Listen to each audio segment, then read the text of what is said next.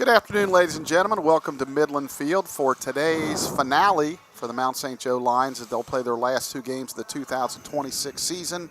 Unfortunately, yesterday with Franklin winning, actually they won a doubleheader against Bluffton, but they just needed one win to eliminate the Lions.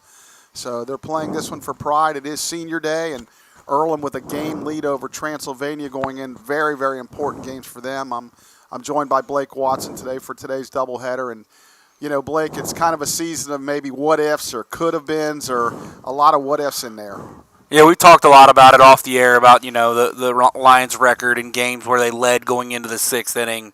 You know, it's just not good, and we talked about it a lot of different ways. It's, you know, it feels a lot if you're watching from the outside like a lot of it boils down to the relief pitching, and it's not – that's part of it for sure. And sometimes it's, you know, the management of the bullpen, but it's also, you know, the inability to get bunts down, the inability to steal a base when you need to, two-out hitting, maybe, you know, pinch running for a guy in a spot, and then his spot in the lineup comes up later. And even if that run scores, it's just there's a lot of different things that go into it that help you lose those close games. And this year the Lions have just been, you know, on the losing end of that more often than the winning. And it's also small things that people don't ever see. We talked about it in, I think it was, I don't know, remember which game it was, but it was here. It was the Transy series. So on that Sunday there was a ball that was lifted up in a big spot foul just out of the reach of Zach Clough over the fence. If he catches that, we get out of the inning, they score twice. So, like, they're little things that aren't directly related to the baseball game itself that, you know, the confines of the field. There's all kinds of things. The wind, the direction, you know, it's everything is just kind of went against them this year, and it just kind of stinks as you get to the end of the year. Yeah, kind of Murphy's Law type thing. There you go. That's what I was looking for. So we'll go over the starting lineups. First for the visiting Earlham comes in 25-10, 7-3 in the league. Good for first place. Number 2, Sean Jeffries will lead it off at second. Number 37, John Jimenez in center field. Number 25, Mitchell Rother at first. Batting third. Batting fourth, number 29, Jackson McFarland, the designated hitter. Batting fifth, number 10, Noah Wagster, the left fielder. Batting sixth, number 15, the third baseman, Austin Dick. Batting seventh, the shortstop, Chris Barnett. Batting eighth, number 23, the catcher, Dylan Reek. And batting ninth, the right fielder, number 53, Evan Duncan. And on the bump will be number Kyle Jeffries. He is basically, it's his 10th start of the year. He's number 12, and he'll be trying to get Earlham at least into a situation where they can. The worst they can do is tie for the league. For your Lions that come in with a 16-21 record, 8-12 in the conference. A.J. Meyer lead it off in center. Will Record will bat second and right. Jordan Harley, who's batted 3 spot here the last few games, in left. Ethan Mason to clean up, batting fourth at short. Andrew Clements at DH batting fifth. Austin Buckle batting sixth at second base. Batting seventh, the first baseman, number 22, Brendan Martin. Batting eighth, the catcher, number 50, Jackson Gutzweiler. Batting ninth, number 7, the third baseman, Michael Samano. And on the hill will be number 49, Nolan Miller. And, you know, Zach Clough out. It's unfortunate for him. He's had a solid freshman year, but his injury will not allow him at least to start these games, and I would assume not be able to play in them. Yeah, I do believe Clough is out. He's dealing with, I think, a wrist injury. Tried to give it a go in pregame and was unable to swing the bat. So it's not going to work out for Zach to finish here his freshman year. But as you said, it's been a pretty solid freshman year and definitely a building block that the Lions are going to look to in the future as a leader on the offensive side for their team. And not only that, but he threw a couple of scoreless innings the last couple of games because you know that bullpen. Again, it's not all the bullpen's fault. There's a lot of factors that came into play, but it was a situation where they did let some leads slip away, and maybe Zach can help him in the bullpen next year.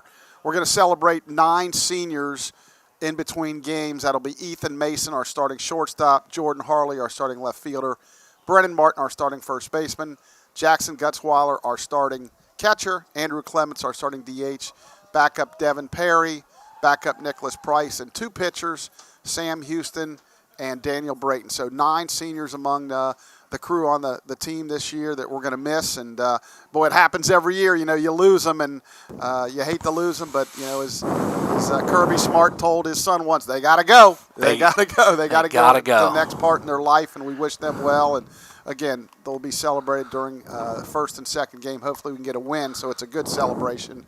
The umpires have met with the coaches, and I think they're just waiting for Russ Breedy to announce the starting lineups, I believe. So the umpires for today's game, Daniel Mick will be behind the plate, and David Blanchett will be on the bases. Yeah, a little bittersweet one for me today, Chuck. Yeah. Be the last time I get to watch my nephew Brennan Martin take the field as a member of the Lions. It's been great to watch him play the last 3 years. Obviously, you went through this at a different level with your sons a couple of years ago, but it's cool to be a part of it, man. Yeah, it was a very emotional day for me. I remember extremely emotional, knowing that I'd been watching them since they've been 8 years old, and to know that was probably the last time, at least in a competitive situation. Yep. Really neither one of them these days play softball. That baseball was their game, and it goes so fast. I remember talking to Ethan's dad and a couple of dads in Florida, like, boy, you're going to blink, it's over. And here we go, last day. Lions are headed out to the field. Chuck, step away for the national anthem.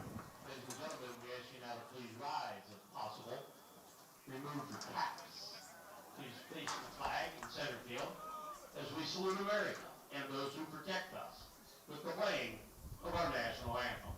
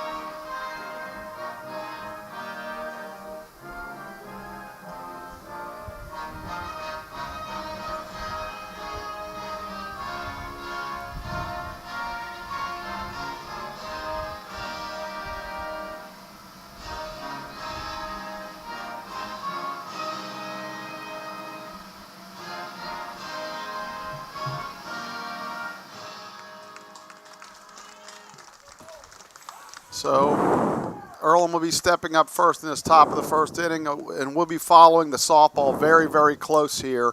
There's a bunch of crazy scenarios. You want to go through them? Yeah, so currently the Lions are sitting in a tie for first with Franklin, who they play today. Ironically. Both teams are 13-3 in the league, but just behind them are Transylvania and Earlham, both of whom, depending on how everything shakes out, would likely have the tiebreaker over the Mount. So should the Mount win at 1, they win a share of the HCAC title, but would likely be the 2 seed in the HCAC tournament. If they win both, they'll be outright champs and the 1 seed.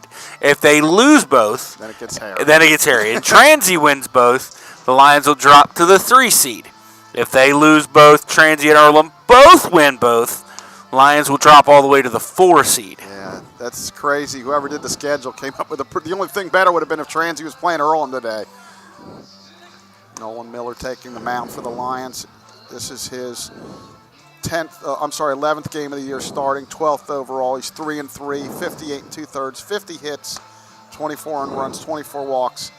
Team leading 59 strikeouts. Opponent's batting average is .236 and a 3.68 ERA. So Nolan's clearly been their best pitcher all year. Coming in off of probably his worst start, although later in that series against Transylvania had a really good relief outing.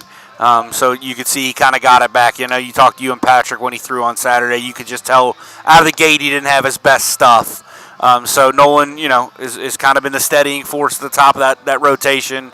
And prior to that start against Transylvania, he had given the Lions 8+ in 4 straight starts. And, Chuck, if you could write that down every game, you're taking it as a coach. Yeah, because if you think about it, our troubles have been after the 6th inning in a lot of these ball games. And you mentioned Patrick. He's not here today. He's down Tennessee with a bunch of buddies and actually working at and having a good time with Jake Hughes and Jake Lawson. They're going to be getting married this summer, so they kind of made a co-bachelor's party. So a bunch of Lions from the last few years are down there.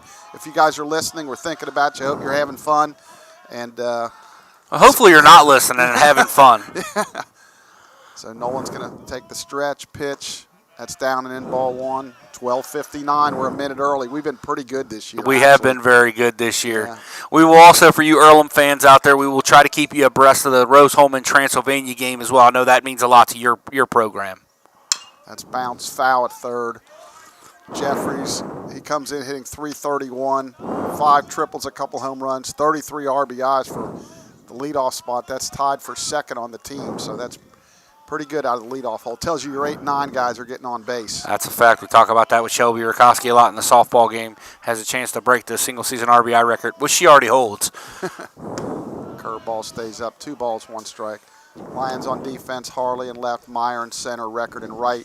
Samano at third for the injured Clo, Mason at short, Buckle at second, Martin at first, and Gutzweiler behind the plate. Pitch, that rides down in. 3 balls, 1 strike. Well, we might as well get out of the way right now. We don't want to put free base runners on. They stole 125 bases a team out of 133 attempts. That's mind-boggling. I've never heard anything like it. It's sick. Actually, it's 124 for 132, but you get the point. Pitch, that's bounced foul at third, so the count will run full. He got in on him a little bit. Yeah, got in his kitchen. They got a really good Jimenez on in the 2-hole was great at handling the bat, bunts it well, pushes it to the right side. So Jeffries is the straw that stirs the drink. Then Jimenez is the ice cubes in the drink. He kind of keeps it moving. His brother was a Lion. Steven, payoff on the way. Curveball swung on and fouled. Martin chases, and it's going to go out of play. So we'll do it all over again. Well, Shelby also needed 7 hits to set the single-season record for hits and already has 1. Okay, that's a good start for the Lions. Blake will try to keep us updated on that. I would assume Avery was going to try to bunt, but it's full count now, so probably couldn't get it down. So we'll have a payoff pitch again here to Jeffries. That swung on, hit pretty good to center field. Meyer back, and he'll make the catch for out number 1. So it's a big first out. Yeah, good job to and bounce back there, get down 3-1, comes all the way back to retired leadoff hitter. And again, it's kind of like Anton with us last year. You got to keep him off base all day. Yeah. So as we mentioned, the brother of Steven that played here a few years ago. He comes in hitting .294, does have 21 steals in 21 attempts, so he hasn't been thrown out. That's okay. Yet. That's pretty good. Coming after Mark Schorsch. Yeah. That's pretty good. I believe he's a senior, though, so this will be it for him this season. That swung on and fouled away. No balls, 1 strike.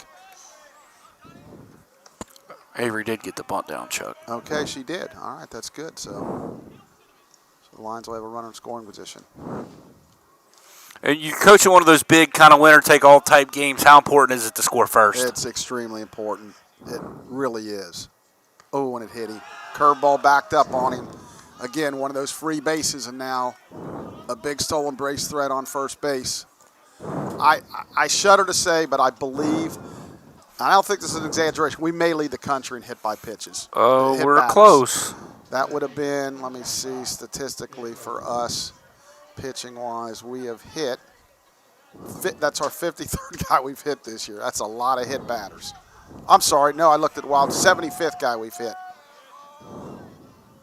Really good lead at first. Yeah, big leg kick. I think that nipped him, and they're going to say safe at second. I thought maybe it clipped him for a hit batter, but again, I talked to Coach Doris about this, and you can't have the big leg kicks. Good scouting report by Earlham. They see that he kicks the leg high, easy stolen base. Again, Guts not much of a chance on that one. Hopefully that can be something that can be addressed in the offseason. It's like, guys, we just can't, especially against guys that are stealing 20-something bases in a row. That's a breaking ball down low. 2 balls, no strikes. Well, Nolan doesn't look super sharp here to start this one, Chuck. Yeah, and again, we talk about, I've said it all year, you just don't see pitch outs anymore. Maybe a quick slide step pitch out, we throw the guy out. But and not even, I was really surprised we didn't get a throw over there. Pitch, and fastball rides in. 3 balls, no strikes. Yeah, this is one of those spots here where you might see a good old-fashioned pitch around here. Rother is He's really at swinging. 381 with 8 home runs. Yeah, so. I would not look to middle fastball here if I'm the Lions. There's the inside move. Kind of had him leaning a little bit, but he gets back pretty easy. Rother's finally a senior. He seems like he's been there forever. Feels like we haven't seen Earlham at home in a couple of years. Yeah, I think the way the schedule falls, it like we saw Transient home like Back to 3 back, years. 3 years in a row. Good fastball for a strike. And the 1 year, it's a little misleading because the 1 year we were supposed to be in Lexington and they moved it up here because they didn't have the Legends field. Yeah, again, it depends with the way the rotation goes. With you play some teams twice and sometimes 3, and over a correlation of so many years. Pitch, that's low, ball 4. So 2 on with 1 out, and Earlham threatening here in the top of the first. That'll bring up McFarland, the DH. He's hitting .314, 3 doubles. I'm sorry, I correct myself. Rother has 8 home runs. McFarland has 9.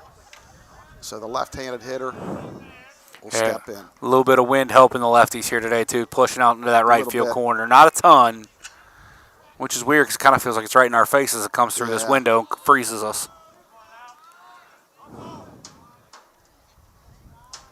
Got a running jump again. And he's safe. Again, I don't know what else to say. It's been the same problem all year round. Guys get running jumps. We just do not do a good job at that. So first and third, 1 out. Again, now we're in a damage control type situation. Let them get 1. We want to try to keep that crooked number off. Or maybe take a roll over at Buckle right now. 4-6-3 would be nice. That's fouled away. 1 ball, 1 strike. Oh, I thought the first pitch was a strike. Well, that's what Sam's got. Our student worker is 1-1, and Daniel Beck, the home plate umpire, is not putting up fingers to suggest he might be wrong. So, pitch, good fastball. Ooh, just in. Yeah, getting a little pinched right now, and that's tough when you don't have your best control. Yeah, that just missed. I would remind the umpires, 2 9-inning games, long days. Change up, fouled off, 2 balls, 2 strikes. Chuck Lyons lead at 1-0. Mac Lawson with a 2-out RBI single. Doyle followed that up with an RBI single or a base hit. So they're runners on first and second, 2 outs in the top of the first for the Mount. They lead at 1-0. Tell you what, you've been nothing but good news here lately. Well, I'm giving it to you. Games. When it's bad, I won't say anything. Pitch, slider down and in. He started to go, but he definitely held up. So the count runs full. We'll see. While the runner on first, Rother's not a big stolen base guy. He has none. This would be more about can he make contact to stay out of the double play. And I would run him if I were them. Let's see what they do here. Does not. That's ball 4 inside. So the bases are loaded here. Yeah, Chuck Nolan's overthrown a little bit right now. Yeah, probably a little frustrated not getting the calls. And so now Gutzweiler's going to take a little break here, go to the mound. Wagster, another guy hitting .370, 4 doubles, a triple, 4 home runs. So, again, it's like murderer's row here. Yeah, they can really swing it. A whole lot of future HGAC All-League players in the middle of this order. Yeah, they've, I was talking to Coach Sackins before the game. And good dude. Yeah, really good guy. Great coach, and he talked about how they've not made it the last couple of years, but they made really some adjustments in their program. And let me write that down. Yeah, and, boy, they've had a heck of a year, to go from not making. We talked about Manchester winning it last year to not making it this year. The year before, Hanover won it, didn't make it last year. So there's definitely some balance in this conference. For sure. So the bases are loaded. Pitch. Good fastball for a strike. And Nolan's starting ahead here. That's big. That's very big. Hasn't been ahead of any batter yet. It's the first one. Okay, Brennan's going to play in front. I don't really particularly care for that. I'd like to stay back and stay out of the big inning here. Samano, he's back a little bit playing for the double play. Pitch, that's hit just what I talked about, off of his glove. And they're going to hold him up at third. So I think if he's deep, he might be able to make that play, but he's not. So that gives Earlham a 1-0 lead.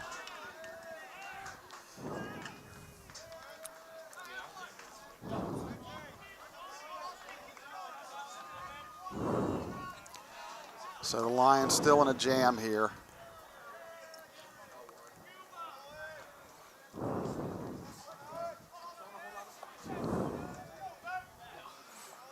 Will be an error on Martin on that, Chuck. Yeah, again, I'd like to see him play back. And it's also, it's part he's got to make that play, but partially because he's in. It's up, you're only in the first inning.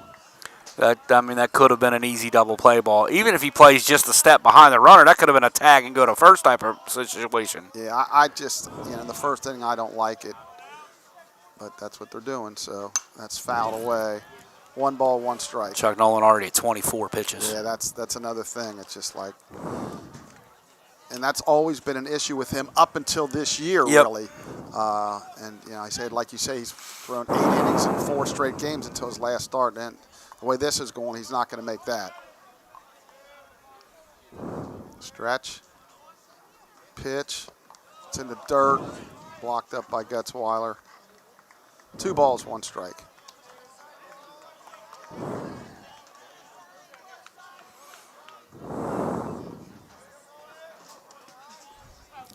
Chuck, Natalie McGuire with a double to right center. 2 runs. The Lions lead at 3-0. She's been really hitting well the second half of the season. Struggled big time early, but she's really, the Lions got a player there. 2-1 on the way. That's down low. Ball 3. 3 balls, 1 strike. Clearly frustrated.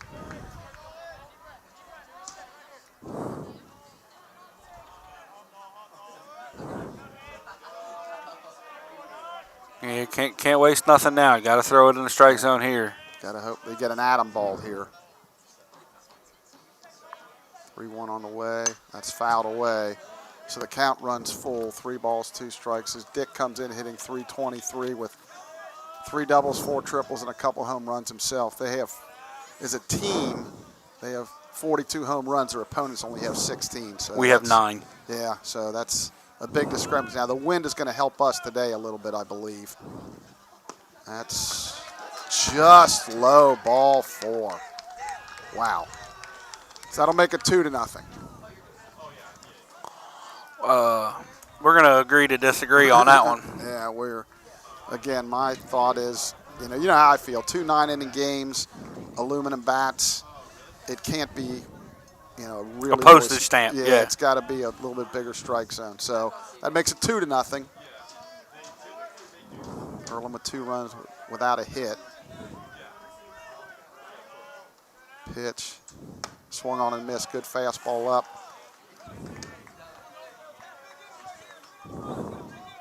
Next Barnett, pitch will be I'm sorry, his go ahead. 30th. Yeah. Barnett comes in hitting .341, 7 doubles, 2 triples, a home run. So really could use a ground ball right here. Pitch. That's fouled away quickly. No balls, 2 strikes. At this pace, he's going to be lucky to get through 5. Now, the good thing is they only have 2 games today and no 2 games tomorrow, but that's the good news. The bad news is this is the last 2 games of the season. Correct. So if you can't get the roll over here, let's just try to get a strikeout then. No balls, 2 strikes. Pitch. There it is. Swung on and missed, strike 3. So big strikeout right there.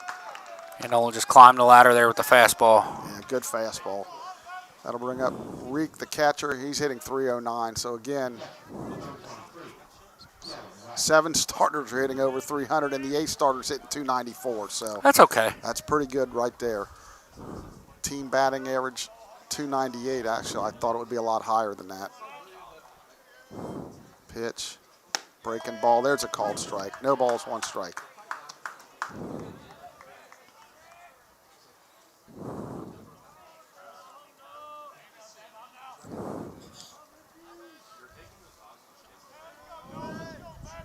Pitch. Another breaking ball drops right in there. Called strike 2. No balls, 2 strikes. Yeah, these last 2 batters is the Nolan we want to see. Make a good pitch here. This is big, and getting out of here with 2, we can live with that, but 4 or 5 makes it tough. No 2 on the way. Breaking ball just misses out, up and away. 1 ball, 2 strikes. Back-to-back-to-back hooks there. And let's see if he goes hard inside or shakes off a sign. Stretch. Runners with their leads. Pitch, swung on a miss, strike 3. So we do get out of it. They score 2 runs without the benefit of a hit. Middle of the first, Transylvania. Earlham 2, Mount St. Joe nothing. Coming to bat on the MSJ Sports Network. The Mount didn't just teach me, it changed me. My professors pushed me to think bigger. My mentors led by example, lighting the way. And every step, I leveled up. Now it's my turn to teach, to inspire, to pay it forward. Because every challenge, every late night, every aha moment, every grind has taken me to new heights.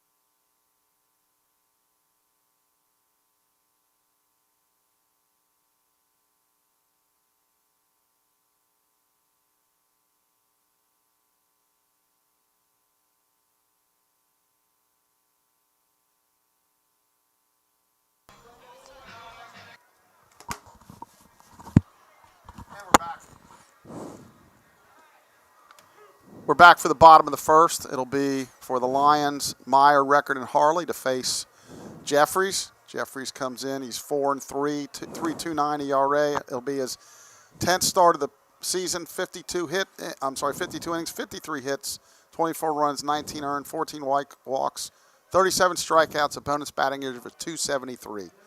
So AJ comes in. Have an outstanding season, hitting 357, 4 doubles, does have 16 steals. So he's been kind of between number 9 in the order most of the year now, but been batting leadoff here. I like this move to lead off here towards the end of the year for AJ because you probably project him as your leadoff hitter for the next 2 years. There's the bunt. Unfortunately, goes right to Jeffries. He throws him out. Right idea, just can't bunt it to the pitcher. So that'll go 1-3. Quickly 1 out. That'll bring up Will Record.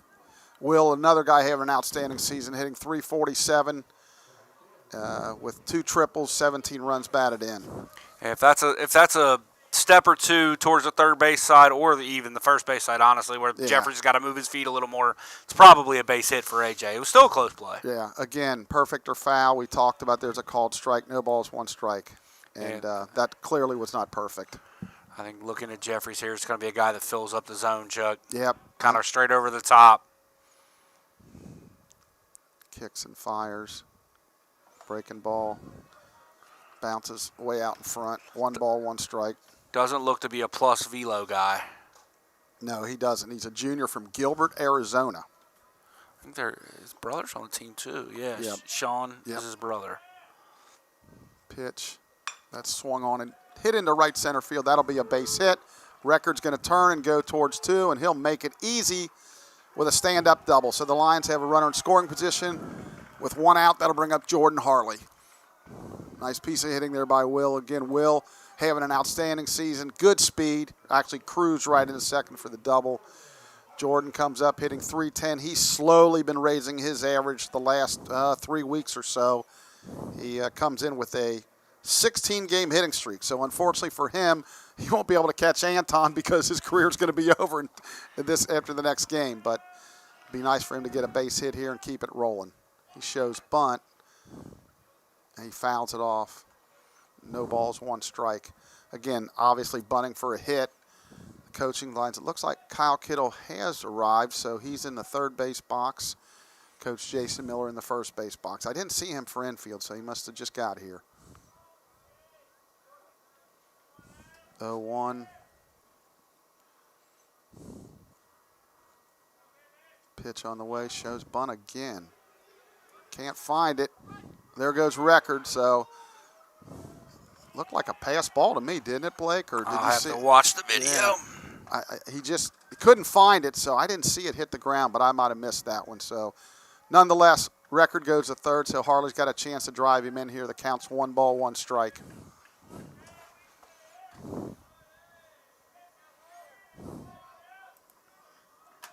Stretch. Pitch. That's a called strike 2.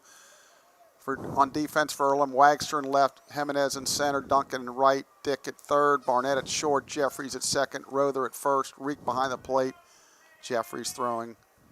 Jordan's got to just make some contact here.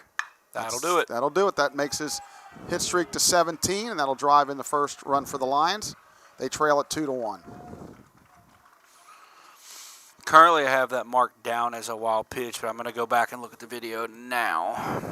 Okay, so it would be, if it's a wild pitch, it's clearly an earned run. If it's a pass ball, then we'd have to use judgment whether he would have scored on that or not.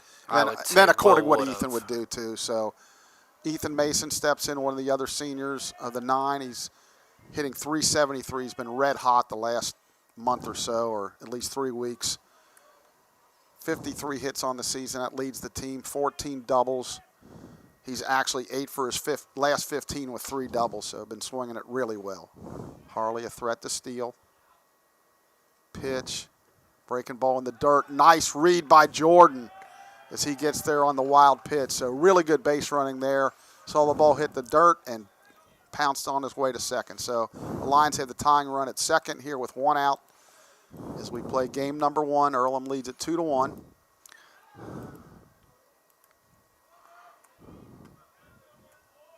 Stretch. Again, Harley bouncing around out there. Pitch that swung on and lifted center field. Jimenez back. Now he goes into right center field, and it's not deep enough for Harley to tag. So that's the second out of the inning. That would have definitely scored the run anyway, Blake. So yeah, I mean, in my mind, Will would have probably scored from second Right. on Harley's base hit. Either way, it's earned at this point, and I did change it to a pass ball, though. Okay. So that'll bring up Clements. Andrew, 7 for his last 17. He's raised his average from 264 to 292. And another one of the seniors playing their last games here at Midland Field.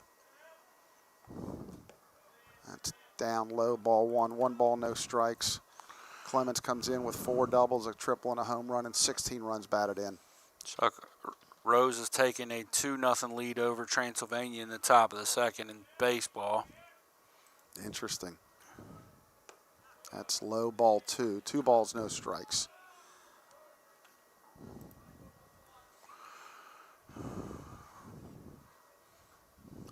Yeah, the baseball and the softball tournament will start next Thursday, or this coming Thursday in Kokomo, Indiana. Pick off at second. He gets back rather easily. And, our women's softball team will be there. As Blake said before, we just don't know what seed they'll be. Unfortunately, the men will not be there, but Earlham will be. So we'll see them up there as we're going to be up there working the tournament for the HCAC. Harley bouncing around out there. That's low and in, ball 3. 3 balls, no strikes. So after Jeffries retired Meyer on 1 pitch, it's been a little rocky for him. On deck's Austin Buckle.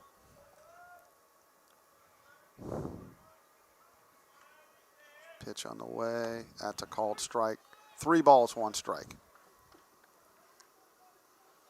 In softball, Transylvania leads Manchester 2-0 in the top of the third. Anderson and Earlham are tied at 2 in the bottom of the third. Pitch to Clements. That's blooped into center field. It's got a shot. Nope, I thought it might drop, and Jimenez on the run makes the catch to end the inning. But the Lions score a run on 2 hits through 1 complete. MSJ Sports Network.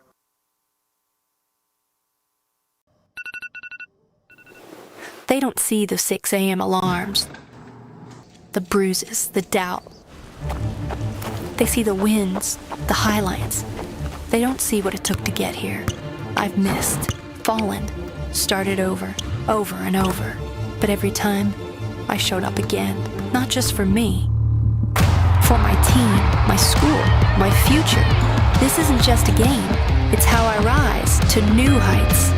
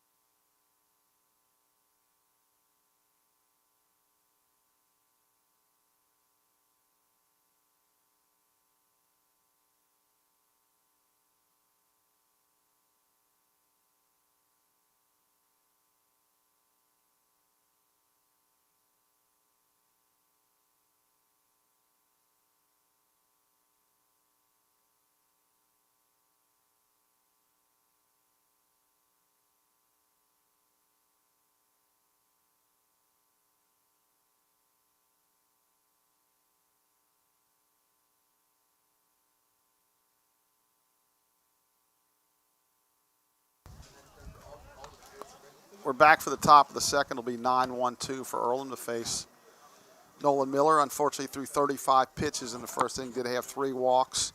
Earlham did benefit. No hits, but benefit of an error. So hoping he can have a couple quick innings here so he can stay out there a while on really the last day of the season for the Lions.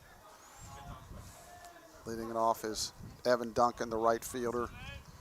Duncan comes in hitting 194, so that's fouled off towards the Earlham dugout. He's really the only starter that has a below batting average.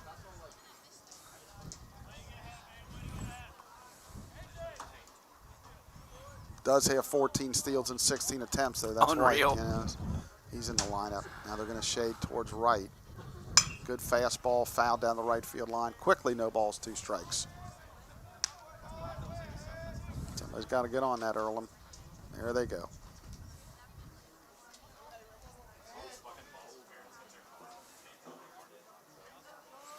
Go to that big breaker and see if you can get a strikeout here. Samano way off the line. There's a foul ball and a fastball way off the line at third. Still no balls, 2 strikes.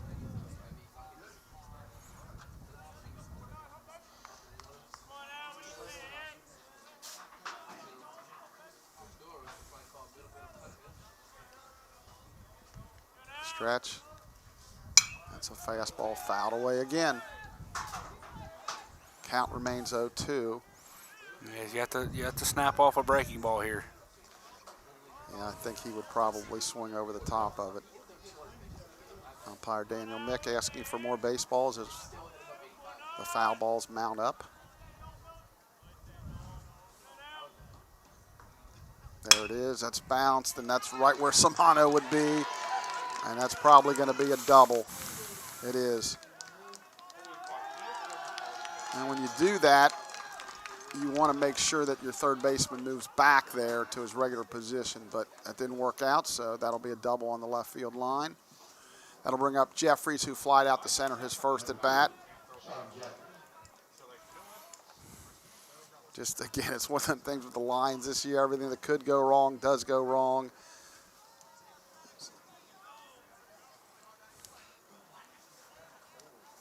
As we mentioned, Duncan, a stolen base threat. Stretch. Pitch. Fastball up and out. One ball, really no close to strikes. not pausing there, Chuck. Yeah, that's been an issue with him really all year. Umpire David Blanchett taking a long look there, too. Shakes off a couple of signs. Got what he wants. That's a good stretch there. Pause. Pitch that swung on and lifted, foul. 1 ball, 1 strike. On Dex Jimenez, he was hit by the pitch and stole second and third his last at bat.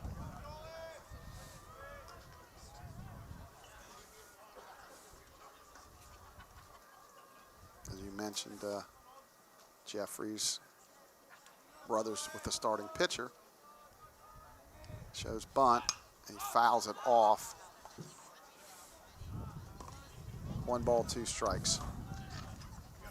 I clearly don't blame him. I don't think I've seen a team this year that can defend the bunt. I would agree with that statement. I was talking about the Transy game last night. Apparently, Rose bunted in the 9th inning, first and second no outs, and Transy threw it away, and it led to the come-from-behind victory for Rose. Pitch. That swung on and fouled away. The count remains 1-2.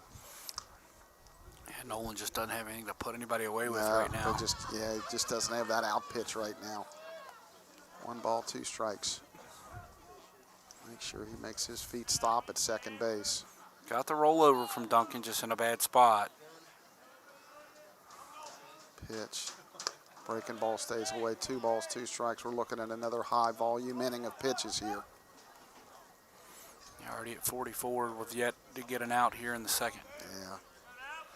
And obviously, usually you would think you're down 5 or 6 at that point. Lions are right in this ball game here early. Pitch that swung on and popped up. Buckle and Martin. Martin calls. He makes the catch for out number 1. So that's a big out right there. Jeffries pops up. That'll bring up Jimenez. As I mentioned, he was hit by the pitch, stole a couple of bases, scored a run. His brother Steven was a pitcher for the Lions a couple years ago. I guess more than a couple at this point. Yeah. Time flies when you're having fun, folks.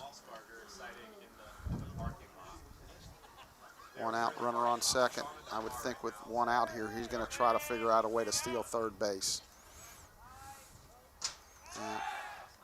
Timing way off on that. He was jumping around, but it almost looked like just a show-me move. Didn't look like he was very serious about that.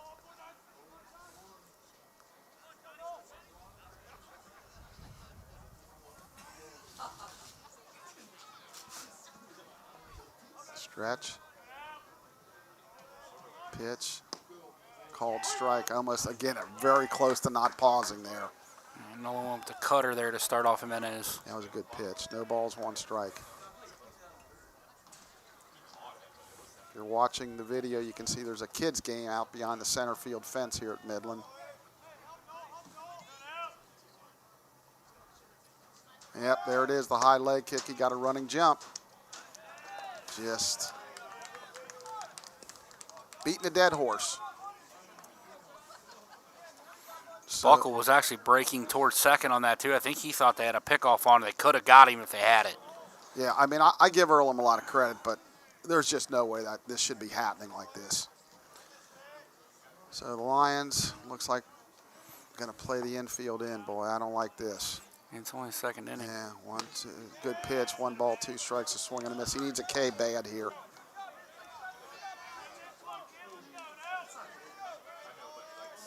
And typically these games don't end 2-1 or 3-2. Could, but it's unlikely.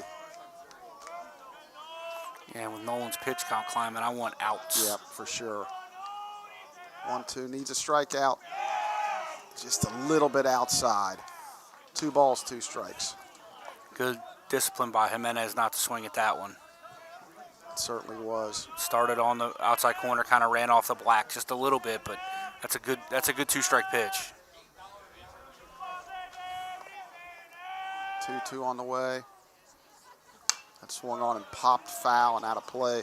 Quickly, we'll give you the Earlham coaching staff. Head coach Steve Sackett, Brandon Wilson, Josh Slade, Brandon Pennington, Kevin McGee, Stephen Johnson, Patrick Flanagan, Drew Sale, Nate Wettstein, and Brennan Gibson. That's the biggest staff I've ever heard at any level for baseball. So good for Coach Sackett. They have all them guys helping him out. 2 balls, 2 strikes. Pitch, fastball runs in. Had a little mustard on that one, full count. I wish I could tell you who's coaching the bases, but it would be strictly a guess. I know Coach Sackett is in the dugout. Full count. 1 out. Pitch. That swung on, hit in the left field, a base hit. So I keep saying Transylvania. Earlham takes a 3-1 lead on the RBI single. While we don't like the infield in necessarily, it wouldn't have mattered on that one as Jimenez drilled it right through the 6 hole. Yeah, he did. He did. So that'll bring up Rother, who walked back last inning. So again, Jimenez is a big stolen base threat. Top of the third, Lions lead 4-0 in softball. They've got their first 2 hitters on. Hankenhoff and Lawson both base hits with nobody out in the third. Quick throw to first, had him leaning. He was able to get back.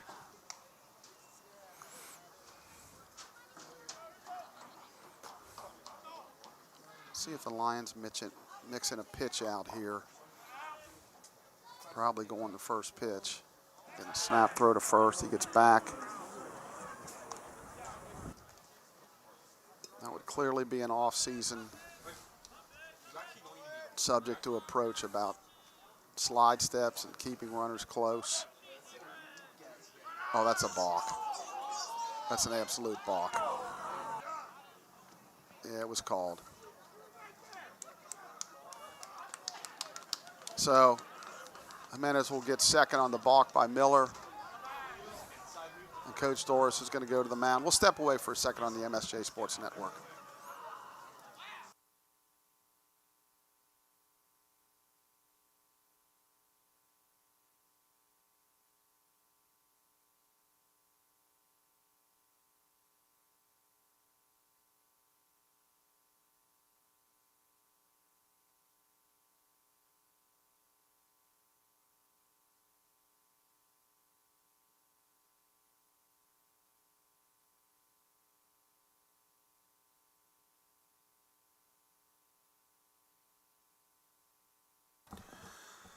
So the conference is over. Earlham with a run in, runner on second, 1 out. They lead at 3-1 here as we play the top of the second in Midland Field, the first of 2. Hey, the one benefit to the balk, Chuck, he doesn't get credit for a stolen He base. doesn't. That's the one benefit. Pitch. Good breaking ball, swung on and missed. No balls, 1 strike.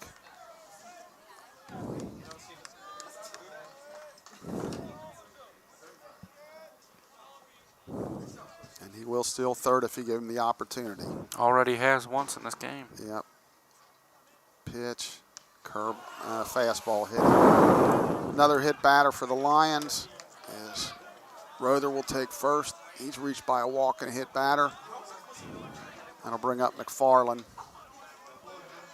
He walked his first at bat, so just not getting any better here for the Lions. Really in need of a ground ball double play here, just to get off the field and settle things down a little bit.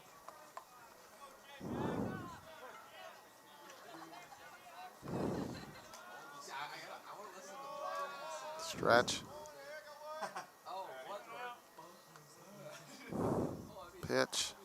Good fastball on the inside corner for a called strike. No balls, 1 strike. That ran back to the corner, too. It looked like it was going to be well in.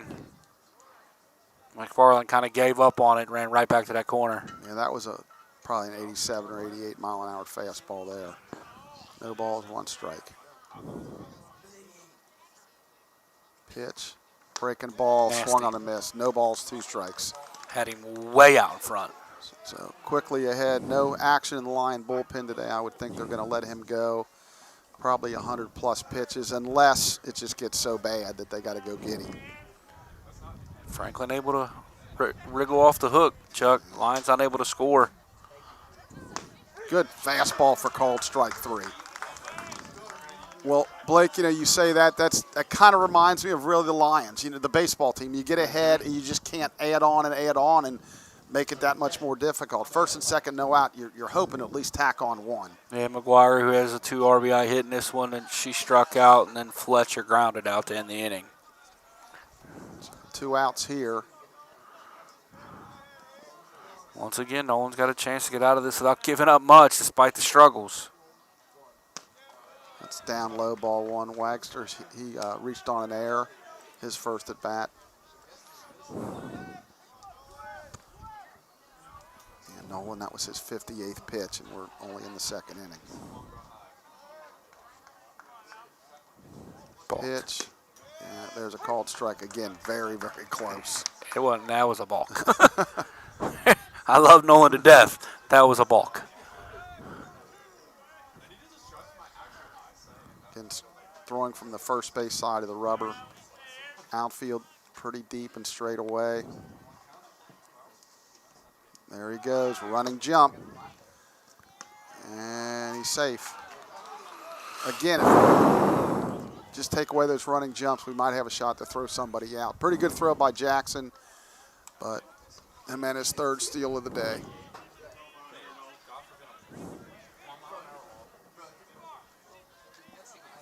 Means nothing if you can get Wagster here, Yep, but yeah. it's kind of a pattern, obviously, we've seen all year. 1 ball, 2 strikes. Swung on and missed. I'm sorry, that makes it 1 ball, 2. They didn't clear the scoreboard here, so now it's 2 balls, 2 strikes. Okay, they had the scoreboard messed up. Runner will be off on the swing with 2 outs and 2 strikes. That was a really good curveball by Nolan. He balked there, too. That's fouled away. And I guarantee if I was in the Earlham dugout, I'd be letting those umpires know. Because obviously Nolan feels more comfortable the way with his high leg kick and not pausing and things, but if you can make it even tougher on him, because it's been tough sledding already. Pitch. Swung on a miss, strike 3. So again, just 1 run for Earlham. Middle of the 2nd, Earlham 3, Mount St. Joe 1 on the MSJ Sports Network. Are you ready? To climb higher. At Mount St. Joseph University, we think you are.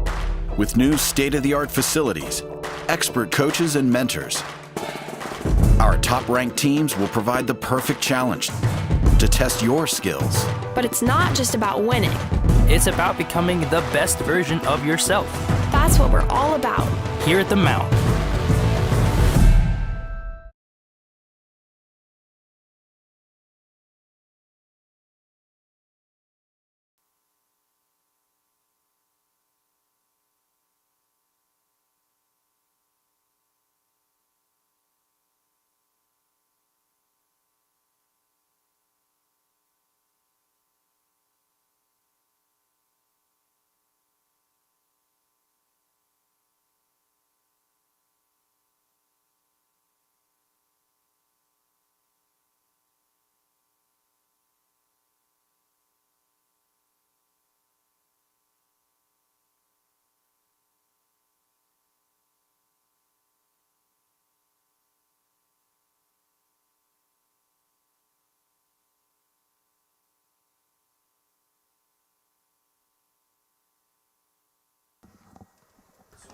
And we're back for the bottom of the second. Lions trail 3-1. Brendan Martin lead it off, followed by Buckle leading it I'm off. sorry, Buckle, Martin, and Gutzweiler. Yeah, I looked at my scorecard. I just missed one there. So Buckle steps in, the sophomore second baseman from Hamilton-Baden. Hitting .260 with still that 5 triples that he's had for a long time, which has tied the school record for triples in a season.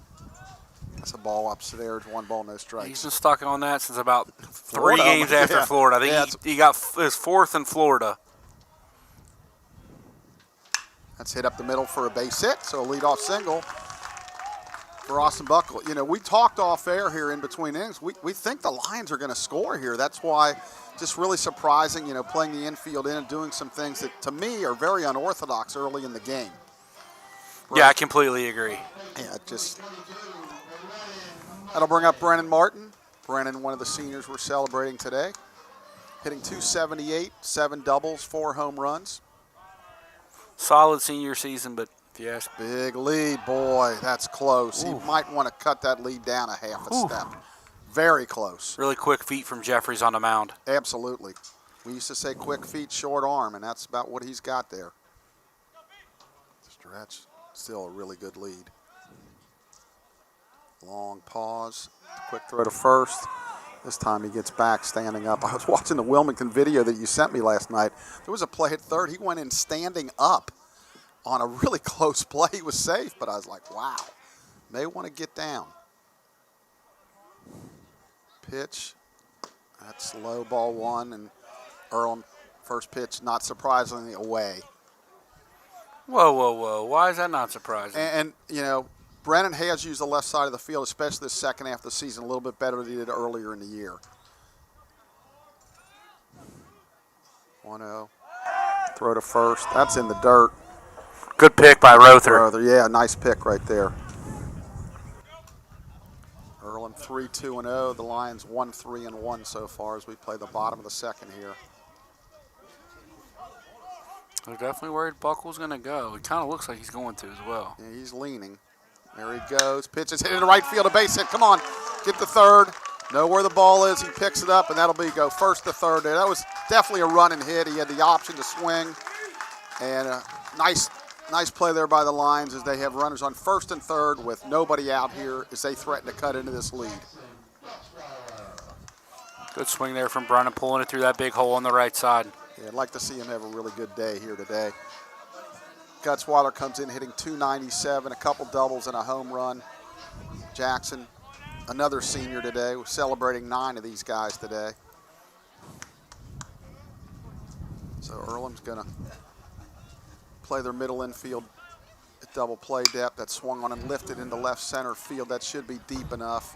Over to the center fielder, Jim has to make the catch and throws not in time, and that'll be a sacrifice fly as Buckle scores. The Lions cut the lead to 3-2. Good piece of senior hitting there. Yep. Just get the pitch you can lift up in the air and count that run. Something that's kind of avoided this team all year. Yeah, they've struggled at times with a runner on third, less than 2 outs. Coach Sack now out of the dugout, kind of telling his positioning his infielders and outfielders. Samano steps in. He's playing for the injured Zach Clough. He's only had 8 at-bats, but he's had a couple of base hits. Pitch that swung on and hit fair down the left field line. Martin around second. He's going to put on the brakes. Nice play by the left fielder Wagster to get over there. So that's another base hit for the Lions. And again, we thought, hey, we can score here, but you just can't keep giving them runs back. So they're going to have a visit from the pitching coach here. Again, I wish I could help you who it is, but anyway, looks like the pitching coach. We'll step away for a minute on the MSJ Sports Network.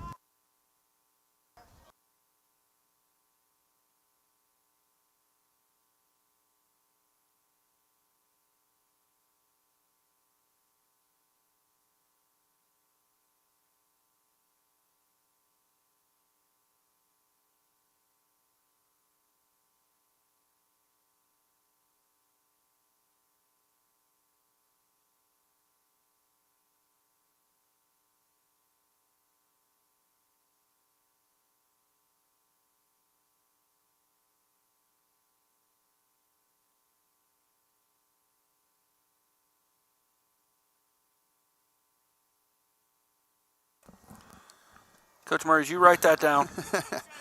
We have a running joke here, me and Blake, about how the umpires will point like up here, like how many visits and conferences they have, and we do not keep that. Not an official stat. So A.J. Meyer will step in, runners on first and second. He tried to bunt for hit his last at bat and was thrown out by about a step. Stretch. That ball's up. 1 ball, no strikes, and it looks like Earlham's going to maybe get somebody loose. He's starting to stretch out a little bit, a couple guys. So they know how important this is for them. And again, Blake only having 2 games this weekend. You literally versus 3 took the or words 4. right out of my mouth. That they can really empty the bullpen. Shows bunt again. Pitcher is going to throw to first. That's going to be a base hit. Again, unless he bunts it right to the pitcher, it's going to be tough to throw him out. So that's a base hit for A.J. Meyer on a single to the pitcher on a bunt. So that loads the bases for a Will Record, who doubled to right center his first at bat. Yeah, I love to see that out of A.J. It's almost virtually impossible to stop unless it's, again, like he did his first at bat, bunted it right to the pitcher. Jeffries fielded it a little weird, too. Kind of turned over his right shoulder instead of his left, and even then he would have had a real tough time. Tried to kind of throw it off balance like a shortstop would instead of setting his feet and driving it over there. Breaking ball low and away, 1 ball, no strikes. Yeah, as soon as he did his 360, there was no chance. Yeah. 1 ball, no strikes. Lions looking to take the lead now. Stretch. Lions with 6 hits already. That swung on and driven to center field. That should be deep. Oh, now he misjudged it. And Nice he's going to run make the catch. That'll be a sacrifice fly as Brendan Martin will trot home, and that ties the game on Will Record's sacrifice fly. Really good catch, actually, out there by Jimenez. Like you said, he kind of broke in, misread it a little bit, had a little bit more carry on it than he thought, but it did a job. Another out that does a job. Yeah, he definitely misjudged that, and Brennan able to tag. Good base running by Samano. With no outs there, you would stay and tag, but with 1 out, you're unsure. You go as far as you can. He's still in scoring position with 2 outs, so good base running there. Harley steps in. Jordan single to right, his first at bat. Drove in a run. Extended his hitting streak. Pitch that swung on and fouled away. No balls, 1 strike.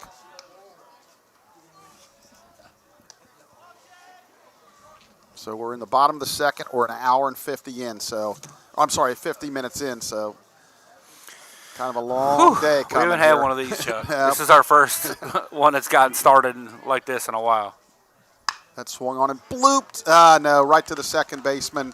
Jeffries, he'll make the catch to end the inning, but the Lions tie it up at 3 after 2 innings on the MSJ Sports Network.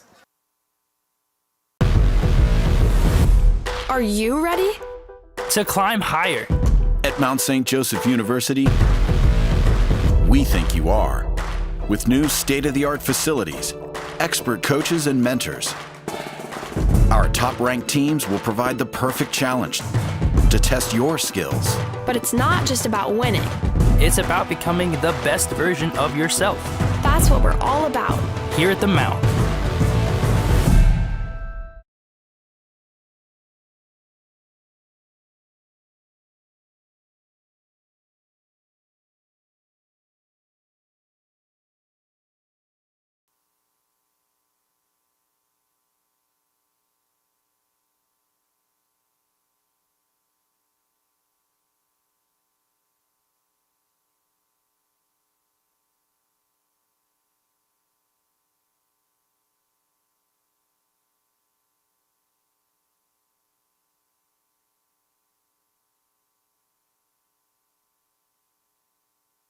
Nice.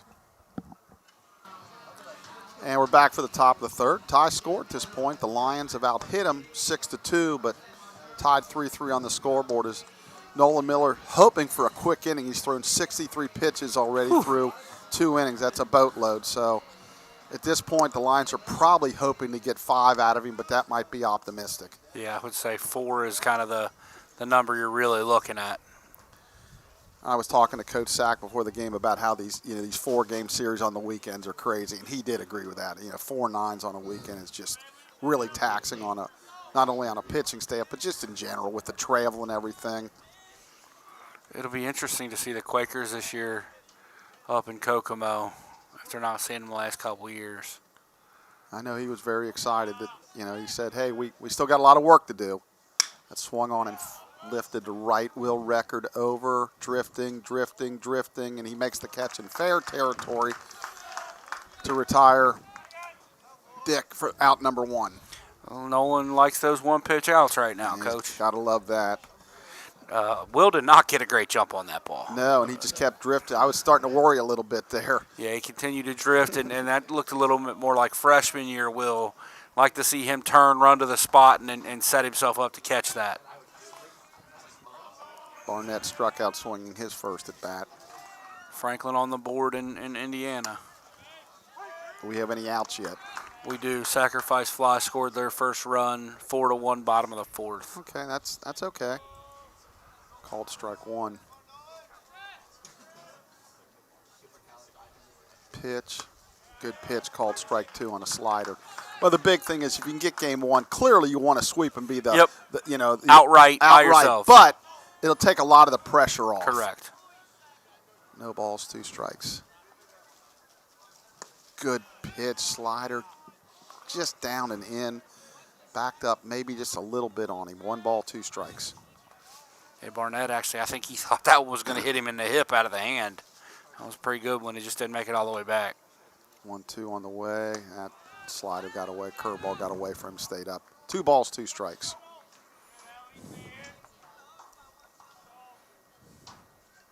Good crowd here for senior day.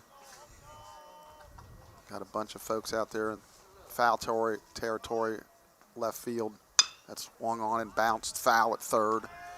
But, today they got kind of the blankets around them, everything. It's a chilly day for the first week of May. Is. May 2nd, typically you're getting the 80 degrees like we got a week or so ago. Now it's probably mid-50s at the best. Tonight I think it's going to go down in the 30s. Yeah, I actually had to cover up the wife's garden last night with some plastic. Yeah. Frost warning.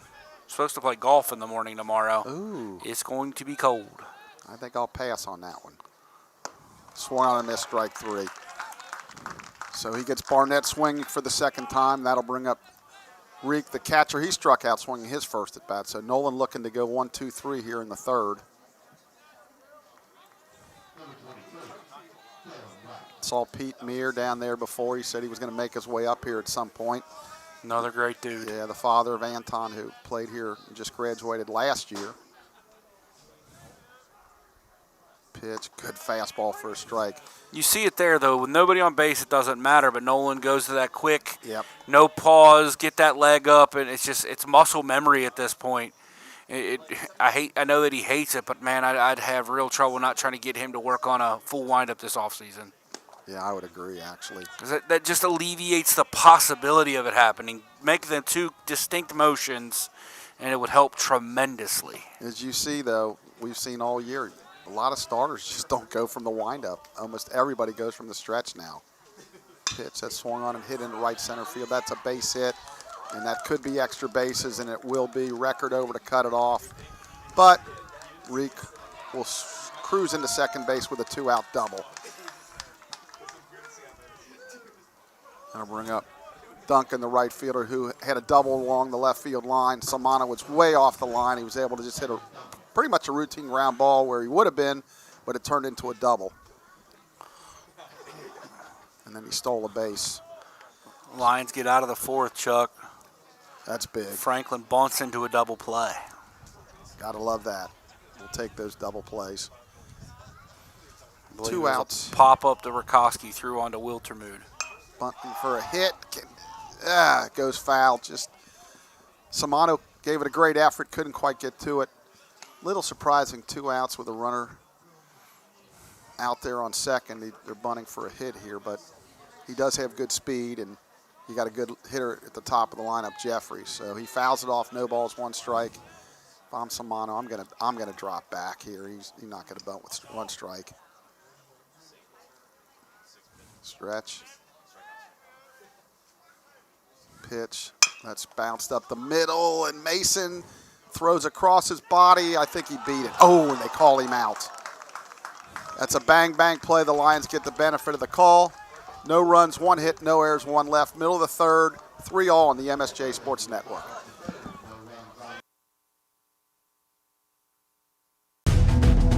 The heart of a lion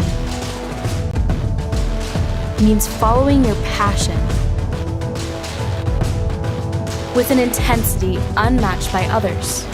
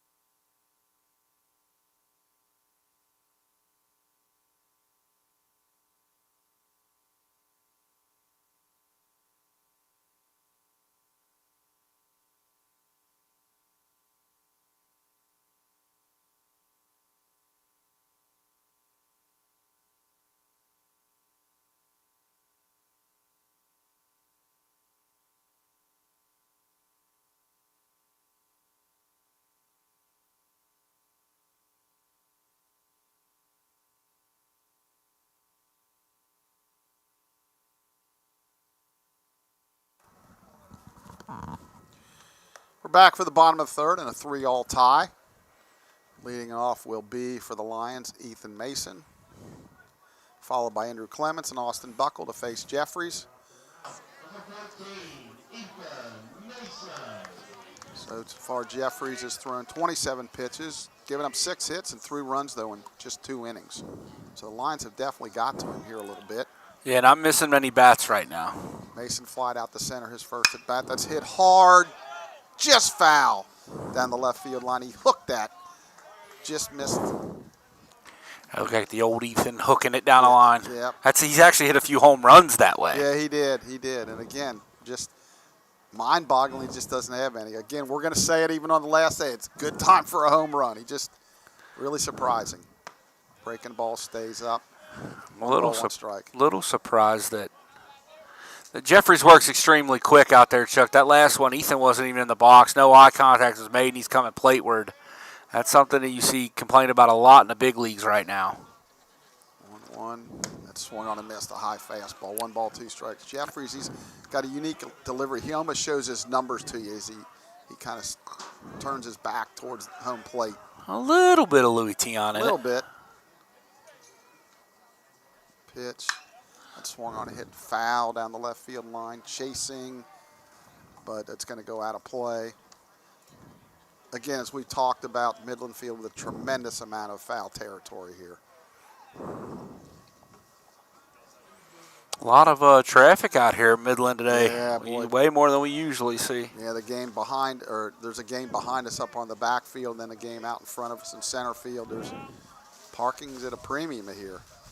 Pitch, that swung on and missed. Good breaking ball for out number 1. Clements will step in. He flied out the center his first at bat.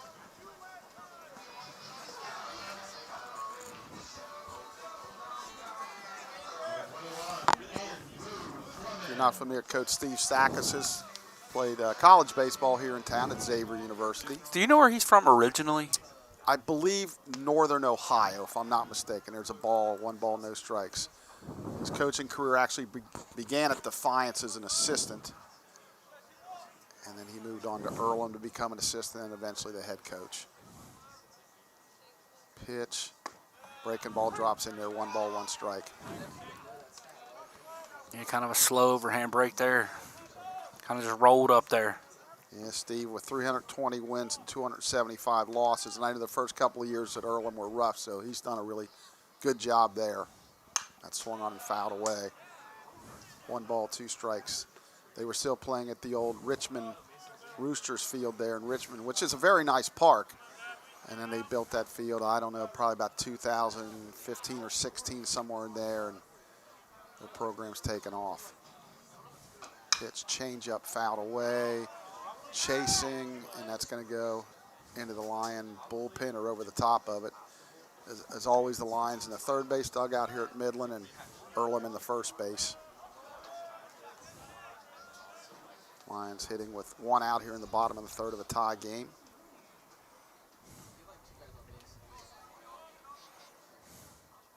Pitch. Change up, stays down, just down. 2 balls, 2 strikes. On deck's Austin Buckle. He singled his last at bat.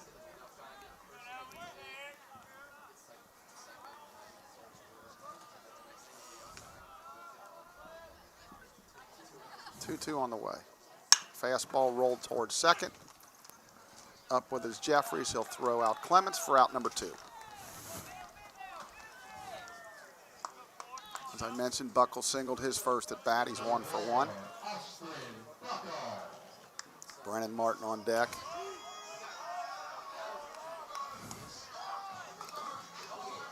We're going to play Buckle slightly as almost like he's a left-handed pull hitter. As center fielder, Jimenez is over in right center.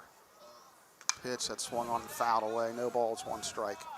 Good first pitch breaking ball. Kind of ran away from Buckle there. Did a good job of fouling it off. But that was a tough pitch. Austin, sophomore second baseman, played a little bit of shortstop the last couple of games, late innings. Curveball swung on and popped into center field. Over, now the right fielder. Duncan calls him off to make the catch to retire the sides. 3 up, 3 down. We're through 3 complete. Tied at 3 on the MSJ Sports Network.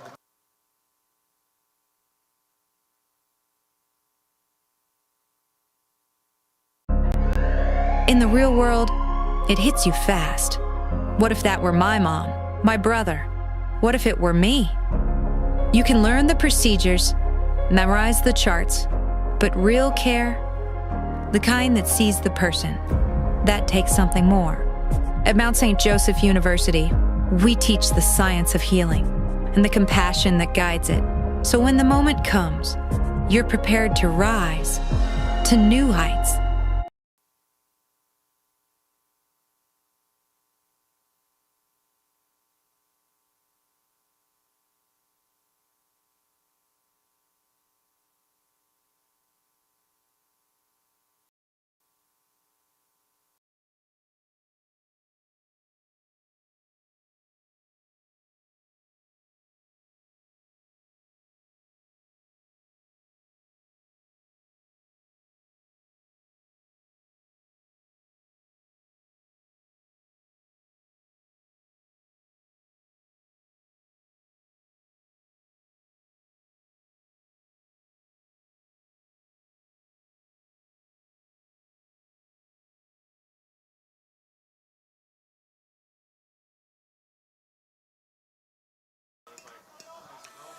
Back for the top of the 4th in a tie game, 3-3. Nolan Miller still out there for the Lions. Unfortunately, he's thrown 75 pitches through 3 innings. So again, the hope is probably to get him through 5, but as Blake mentioned last inning, that might be really hard, unless this is a quick inning. But it is his last start of the season, so we'll see what the Lions do here. First pitch is hit foul down the right field line. Martin chases it. It's going to land untouched. No balls, 1 strike. Jeffries, the leadoff hitters, fly to center and pop to first. He's 0 for 2. Again, we know Earlham will be in the tournament. And one of the top 2 seeds. Yeah, they'll be a top 2 seed for sure. Right now they're in the driver's seat with a game advantage here. But we'll see how these 2 games play out here and in Lexington as Rose-Hulman's taking on Transylvania. Transy now tied that game at 2 in the top of the 5th. So still a lot to be decided here in the next couple hours. Pitch, breaking ball stays away. 1 ball, 1 strike.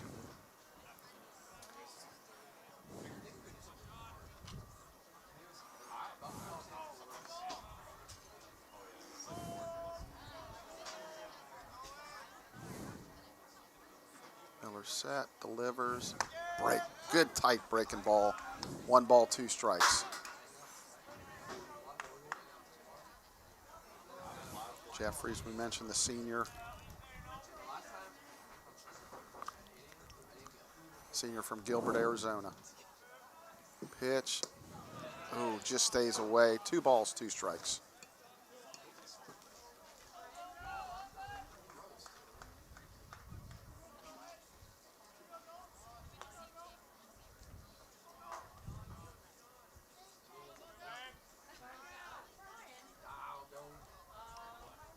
Fastball down, so the count runs full.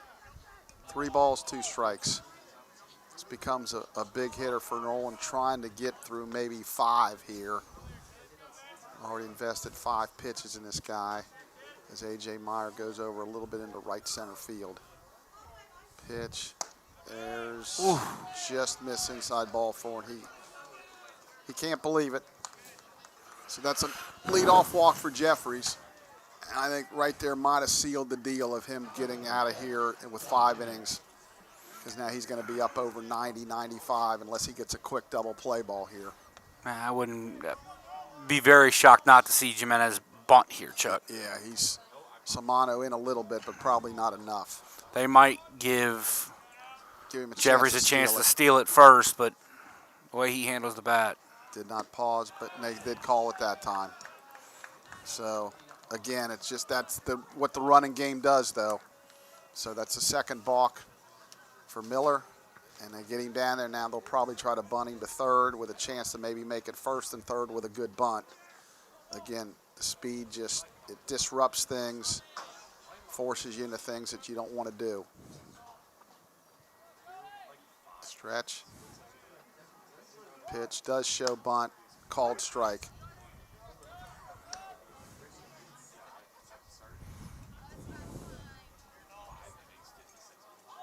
No balls, 1 strike. Yeah, Sam, I think he's got to take that away because the balk precedes the pitch. Pitch shows bunt again, gets it, that's fouled off. So not able to get the job done here. No balls, 2 strikes. I would assume they'd call it off here. Again, if you're not familiar with Midland Field, the turf is all over the infield, the mound and the plate, and the outfield is grass.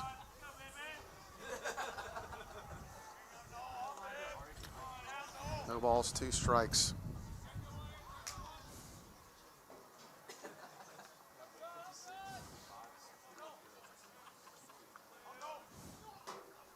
Long pause, 0-2. Slow breaking ball swung on and missed. It's a good pitch. So fortunately for the Lions, are not able to advance the runner. Now you got to look at him potentially trying to steal third here with 1 out. Rother will come up. He's walked and been hit by the pitch. Yeah, and now Rother is one of the better hitters in the league. You have first base open if you want to pitch around him. Now they got a really good one behind him, but you put yourself in a position, maybe a double play ball. So you got some options here. The big thing is don't let him steal third base. High ball 1. 1 ball, no strikes.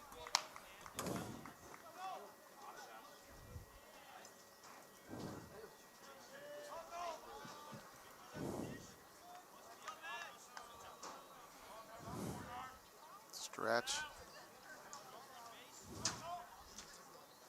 Curveball drops in there for a strike. 1 ball, 1 strike. And Rother gave up on that one early. Yeah, he did.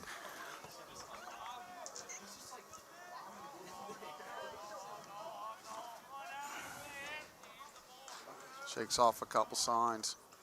Now he's got what he wants. There's kind of the inside move there. 1 ball, 1 strike. It's another thing I'd like to see the line pitchers really work on their moves this offseason, going into next season, to have it be somewhat as a weapon.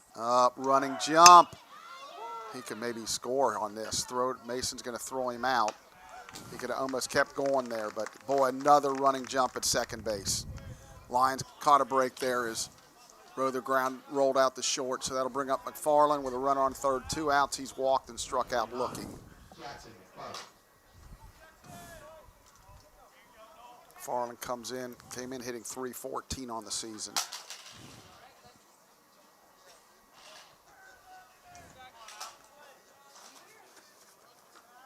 Pitch, oh, there's that pass ball.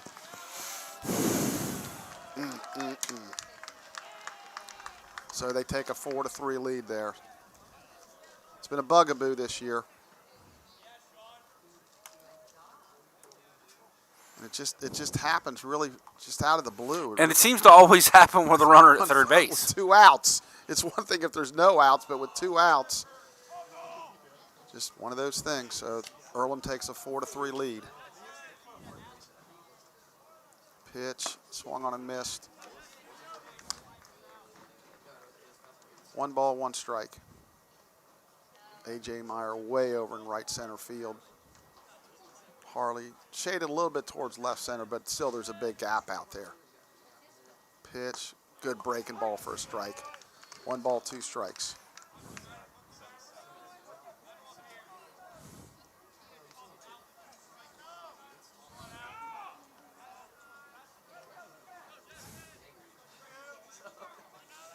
Pitch, good fastball. Wow, Nolan was walking towards the dugout, but does not get the call.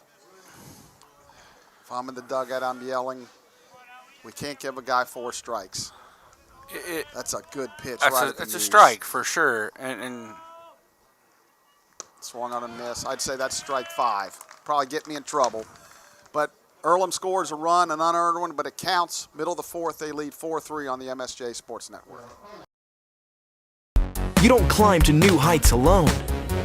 You find your people. You find your place. You show up. Speak up. Hello. Cheer.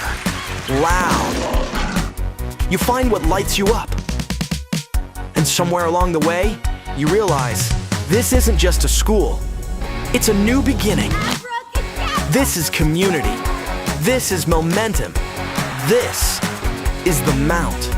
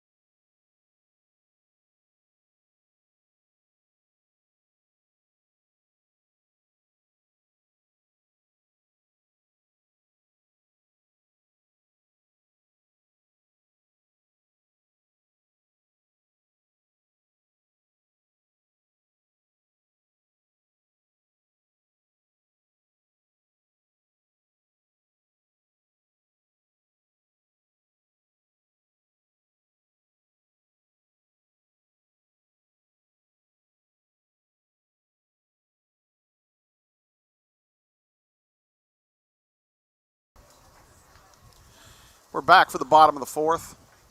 Earlham with a run in the top of the 4th has taken a 4-3 lead here. We've out-hit them 6-3, but they've outscored us 4-3. Jeffrey's still out there for Earlham. He's only thrown 40 pitches in 3 innings, but as I mentioned, the Lions do have 6 hits off of him. Martin singled to right his first at bat. Oh, waves at a breaking ball. No balls, 1 strike. that pitch was never in the zone. Yeah, just a little bit over anxious there.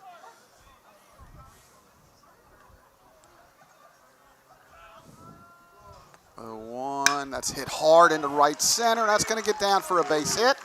So Brennan's 2 for 2 on the day. Good to see that. That'll bring up Gutzweiler, hit a sacrifice fly. His first at bat. That was Jackson's 9th run batted in the year. You play to try to get that one back here, Coach? I think I would, but I with Samano on deck, he did have a hit the last at bat. That's fouled away. The Lions are thinking a little bit different. I mean, I can see both ways here. I'm not really strong opinion one way or the other. Now, if I get first and second, no outs, I'm definitely going to bunt.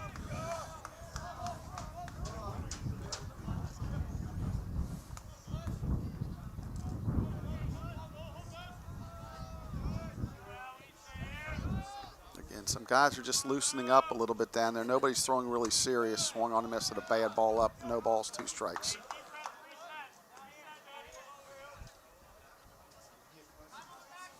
But again, this is a very, very, very important game for Earlham. Rose is taking the lead over Transient 4-2. It's rolled to third. That's trouble. Second one, back to first, double play. So 5-4-3, they go around the horn. Dick to Jeffries to Ruther, and quickly 2 out. As I mentioned, Samano singled along the left field line, his first at bat.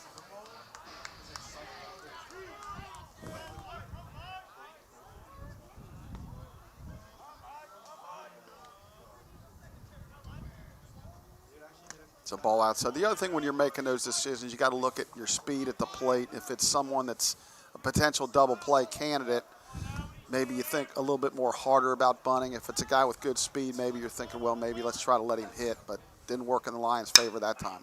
It's off the end of the bat, lifted out to left field.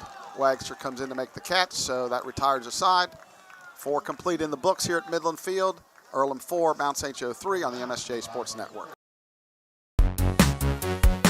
It starts in the classroom, but it doesn't end there. You ask the right question, and suddenly, you're in the room, hands-on, with people who do this for real. Your professors have your back, your ideas matter. This isn't just class credit, this is career fuel. This is how you level up. This is how you rise to new heights.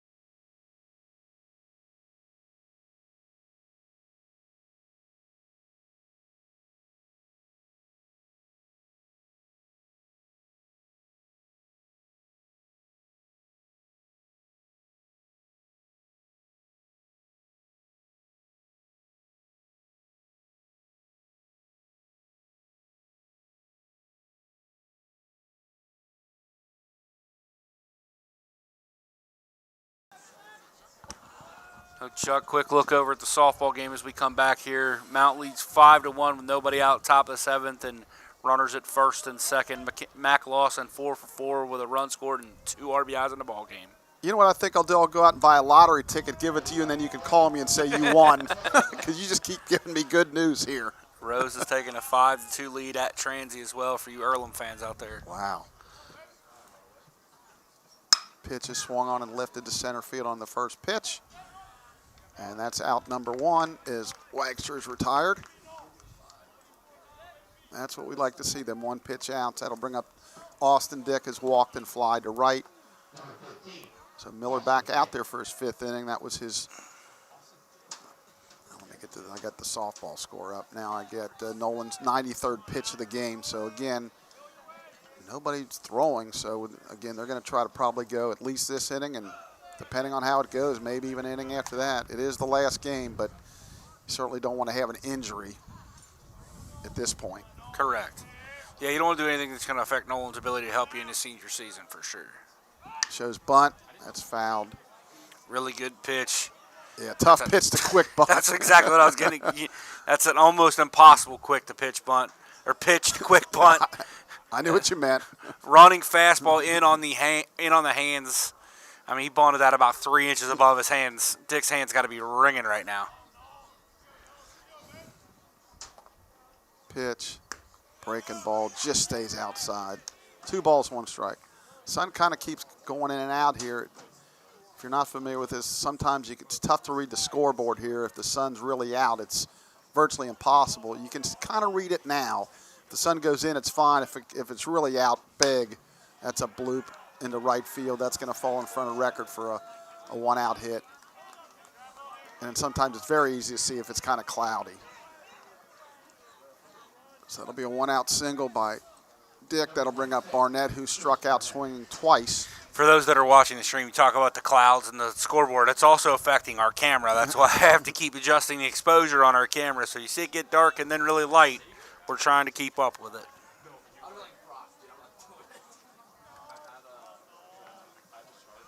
Stretch. Throw to first. Back easily is Austin Dick. Chuck lines up 6-1. It's Nana McGuire with an RBI base hit. She's done a nice job, and especially this last half of the season. Gives her 3 RBIs in the ballgame. Fakes a go. That ball's up high. 1 ball, no strikes. Austin Dick, the redshirt freshman.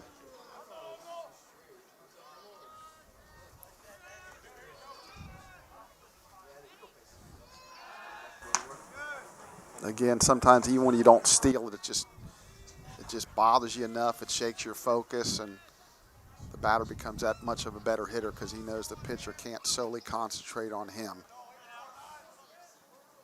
Pitch. Balked again. Yeah. Called strike. No balls, 1 strike. And actually, the third base coach just threw his hands up in the air, and he did it twice. Like,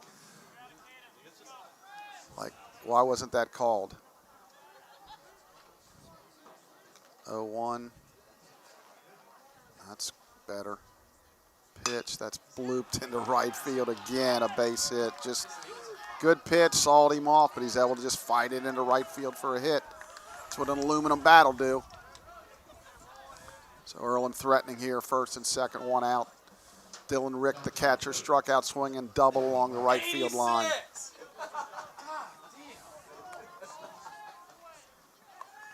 So that's exactly 100 pitches for Nolan. It's Earlham's 5th hit of the game. Still no one throwing down there. Yeah, back-to-back singles. Not hit hard, but in the right places. Earlham looking to extend their lead here as they lead 4-3. Pitch, that rides inside and it hit him. So that'll load the bases. That'll bring up Duncan, who's doubled, stole a base and grounded out to short. So that's, I believe, the 3rd hit batter of the game.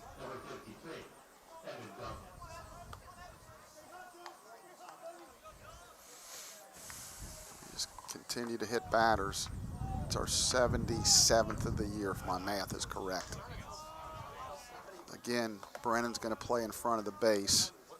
And it hurt him once. Yep, that's pitch. That swung on a missed good fastball. He really could use a strikeout here. Might be tough to double Duncan. He's very good speed. Yeah, it had to be hit pretty good Yeah. and right at somebody. Yeah. No balls, 1 strike. What about a little 1, 2, 3? Yeah, that would be good.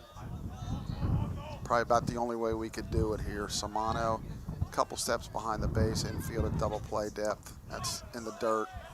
Blocked by Gutzweiler, 1 ball, 1 strike. All right, we're at the bottom of the 7th. Lions with a 5-run lead.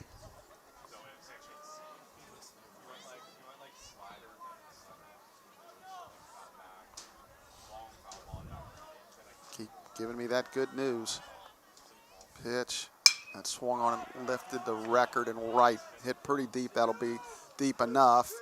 He makes the catch, and nice base running by all the base runners. They all tag and move up. So that'll be a sacrifice fly there for Duncan. They increase the lead to 5-3. once again, I mean, that ball was hit pretty good, and it got almost to the track, but Record just continues to drift. That's going to score a run anyway, but if he could work it behind that baseball, get to the spot and catch it coming forward, you have a shot to hold at least the guy at first base. Yeah, I agree. I really like that base running, though. I mean, typically you're not tagging up there at first, but you think, hey. Was the right fielder's back's to you. Yeah, that was nice. Fastball's up, 1 ball, no strike. So, again, it feels a lot worse. They only trail 5-3 here as we play the 5th, but, again, this is a big at-bat right here by Jeffries because 5-3 versus 7-3 is a big, big difference. Stretch, pitch, breaking ball in the dirt, 2 balls, no strikes.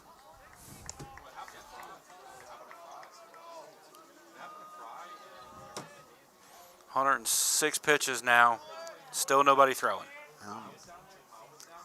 In a game that's winnable. 2 balls, no strikes. Pitch. There's 2 balls, 1 strike right in there. Yeah, this becomes probably the biggest hitter of the game to this point because 7-3 is a lot more difficult than 5-3. I know that's master of the obvious there, but it's hard to chase 4 runs. 2-1 on the way. Swung on this good pitch away from him. Yeah, a little bit of a slide piece there to start it away and ran into the left-hander's batter's box. That's a really good pitch. I'd like to see Nolan use that a little more with 2 strikes. Now deuces really are wild. Number 2 at the plate, 2 balls, 2 strikes, 2 out, 2 runners on, and a 2-run lead for Earlham. Man, that might be our best deuces wild of all time. Pitch. That's just low. Again, just can't get that call at the knees. Must be a little bit underneath it. Boy, it's just missing. I can tell you who one guy out there definitely thinks it's a strike, and that's number 49 in white. Yeah, that's 2 or 3 that he's thought he's had and just not getting the call. No ABS at this level. Payoff pitch on the way. And that's definitely low, ball 4.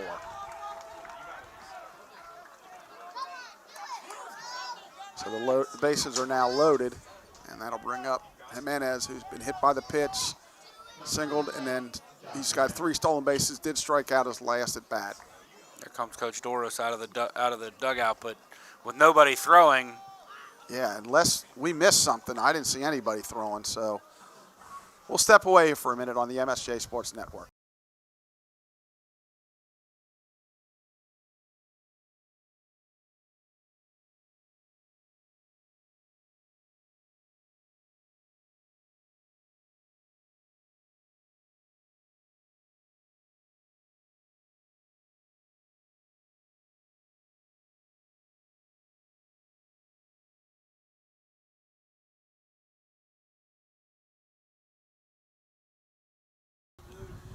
All right, so the mound visit is over. Jimenez steps in. Again, a big, big at bat here. Now it looks like 26, I believe that's Zach De Silva is going to start throwing. Yes, it is. Big at bat right here. Runners get their lead. Pitch. There's a called strike. No balls, 1 strike. I credit Nolan. He's still out there battling and working hard, trying to get out of this. Doesn't have his best stuff. And keeping the lines in the ballgame. Absolutely. I mean, only 5 hits, but unfortunately he's hit 3. Walked a handful. Walked 5. Does have 7 strikeouts. There's the back pick at first. Got lucky that made contact with the runner diving back in, Jeffries. He was going to be safe either way. Right. I could have easily got down the right field line and scored a couple. And Nolan kind of short-armed it. Short-armed it. Alligator-armed it. He did. At least it didn't go down the right field line. We know what that's all about. Stretch. Pitch. Just missed. A ball and a strike. 2 outs in the bottom of the 7th. That's softball. Franklin with runners at first and third. Sacrifice bunted. We'll take that. Down 5. Thank you very much. And we have a ball game. 1-1. That's up high. 2 balls, 1 strike. We have a ball game in Franklin. Your Mount St. Joe Lions have clinched at least a share of the 2026 HCAC regular season championship for softball. Congrats to the Lady Lions and head coach Beth Gotterwis and Kate Homer and the whole program. That's awesome. Pitch. That's down low. Ball 3. 3 balls, 1 strike. So now you're really in a tough spot right here. They already trail 5-3.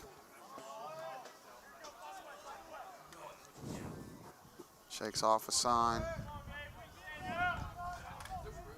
Runners with their lead.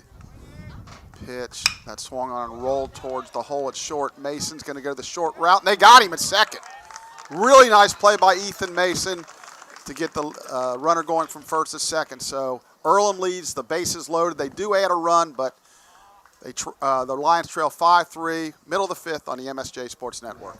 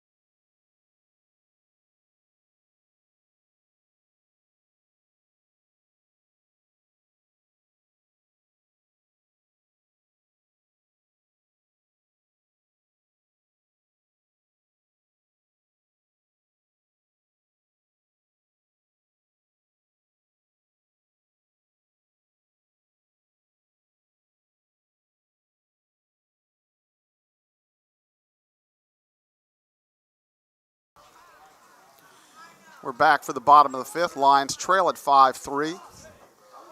Nice job there by Nolan Miller to get out of that jam, and a really good play there by Ethan Mason to go into the hole and throw to Austin Buckle to get the force out to end that inning. So A.J. Meyer will step in for the Lions. He's grounded out, or attempting to bunt for a hit, then actually did get a bunt single, so he's 1 for 2. Jeffrey's still out there. That swung on and lifted high into left center field. Jimenez over, and he makes the catch for out number 1. Will Record will step in. Will's double to right center and fly to center. He's 1 for 2. Jeffries, and his pitches are just at 48. Again, Earlham's had some people down in the pen kind of loosening up and throwing, but sticking with Jeffries. Pitch to Record. Curveball drops in there for a strike. No balls, 1 strike.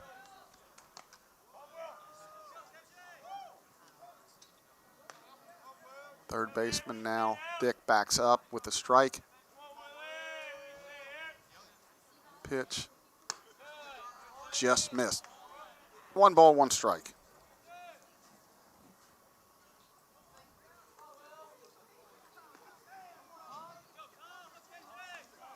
Very little wind today.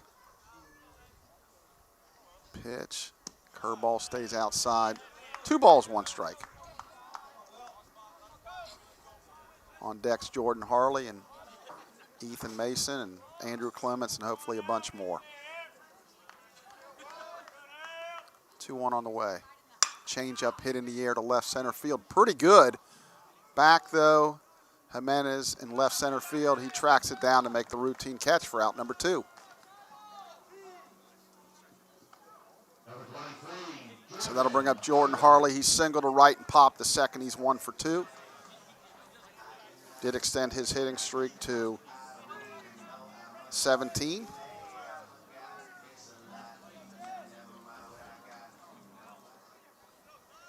Third baseman Dick, step or so behind the base. Let's see if Jordan bunts for a hit. He does not. That ball's low. 1 ball, no strikes.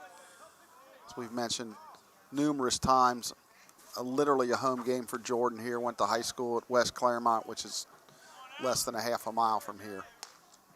Pitch, swung on and missed. Tied him up inside. 1 ball, 1 strike.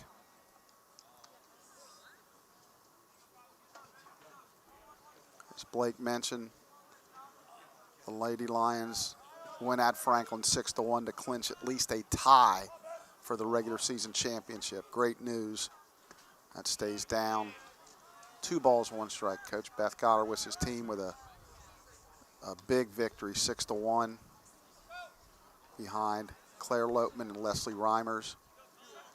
Clutch pitching, clutch hitting, and got the 6-1 victory. Pitch, that swung on, and there's that base hit in the left field, so Jordan's 2 for 3 on the day. He continues to swing the bat well. That'll bring up Ethan Mason. Ethan's fly to center and struck out swinging. See if Jordan can get himself into scoring position with 2 outs here. The Lions looking to win the conference championship outright with a victory in game number 2. Would think Molly Sharp would probably be in the circle for the Lions, would be my guess. Probably a solid guess is my guess. I mean, sometimes we've guessed it, we've guessed wrong. So. I agree. So we'll take a shot with that. 2 outs, short lead, trying to get that running jump. Pitch, Ethan rolls it towards short. Throw on the run, and that retires the side. Nice play by Barnett. Lions get a 2-out single, do not score. We're through 5 complete here at Midland. We trail 5-3 on the MSJ Sports Network. The heart of a lion means following your passion with an intensity unmatched by others.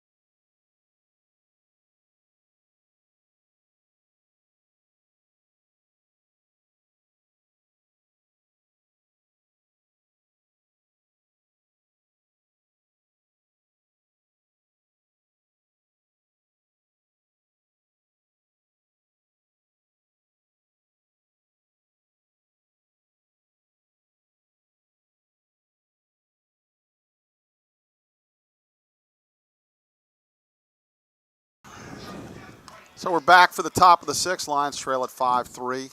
New pitcher, Zach Da Silva. Zach comes in. This is his 13th appearance on the year. 27 1/3, 34 hits, 19 earned runs, 9 walks, 22 strikeouts, 6.26 ERA. Kind of been a disjointed year for Zach. I know he came into the year expecting to be one of the Lions. Nice pitch. Just missed down. Yes. Okay. Not sure where that one missed. But anyway, got a little hurt early in the year. Was dealing with injury when we were in Florida. Yep. He was projected to be a part of the rotation. And just missed again, I guess. Wow. Yeah, he's a sophomore from Highlands, Kentucky, Highlands High School. Rothers walk, been hit by the pitch and grounded to short. 2-0 breaking ball. I don't know where that was at. 3 balls, no strikes. I think they all 3 have been strikes, Coach. That's the first ball that was actually a ball, so that's a 4-pitch walk, I guess. So that'll bring up McFarland. He's walked and struck out a couple times, so Mr. Da Silva not getting the benefit of a couple of close pitches. Lions trying to keep the lead or the deficit at just 5-3 here as we play the top of the sixth. Game number 1 of a doubleheader, rounding out the 2026 season for the Lions. Oh, he might not have paused either. Swung on and missed, strike one on a good fastball.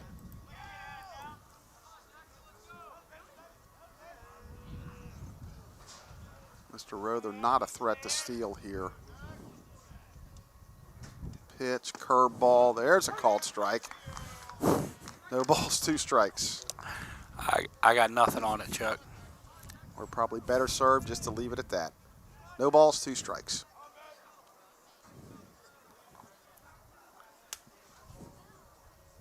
That swung on and fouled away.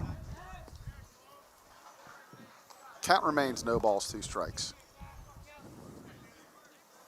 I know that one thing's for certain. I would have probably got thrown out of a lot more games as a coach if I had this view of the strike zone. Ooh, maybe another didn't pause there. 1 ball, 2 strikes. Stays out away. 1 ball, 2 strikes.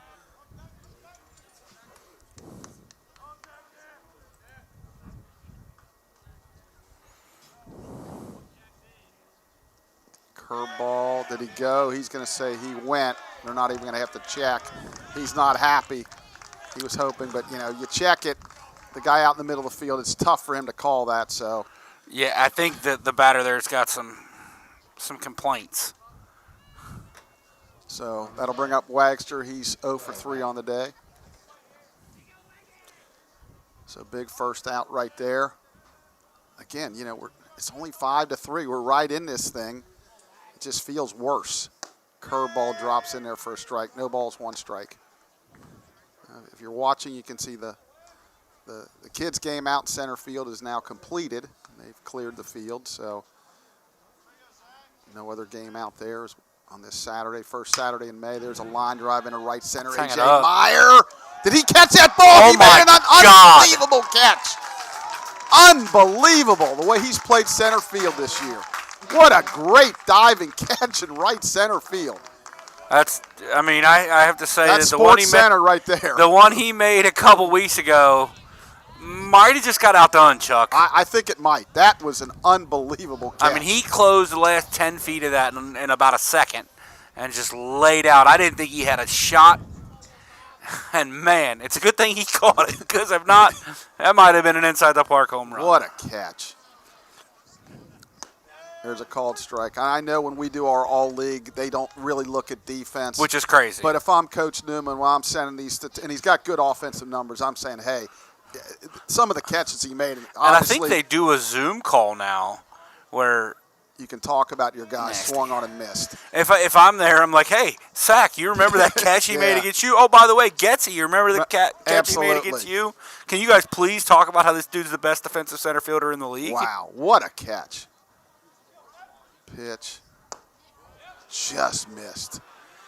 1 ball, 2 strikes. These are the ones I have trouble with when I'm in the dugout coaching. You don't give me the low, hollow of the knees, but you also don't give me the belt. You don't give me the inside corner, but you don't give me the outside corner. We got to give something here. That hits the dirt. That'll be a wild pitch. You'd like to see. Maybe. Yeah, that's a breaking ball. That's got to be stopped. Yeah. It's a wild pitch for sure. But on a breaking ball, soft breaking ball, keep that slow curve, probably mid-60s. Well, and here's the other thing. You have no speed on first, so it's not like you got a fast runner where he reads it and gets there. So now a hit's probably going to score a run here. Even though, again, not great speed at second. 2 balls, 2 strikes, 2 outs here. Top of the 6th, 5-3. We've out-hit him 8-5, but trail 5-3. There's strike 3 called. So that's the top of the 6th, middle of the 6th. Earlham 5, Mount St. Joe 3 on the MSJ Sports Network. The heart of a lion means following your passion with an intensity unmatched by others.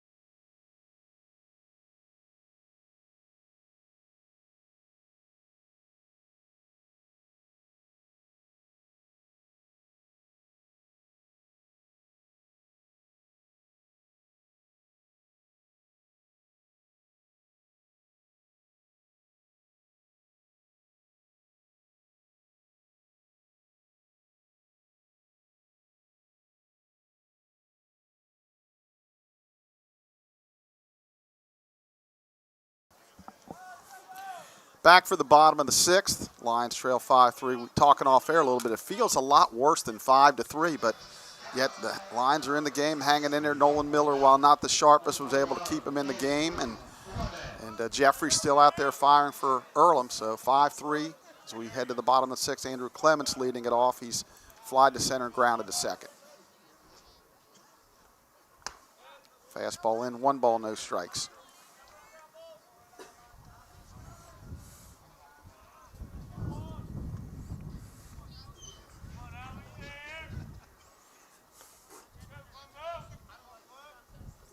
One 0. That's low, ball 2. 2 balls, no strikes.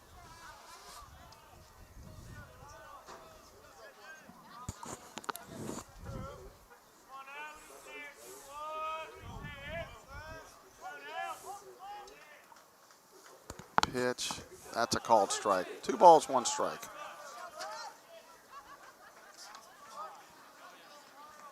So Dylan Reek, the catcher back there, is actually a sophomore from Lakota East.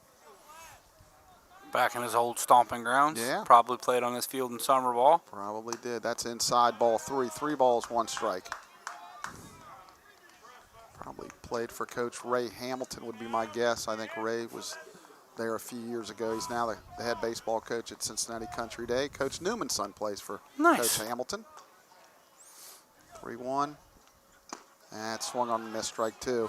He was actually retired, and then something happened in the middle. He was Country Day's coach, and he came to be the interim, and now he's sticking around. And the old wily veteran won a state championship at Lakota East, if I recall correctly. Payoff pitch on the way. That's ball 4. Nice at bat there by Andrew. Leadoff walk.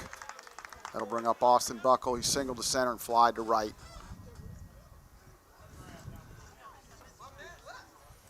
Coach Sakis is directing his outfield a little bit here. Again, center fielder Jimenez is going to play him as a left-handed pull hitter over in right center field.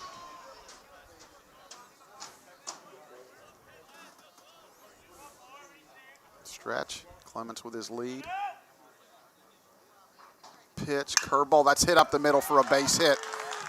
So the Lions are going to have runners on first and second with nobody out here. So this becomes an interesting scenario. Brennan swung the bat well, really well today, but he's a double play guy, but yet, so we'll see what the Lions do here. I'd be tempted to let him swing. Pitching coach out of the dugout here, Chuck. Yeah, so. I don't think they got a lefty warming. No, I see a righty. So we'll step away for a minute on the MSJ Sports Network.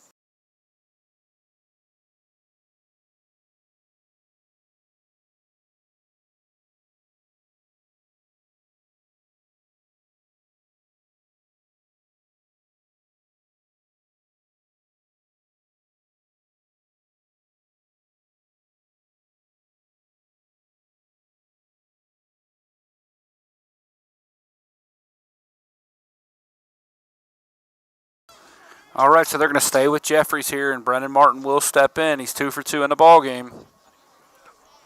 Be interesting to see what the Lions do here. Edgar Clements on second, asking him to go through the signs again. Coach Cam obliges. As Coach Murray said, that Brennan is a definite double play candidate, but he's also a candidate to make this a one-run Lions lead. Clements dancing off a second. Goes at a breaking ball, misses up and away. Barnett was kind of jockeying with Clements there at second. Rother in front of Buckle at first. Left fielder Waxter way in. Everybody else is deep. Oh, Brennan has a pitch to hit there, but he fouls it straight back. Evens the count 1-1. Yeah, back from the bathroom break here, and it looks like they're going to let him swing away, which I think is the right call here. He's capable of giving him the lead actually with one swing here. You know, he is a double play guy, but the good thing is the first baseman's in. Fouled away. He tried to give it a lead with that swing, Chuck. Yeah, now he's able to back up, but and again, clearly, you know, you want to win these games because while they don't mean anything in the standings, So you still want to play the game correctly, but I think the correct situation was to let him swing away here. 1 ball, 2 strikes. Clements with his lead. Pitch. That's hit hard to right. Back. Oh, hammered. But Yeah, nice catch in right field by Duncan, but Clements is able to tag up and go to third. So, again, hit really hard. Just didn't quite get a little lift on it, or maybe that would have been out of here. But hit hard, is able to advance the runner, and that'll bring up Gutzweiler. Talking to Brennan a little bit during BP, he's been having trouble lifting the baseball. Yeah, and again, he does normally hit a lot of home runs, but boy, you hit line drives. You got to take. You can't be mad at that yeah, swing. That's a good swing. It just right at him. Now Guts looking to avoid a second double play ball in a row. It did hit the sacrifice fly. Maybe go back to that sac fly. We'll take that right here. Buckle's Give one. going. Like to see him let him steal the base there. It's It was fouled away. definitely stolen. Yep. I don't know. Typically, what I would do when I was coaching, if I had a guy in first that could steal it, he would kind of relay to the hitter, hey, give me a pitch here. And I don't know if they do that or not. But certainly Mark Schorsch and some of my base stealers would do that.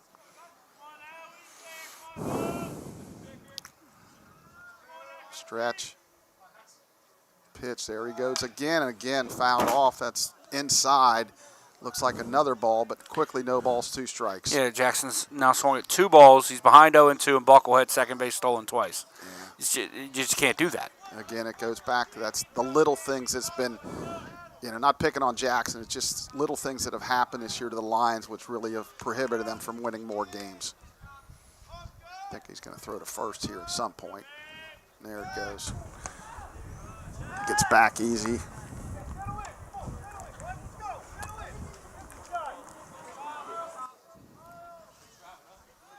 The Lions now with 9 hits compared to 5 for Earlham. Good lead by Buckle. We picked the guy off third. And he's out at home.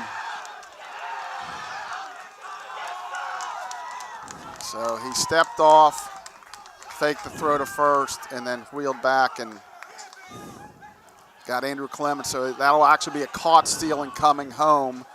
And Buckle just be awarded second or given second base. Boy, that's really turned this game around. It's fired up Earlham. Did he step off the back? Well, that's what I'm calling happen. If it didn't, it's a balk. So it looked like a balk live to me. But, again, I wasn't staring directly at his feet either. There's a back throw to second. He's safe. We'd have to watch the replay. But it did happen so fast, and clearly the umpires, if he did balk, were not ready for that. But I'm calling it as way I assumed it happened. Because clearly you can't. He did. He did. Okay. He stepped off. Swung on, missed, strike 3. So again, what started out as a promising inning ends up with nothing. We're through 6 complete. They trail 5-3 on the MSJ Sports Network. The Mount didn't just teach me, it changed me. My professors pushed me to think bigger. My mentors led by example, lighting the way. And every step, I leveled up. Now it's my turn to teach, to inspire, to pay it forward. Because every challenge, every late night, every aha moment, every grind has taken me to new heights.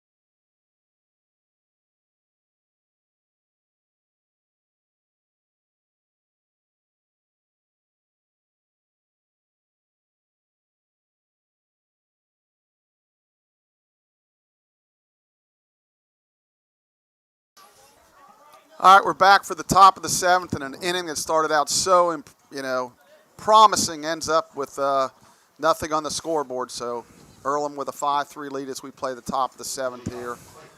Game number 1 of this doubleheader, and Blake mentioned to me off the air, Rose is leading Transylvania in baseball down in Lexington, so even better news for the Quakers. That swung on and rolled in the hole. Mason with a nice backhand stop. No, I actually got behind, so that'll be a leadoff single there. And Earlham immediately threatens. Yeah, and you said that in a great way, because with the way they run, a runner on first is threatening. Yeah, and we've really struggled, whether it be holding them on, balking. Just their running game has really put a lot of pressure on us. He's going first pitch. There's the move Nope. to first.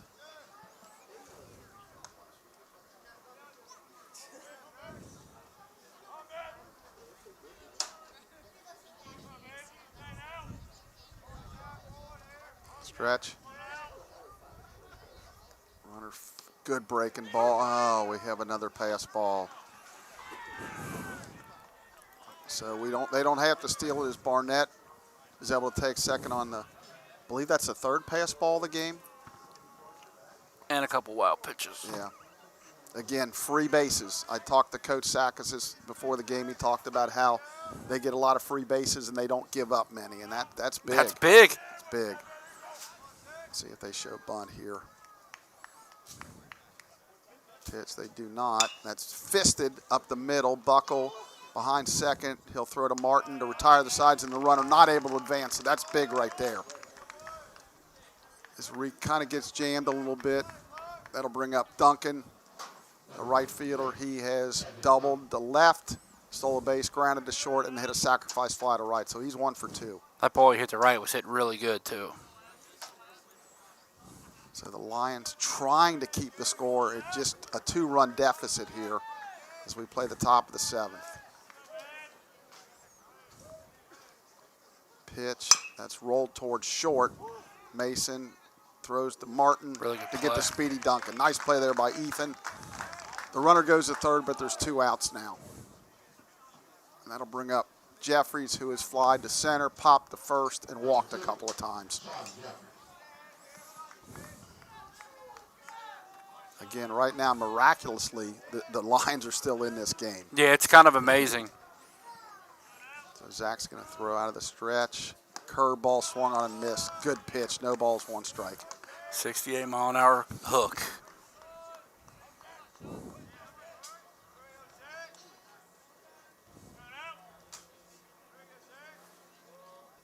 Good breaking ball for called strike 2. I've noticed the years went on, the middle infielders do not pinch on balls thrown back to the catcher or to the pitcher, especially with a man on third. Any kind of wild throw, and it doesn't matter until it happens. 0-2 pitch. That stays outside on a sweeping curveball. 1 ball, 2 strikes.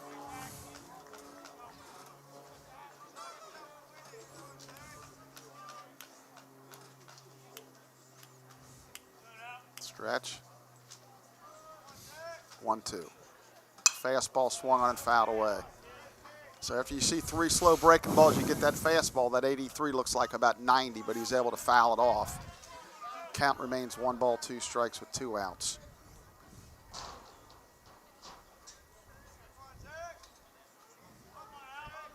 Pitch, curveball, just backed up on him a little bit. That's the correct call. That stayed inside. Yeah, that one kind of came around a little bit. Jeffries almost chicken winged it to try to draw the hit by pitch. 2-2. Ever so slightly backed up on him. 2-2. Pitch, fastball hit up in the middle for a base hit. And that makes the score 6-3. That's a big 2-out hit there for Jeffries. And that increases the lead to 6-3. Zach a little bit disappointed there in himself. Looked like he put it where he wanted it, middle out, but he's able to just go right with it, right up the middle. So 6-3, 7th hit of the game. I would expect him to go either on the first or second pitch here, but early in the count here to try to get himself in scoring position. Stretch. Long pause, that's good. Kind of let him freeze over there a little bit, and he'll throw to first, and he'll get back. So a big 2-out hit there by Jeffries.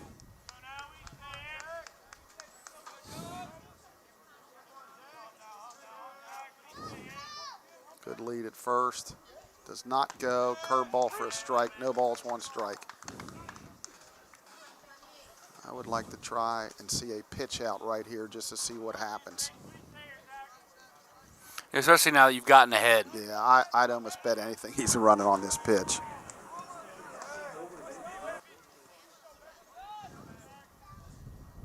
If nothing else, just to show it for later in today's game or in the second game that you would do it. Stretch. Does not go.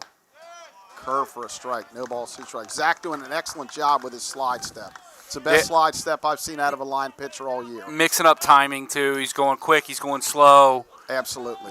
It's called holding runners on. Yeah, it's called changing the look, making it a little bit harder for them to gauge when to go. 0-2.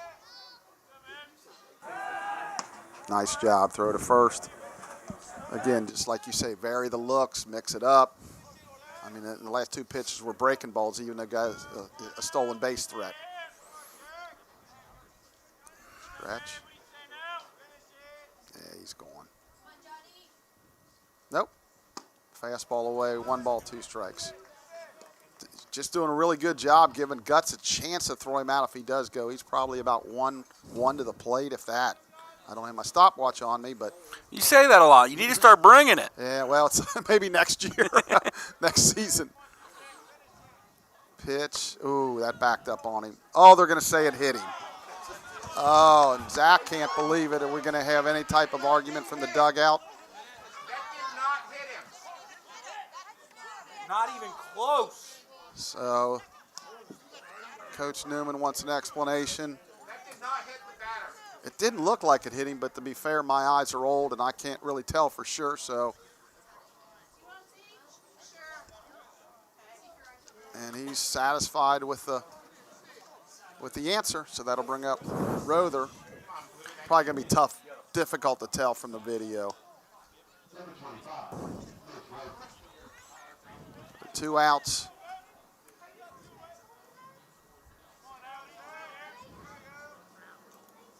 Pitch. Curveball stays out. 1 ball, no strikes. Now, any chance to win here, this is really becoming a big out here. 3-run deficit could turn into 5 or 6 here real quick. So, pitch. Curveball rolled into left field, a base hit. That's going to score a run, and that's going to make it 7-3. So, again, Earlham continues to take advantage of the Lions' mistakes. A hit by pitch that with 2 strikes that if it hit him, it just nipped him. And then they come up with the big 2-out hit. So that's 2 big 2-out hits this inning for Earlham. They lead 7-3. McFarland steps in. He's walked and struck out 3 times. So they've had his numbers so far. Outfield deep. Good fastball on the outside, inside corner, strike 1. No balls, 1 strike. Earlham just a solid team. They don't beat themselves. No, they really don't. Throw strikes, take what you give them, take extra from you, and it's constant pressure every time they got runners on base. That swung on a line to the left field. That's a base hit. Harley over. Throw it into third. And that makes it 8-3. So McFarland just went right with the pitch. That'll bring up Wagster. He's 0 for 4 on the day. Lined out his last at bat on a great catch, and I'm not exaggerating, by A.J. Meyer. Sometimes we exaggerate with that word great. That was a great catch. The hits are now 9 apiece, but they lead at 8-3. Pitch. That's outside, ball 1. 1 ball, no strikes. Now, this 3 spot's a killer. 5-3 was within reach. 8-3 is getting tough. Showing right now why they're the class of the league. 2 outs, 1. That's 2 balls, no strikes. I know Zach's clearly frustrated at maybe not getting a couple called third strikes he didn't get. And then Earlham took advantage.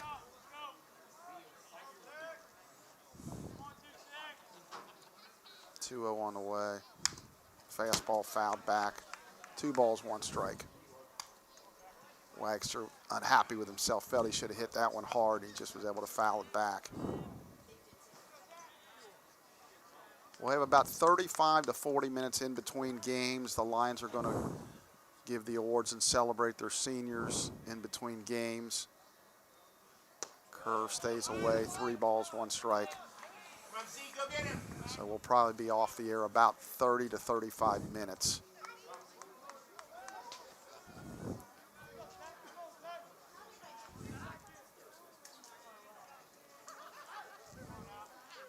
Pitch, that's low, ball 4. So that'll bring up Austin Dick. He's walked, fly to right, single to right, and struck out looking. Coach Doris has taken a walk to the mound. I don't see anybody throwing. So I think this is just a kind of maybe a confidence boost visit or break up the momentum. But we'll step away on the MSJ Sports Network.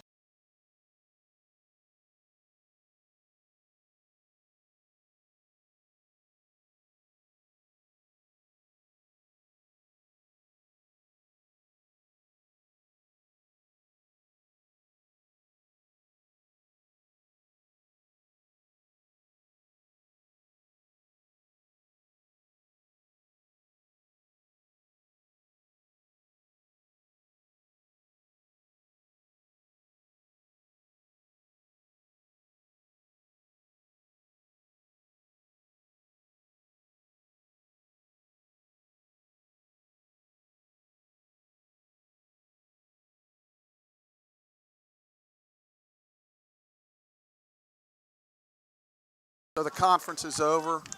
Bases are loaded here with 2 outs. Earlham's tacked on 3 more to lead at 8-3, and that'll bring up Austin Dick. As I mentioned, he's walked, fly to right, single to right, and struck out looking, so he's 1 for 3. Earlham threatening to blow this wide open. Curveball swung on and missed. Good pitch there by Zach. No balls, 1 strike.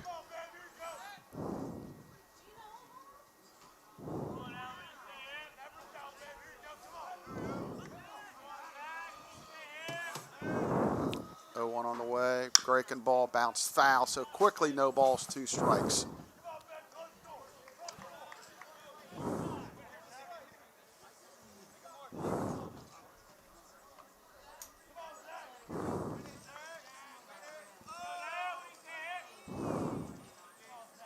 Long pause, runners get their leads, 0-2, fastball's up, 1 ball, 2 strikes.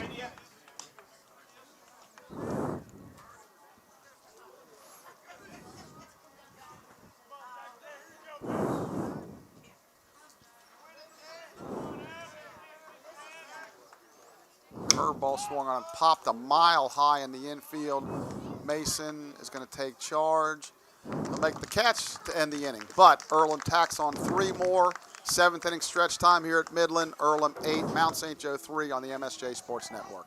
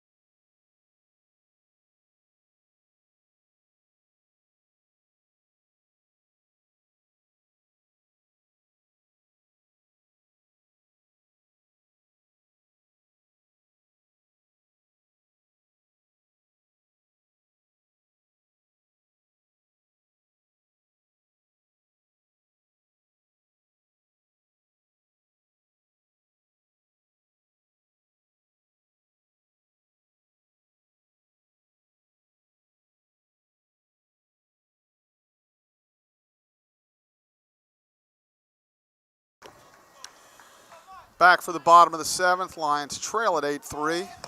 And Mr. Jeffrey's still on the mound for Earlham. He was basically able to weather the storm there in the first couple of innings. He's scattered 9 hits over 6 innings, allowed 3 runs, but he's still out there. And he's been really better the last few innings. So that'll be Samano leading it off for the Lions.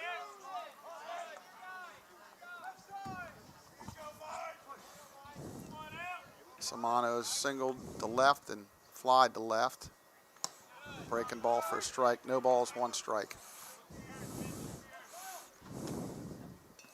Yeah, I mean, pretty solid contact both times. I mean, definitely hasn't looked overmatched by Jeffries and squared up both baseballs. So that's outside 2-1. The other thing is too, you know, with limited at bats, that's tough to throw a guy in and say, "Hey, go face the best team in the league," and you know, let's go. That's tough. So he's patiently waited his opportunity. Played a little bit the other day, and actually started at third for Zach, and maybe he's in the mix for next year. We'll have to wait and see. He's always been a very capable glove guy. Just the question's going to be, will he hit enough to stick in the lineup? And Lions will have some questions going into next year for sure.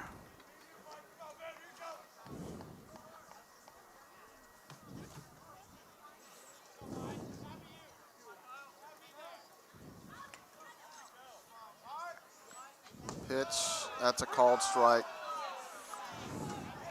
The locals are not happy with that one.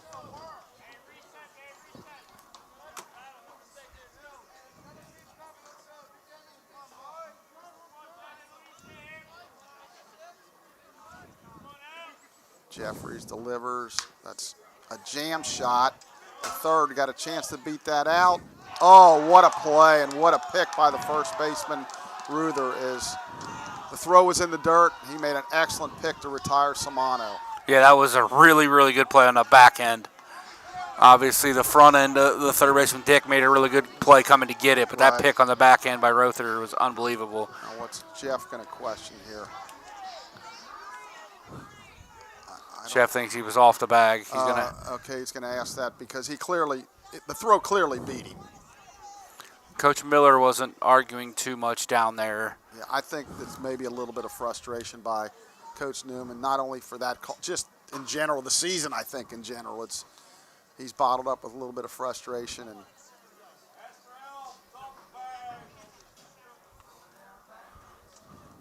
so they're going to ask. But I can't imagine them turning this over. Yeah.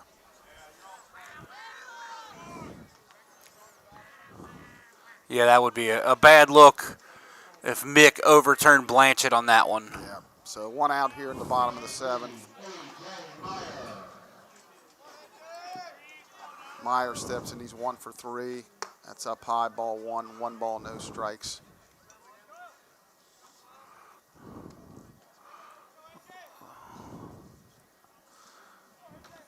Lions scored twice in the top of the first of game 2, lead it 2-0 in the bottom. You're just full of good news here. Yes, sir. That's awesome. If the softball team finishes that off, they'll finish out 15-3 in the HCAC and outright regular season HCAC champions, and the 1 seed in Kokomo next weekend. That'd be fantastic. 2 balls, no strikes. Me, Blake, and Patrick will be up there. There's a called strike. I'll be working baseball. Blake, you'll probably be bouncing back and forth maybe. Yeah, I think I'll spend most of the time at softball, especially with the softball team right up there. I'm going to hope I can sneak over, maybe watch a little bit of our games, that's for sure. You know, watching them all season and not being able to watch them in the tournament would stink. That's inside, ball 3. 3 balls, 1 strike. Indiana SRN will bring you all the action of those games live. They do a great job. Been in a little bit of conversation about maybe me broadcasting one of the softball games up there with their team. That'd be great. I was able to do one of the baseball games last year. That was a lot of fun. That swung on and fouled away. Count goes full. I guess the $1 million question is, are we getting dinner with them Wednesday night? Well, I texted them. We're working on it. Okay. We had a lot of fun last year with those guys, and like you say, they do a great job. They're good guys. Pitch on the way. That's hit hard into right field, a base hit. AJ continues to swing it well. He's having a fantastic sophomore season. He's one of the building blocks they have going forward. Yeah, I think we can talk about that a little bit. Obviously, we know at this point the Lions are, today's the end of their season. You got A.J. Meyer coming back. You got Austin Buckle coming back. You got Zach Clough coming back. You got Will Record coming back. Caden Snodgrass has shown some promise behind the play late. And you bring pretty much your whole pitching staff back except for Sam Houston, who was a big piece this year, and Daniel Brayton. Yeah, I agree. I mean, we're losing a lot, but then you start doing the math a little bit, and you're going, well, and then you get a transfer, a couple freshmen contribute, and maybe you're back in the tournament.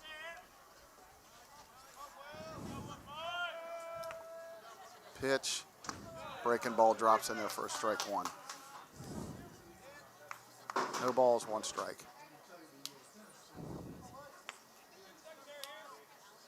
Got a right-hander warming up. And I would think with Earlham only having 2 games today and none tomorrow that they'd be trying to get some guys some work. And making a move here. And I think if they know, I would assume someone's following the Rose Transy game in their dugout. I would think so. Once they know if Rose wins that game and they win this one, they're outright champions at that point. So then game 2, they can get a lot of guys some work if they decide to. That's up and in, 2 balls and a strike. I mean, he's only that's his 84th pitch, but so he's still fine. But again, I would think that, you got your whole bullpen at your expense, and you got, with only 2 games this weekend, so you can empty it if you need to. Pitch that swung on and fouled away. 2 balls, 2 strikes. Yeah, I think as much as it is just get guys on the mound, it's going to be a week almost before you throw again. This Saturday to Thursday is a longer break than we're used to, especially for bullpen guys. So I'd like to get as many of them on the mound today as I can. Long pause. Breaking ball in the dirt. The count will run full. Yeah, AJ probably capable of stealing this bag at some point in this count. Obviously, it's full now, but just not risk versus reward is not worth possibly running into an out. Yeah, chances are Will's not going to hit him into a double play, so you have to do the math there. Let's see what they do here. He does go, swung on and hit hard to third. What a snare by the third baseman. Would have been a double play. It would have been. Boy, he hit that ball in the nose. And again, thank you, Turf, because that's why he was, again, a big help in making that play. But really nice play to really rob Will Record there. But Meyer will go to second, and that'll bring up Harley, who's 2 for 3. One of the bright spots so far today is Coach Sakasis, again, directing his defense. Almost like a defensive coordinator of their team. He's obviously the head coach, but he's always, ever since I've seen him coach, he's always out there motioning guys to move all over the place. Pitch, that swung on and fouled away. No balls, 1 strike. Jordan's career winding down, and while this year might not have been his best, he certainly had a very good career. And as I said at the beginning, I think he was in the low 230s about halfway through the season, and I think he came in today at 310, and he's 2 for 3, so that's going to go up. On a 17-game inning streak, is that what you said? Yes. He can get to 18 if he gets one next game. There's a good pitch for a called strike 2. No balls, 2 strikes. He knew it. But the way he moves the ball and everything, he's just such, you don't know how to defend him, and every once in a while he'll pull one hard, then he'll hit that little weak ground ball between third and short. No balls, 2 strikes. Meyer dancing off second. Pitch, that's high, ball 1. 1 ball, 2 strikes. AJ kind of had that running lead that Earlham's had this whole game. He could have stole third pretty easy. Yeah, I think in a 1-run game or something maybe, or 2-run game, but it'd be embarrassing to get thrown out down 5 runs here with 2 outs and 2 strikes, especially a left-hand hitter up. Pitch, that's hit into left field. There's Another Jordan. base hit. There's Jordan Harley. And that's missed by the left fielder, so that'll be a single and an error. Slow down there, Jordan. So Jordan's 3rd hit of the day as he continues to swing a hot bat. So that's an RBI there. We're going to have time, and I think Coach Sakis will make a move. We'll step away on the MSJ Sports Network.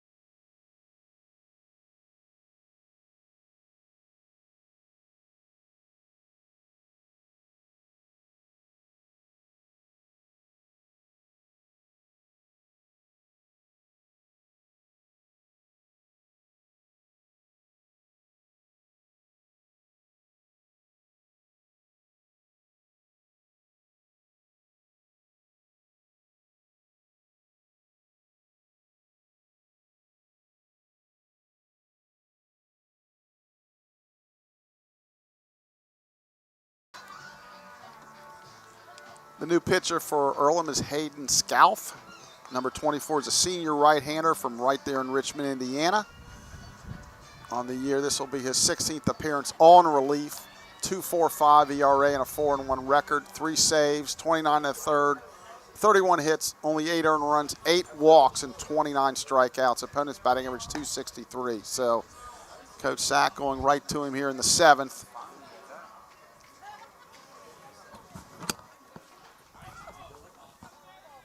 So there's 2 outs here as we play the bottom of the 7th. Lions have scored a run.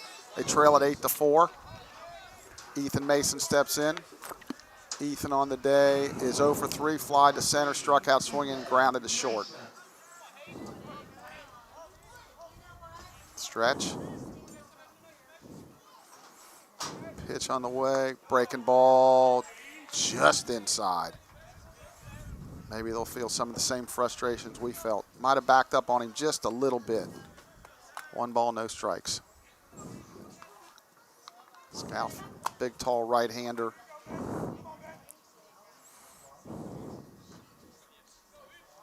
Pitch, fastball rides in. 2 balls, no strikes.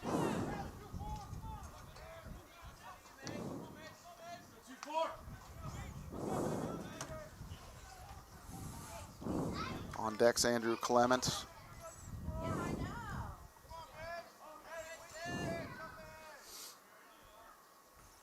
That's rolled.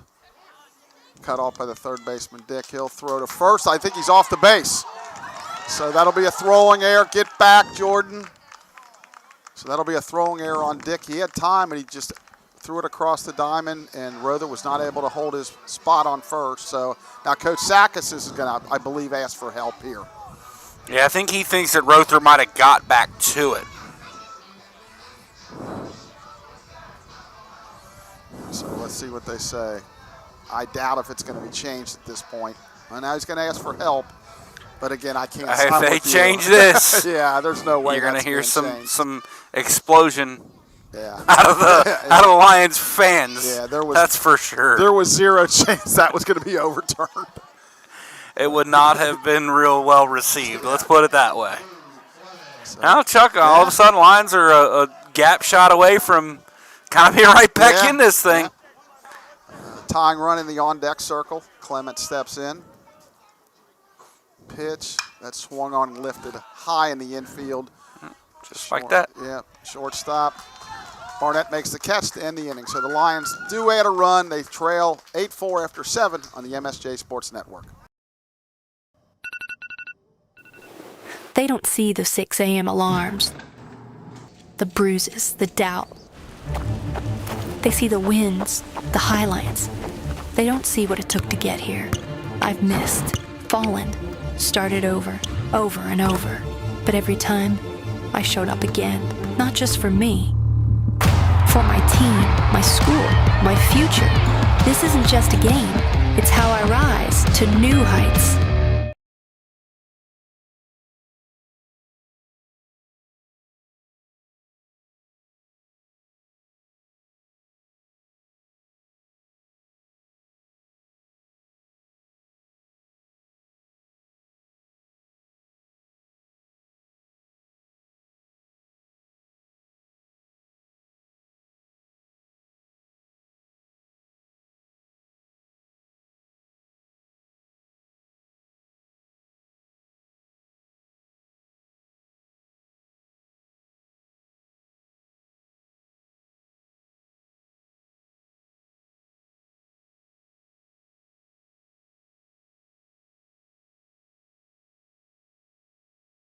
The 8th, we thought there was some changes going on here, and no changes because Coach Newman went out with his lineup card talking to umpire Daniel Mick, but no changes. So top of the 8th, Lions trail 8-4, and Mitchell Rother will step in.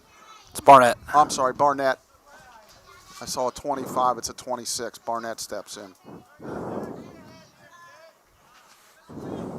Breaking ball drops in there for a strike. Yeah, he didn't look like the right body build. Hey, Rother's a big man who swings the heck out of it. Kind of reminds me of that Kennedy from Manchester. Yep. Houston Manning at Transy. Yep. Swung on and fouled. Big guys that can just flat out hit. No balls, 2 strikes. Yeah, it's interesting because we talked about it. You know, you said something about Coach Newman being out there with his lineup card in his hand, and Austin Buckle was really late getting out. So it was like, oh, what's going on? Right. And now no changes for the Lions. Fastball up and out. I like that idea to kind of climb the ladder with that fastball, change the eye level, change the speed, now come back with that hook. Or back-to-back fastballs, maybe go top of the zone, in the zone, and hopefully he gives up on it. He's expecting a curve for sure. And he went with the fastball. Called nice it. job. Yep. Swing and a miss. So Barnett's down on strikes. That'll bring up Dylan Reek. He struck out, doubled to right, been hit by the pitch and grounded to second. Yeah, I like that. I like that pitch sequence, Chuck. Go soft, hard out of the zone, and they think with as good as Zach's curveball is, oh, he's going back to that. Right. And then you can sneak a fastball by him. 83, as you said earlier, plays much higher when you got that good hook. Good breaking ball for a strike. No balls, 1 strike.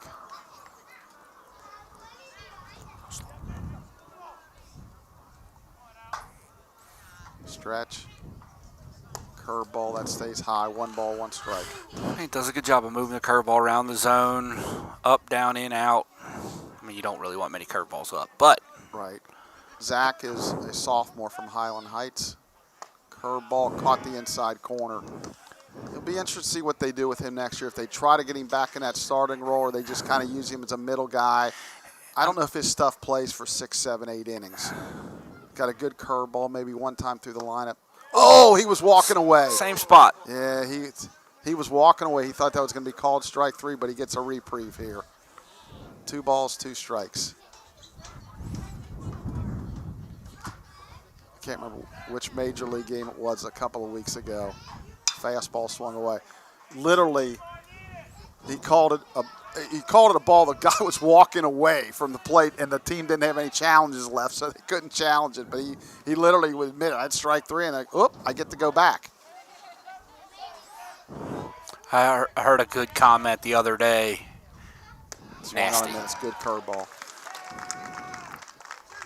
See, I actually think Zach can be a capable starter, especially towards the bottom end of the rotation, because he typically pounds the zone. He does throw strikes. He's going to make you beat him. Now, he's going to go out once every 4 or 5 starts and have a tough outing where he's pitching to contact. But I like a guy that can throw a lot of strikes in my starting rotation. But anyway, the one that I was talking about before is something that they were talking about ABS and asking if somebody liked it, a big pundit or whatever. And he said, yeah, I like it so much, I want it to be every pitch. He said, we'll get a little buzzer behind the umpire's ear. If it beeps, it's a strike. If it doesn't, it's a ball. What have I been saying for the last 3 years? and I like that because at least you keep a home plate umpire, right? They're still going to manage the whole game, everything that's going on. You got to call fair, foul, right. Interference, anything. But take balls and strikes away from them. Because right now, those guys are getting embarrassed by some of these calls. Right. There was one that's up high that was right down the middle yesterday, and they showed it, and it's like middle. Right, literally, it's like, how do you miss it? And I have to waste a challenge on that. Well, you get it back. You get it back, but still, it's, again, you got the technology. You just use it. Oh, good fastball at the knees. Just not getting that call. Whew. That's rough. Because we always tell our pitchers, throw it at the knees. And you throw it there and you can't. That was the definition of it. That's tough. 3 balls, 1 strike. Pitch. That's bounced foul. So we'll run the count full with 2 outs here. We play the top of the 8th, trailing 8-4. Game number 1 of this season-ending doubleheader. We'll say this: as much as we've had issues with the strike zone of Mr. Mick, it's been consistent. Yeah, pretty much. Hollow the knees has not been a strike the whole game. That swung on and missed, strike 3. Nice inning there by Mr. Da Silva. 3 up, 3 down, middle of the 8th. 8-4 Earlham on the MSJ Sports Network. Are you ready? To climb higher. At Mount St. Joseph University, we think you are. With new state-of-the-art facilities, expert coaches and mentors, our top-ranked teams will provide the perfect challenge to test your skills. But it's not just about winning.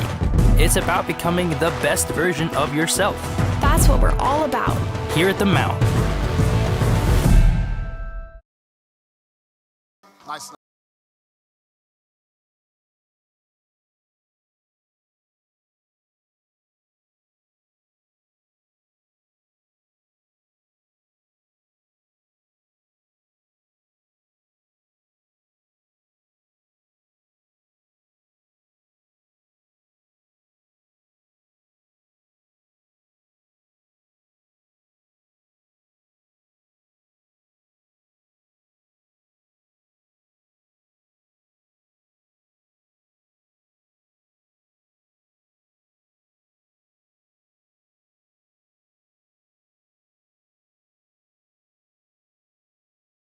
All right, we're back. A new catcher for Earlham is number 42, Tyson Stratton. He's a freshman from Matawan, Michigan. And Lions trail at 8-4. They got 6 more outs to see what they can do about this. Austin Buckle will step in. Buckle's 2 for 3 on the day with a couple of singles. Good to see him kind of get off the snide there a little bit, but struggling. Pitch. Fastball rides in. 1 ball, no strikes. My guess is, and it's just a guess, they're probably going to ride Hayden Scow for the rest of the game unless he runs into trouble. I would think I kind of agree with that idea. They're like, hey, let's get this in the bag, and we'll worry about next game because it might not even matter. There's a called strike as far as the standings are concerned. Correct. If that Rose lead continues down there, they hold on here, they clinch. Curveball stays high. 2 balls, 1 strike. And Scalf is in a safe situation, Chuck. Down 4, he took over with 2 runners on. So if the tying run was at the plate, or no, was it 8-3 or 8-4? I'd have to look back at the play-by-play. You do that between innings and let me know, because I think he was. I will. 2-2 on the way. That swung on, hit hard, and gloved in the air by the shortstop Barnett. So Austin hit it hard. That'll bring up Brennan Martin, who's 2 for 3. A couple of singles, and he flied out hard to right field his last at bat.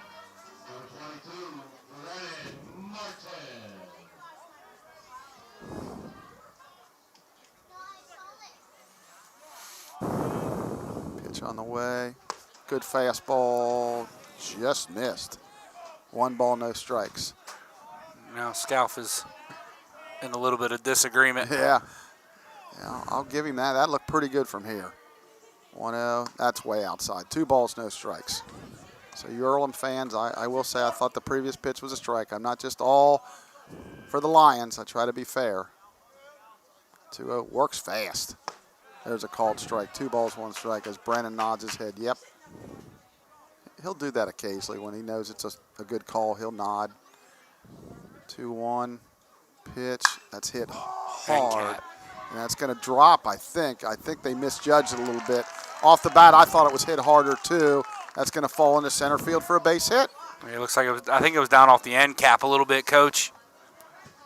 Yeah, it fooled me. I thought it was hit hard, that maybe it was going to go right to Jimenez in center, but it drops in front, so that'll bring up Gutzweiler.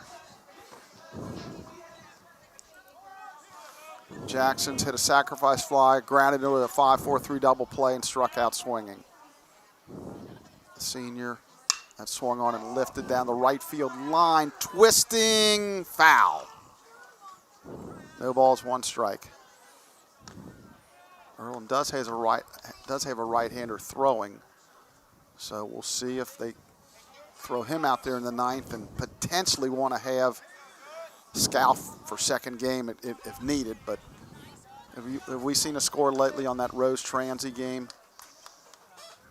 I'm sure they, like you say, they know in the dugout what's going on. Transy has come back to tie it with a 4 spot in the bottom of the 8th. Now Gutzweiler's hit by the pitch. So, wow, that changes things a little bit maybe for these guys. So that'll bring up Samano, who's singled to left, flied to left, and grounded to third. So he's 1 for 3. So, again, that tying run is now in the on-deck circle. I think we might have a pinch hitter here. We do. Sean Moore's coming out. Sean Moore's going to pinch hit for Samano, who did himself well. Correct. He did himself well.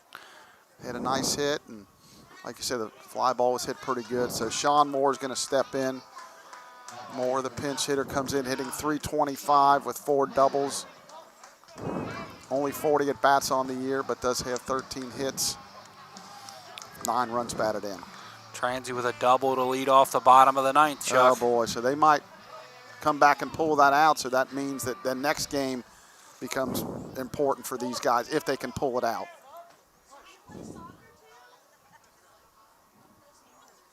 Stretch, pitch, fastball rides inside, 1 ball, no strikes. Again, I've said this multiple times on this broadcast. I feel like it's a lot larger deficit than it really is. It feels like about 14-4, but it's 8-4. Pitch, fastball down, 2 balls, no strikes. Yeah, if I'm in the Lions dugout, Sean's got to have the take to a strike right here. Yeah, Your Gutzweiler hit by a pitch in front of you. That's 3 consecutive, but you need base runners.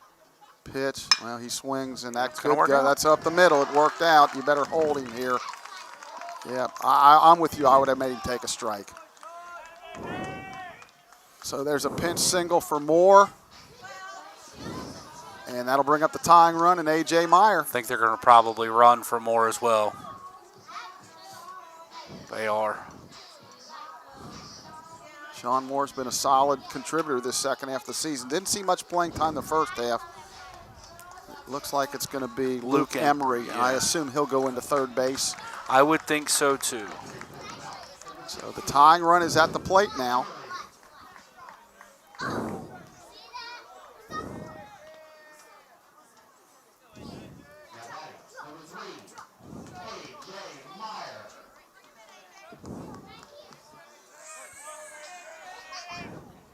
Emery, the freshman from Hilliard-Davidson.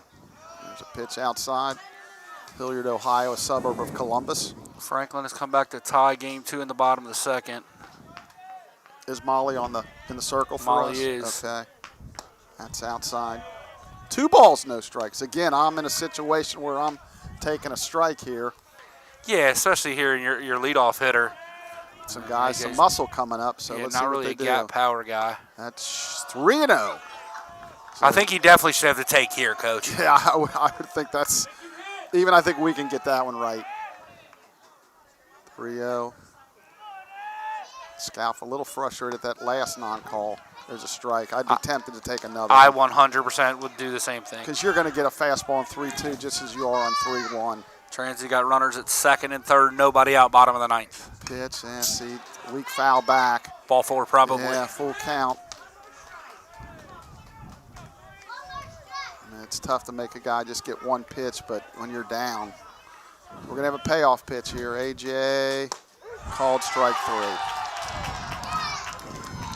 I think it was definitely a strike. I It was agree. one of them at the knees, and it's a strike. Maybe we haven't been getting that call the whole time, but that was a good pitch. So Will Record will step in. Again, he represents the tying run, but it goes back to that 3-1 pitch, borderline pitch to swing at. Stretch, pitch, that's down, low ball 1, 1 ball, no strikes. Will with good speed at the plate. Jordan Harley with 3 hits on deck. Pitch, there's a called strike. 1 ball, 1 strike.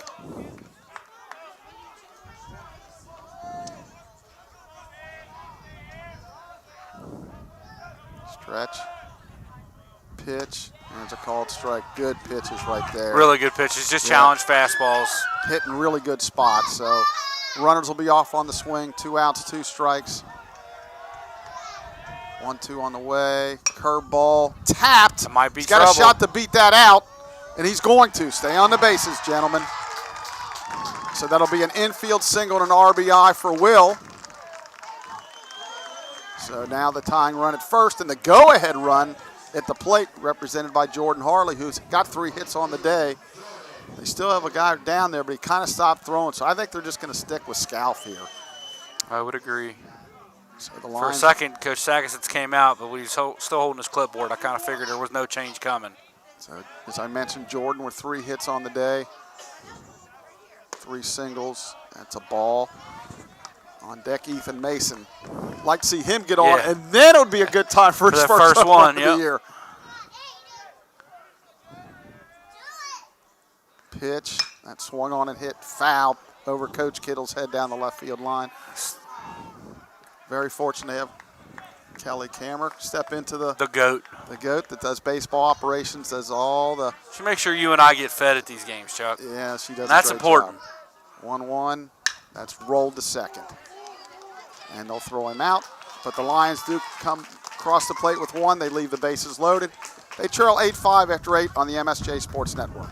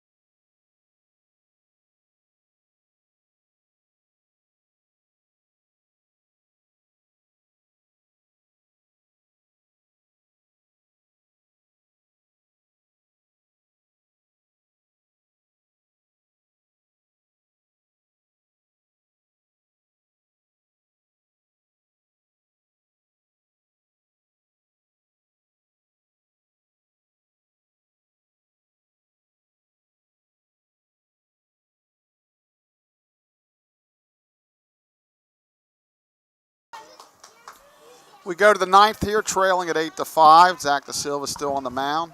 Over at Franklin, Franklin's actually taken a 4-2 lead in the top of the third of game number 2. The Lions did win game number 1 to clinch at least a tie, and at worst a number 2 seed in the tournament coming up.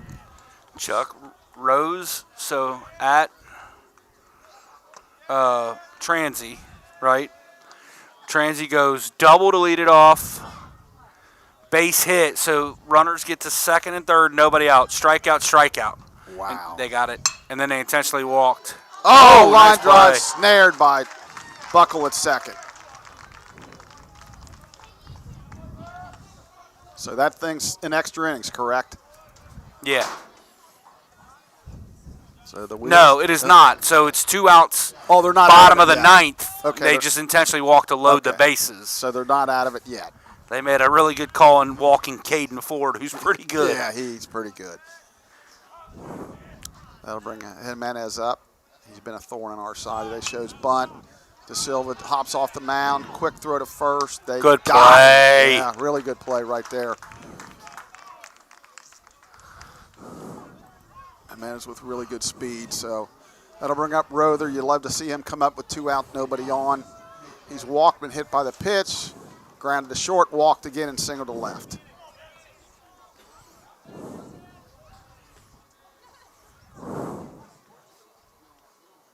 Oh, that's hit a ton to murdered. left. Way back, Harley, way back. And caught? Did he catch that or did it go out? He caught it. Wow, what a catch. He hasn't shown anybody the ball yet. Yeah, he's got it. He could have probably pulled one out of his pocket, maybe fooled everybody there.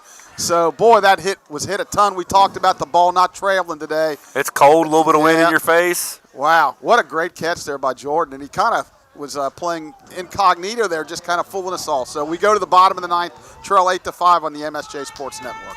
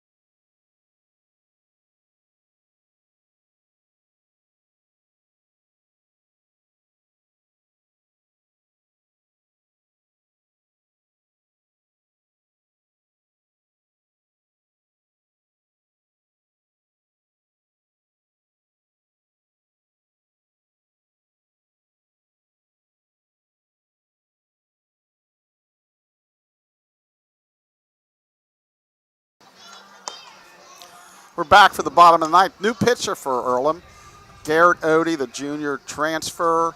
It's his 15th appearance of the year, all in relief. He also has 3 saves, 24 innings, 32 hits, 12 earned runs, 6 walks, 19 punch-outs, a 4.5 ERA. So, yeah. Former pitcher at Notre Dame College prior to their closing. Okay, so yeah, that's D2 down to D3. D3. Unfortunately, you know, some of the schools have closed in the last few years. It's a shame to hear those things. So Ethan Mason will step in. Ethan is 0 for 4 here in game 1. Did reach on a throwing error by the third baseman, Dick, in his last at bat. So they need 2 runners on just to even have any shot here. Curveball stays high. 1 ball, no strikes. Woo!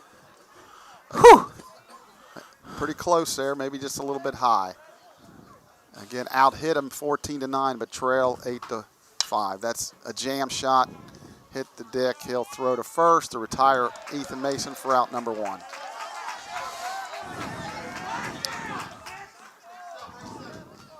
So that'll bring up, it looks like they're going to pinch hit Devin Perry for Andrew Clements.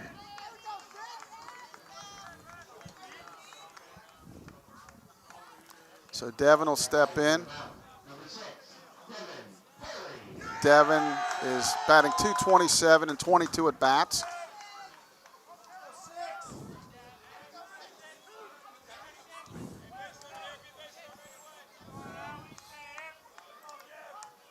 Pitch, breaking ball, or backdoor called strike. No balls, 1 strike.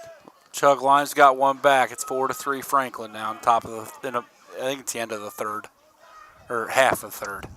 Breaking ball stays outside. 1 ball, 1 strike. Yeah, it'd be really great to sweep and get a outright championship, but they did what they needed to do in game 1. Swung and a miss, good fastball. Really good fastball. Strike 2. 1 ball, 2 strikes.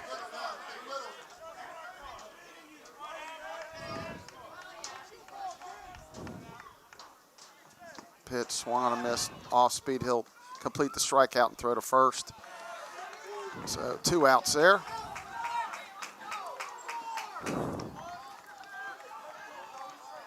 Lions down to their last out. Austin Buckle will step in. Austin's had a good game. He's singled a couple times. His last at bat, he lined out hard to Barnett at short. That was a really nice play. Barnett picked it off the ground. Yeah. Curve stays high. 1 ball, no strikes. Again, a reminder, we'll probably be about 35 minutes in between games here. The Lions will do senior day in between games activities. That's hit into right field, a base hit. So Austin keeps it, the Lions' slim hopes alive with his 3rd hit on the day. Nice to see. Brennan's going to get another shot. He's got 3 hits on the day, so going for a 4-hit day here. But the Lions still need at least Brennan and the on-deck hitter, Gutzweiler, to get on base to give any shot here, and that would be, I guess Emery stayed in the game. Correct. I didn't really see that. I failed to mention it, but I assume that's what happened. Pitch, a little bit high. 1 ball, no strikes.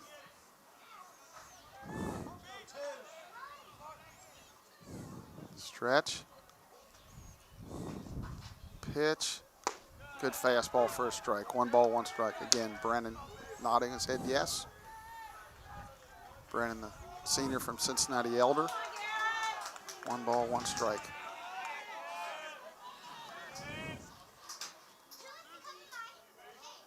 Pitch. Called strike 2.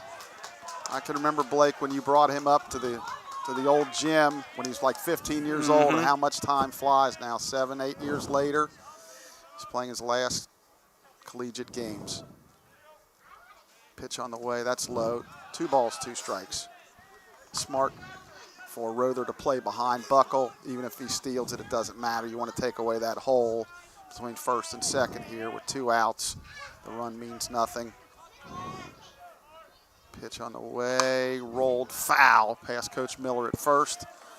Count remains 2 balls, 2 strikes. I need Coach Miller to make a play on that, Chuck. Yeah, I don't see a whole lot of effort down there.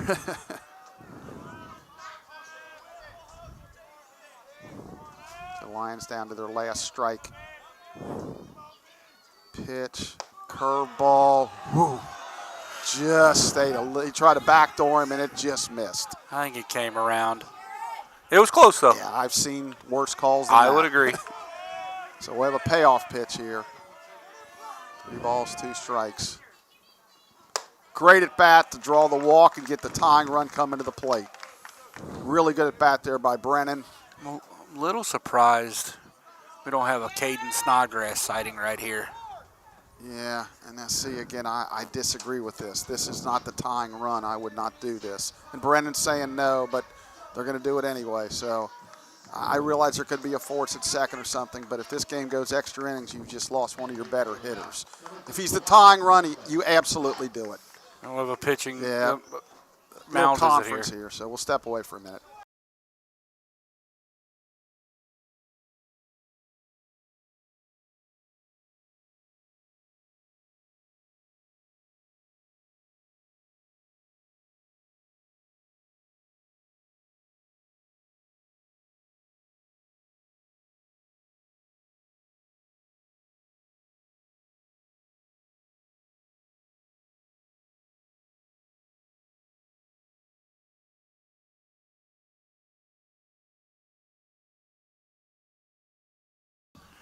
Chuck, that's the 17th mound visit of the game, I think, that you just told us. So Guts will step in as the tying run. Wanted to make sure I said hello to Grandpa Kessner out there listening in Philadelphia, PA, and watching. His grandson, actually, Jeff, is up here in the press box gunning the pitcher. So hope you're enjoying the game. Maybe we can pull one out for you, Grandpa.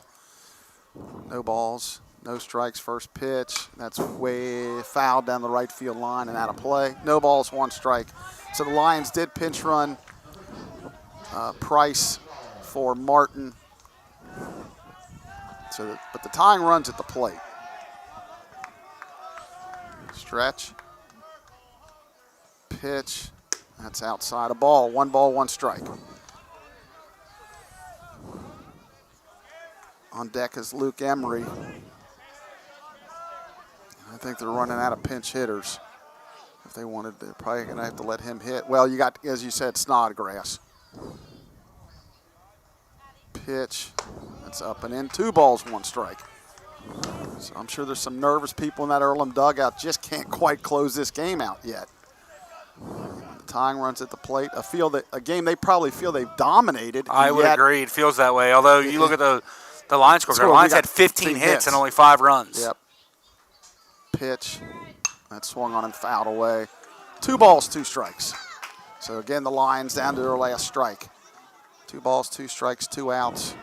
And it does look like we got Mr. Snodgrass on deck. Hoping, chomping at the bit to get an opportunity. 2-2 on the way. That swung on and fouled away. So, Guts hanging in there.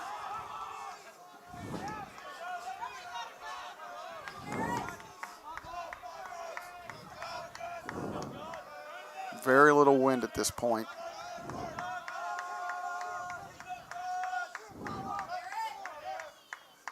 Pitch, rolled towards third. He's just going to tag the base, and that's going to end the game. So Guts grounds into a fielder's choice. That'll end game number 1. Earlham with an 8-5 win.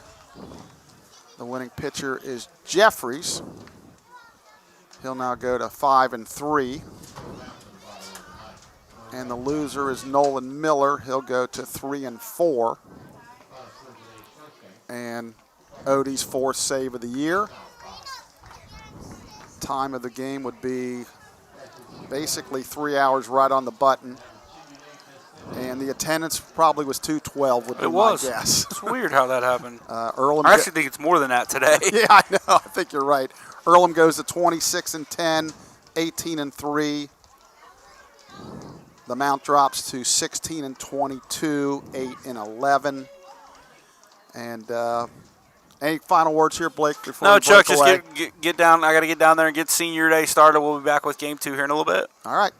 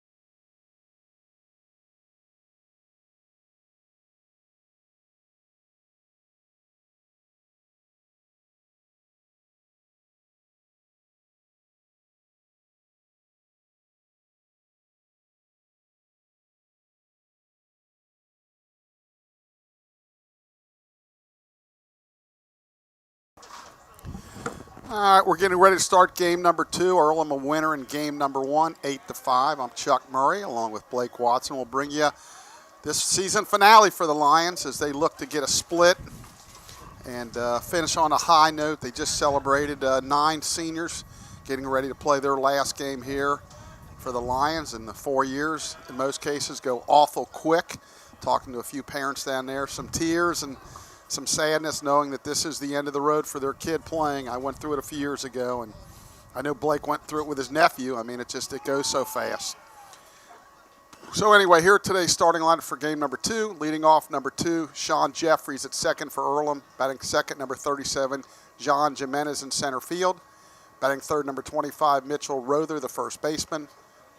Batting fourth, number 29, Jackson McFarland, the DH. Batting fifth, the left fielder, number 10, Noah Wagster. Batting sixth, the third baseman, number 15, Austin Dick. Batting seventh, number 26, the shortstop, Chris Barnett. Batting eighth, number 23, the catcher, Dylan Reek. And batting ninth, the right fielder, number 53, Evan Duncan. On the mound will be number 5, Cayman Huntsman. Cayman basically is their number 1 pitcher. His record is 4-1 with a 2.41 ERA. It's his 11th to start. He's had 2 complete games. 56 innings, only 44 hits, 15 earned runs, 16 walks, and 53 strikeouts. Opponent's batting average is .208. Very, very impressive. For the Lions, as they get ready to wrap up their season, A.J. Meyer, number 3, will lead it off in center. Number 15, Will Record, will bat second and right. Batting third, the left fielder, Jordan Harley, number 23. Number 14, Ethan Mason at shortstop, batting fourth.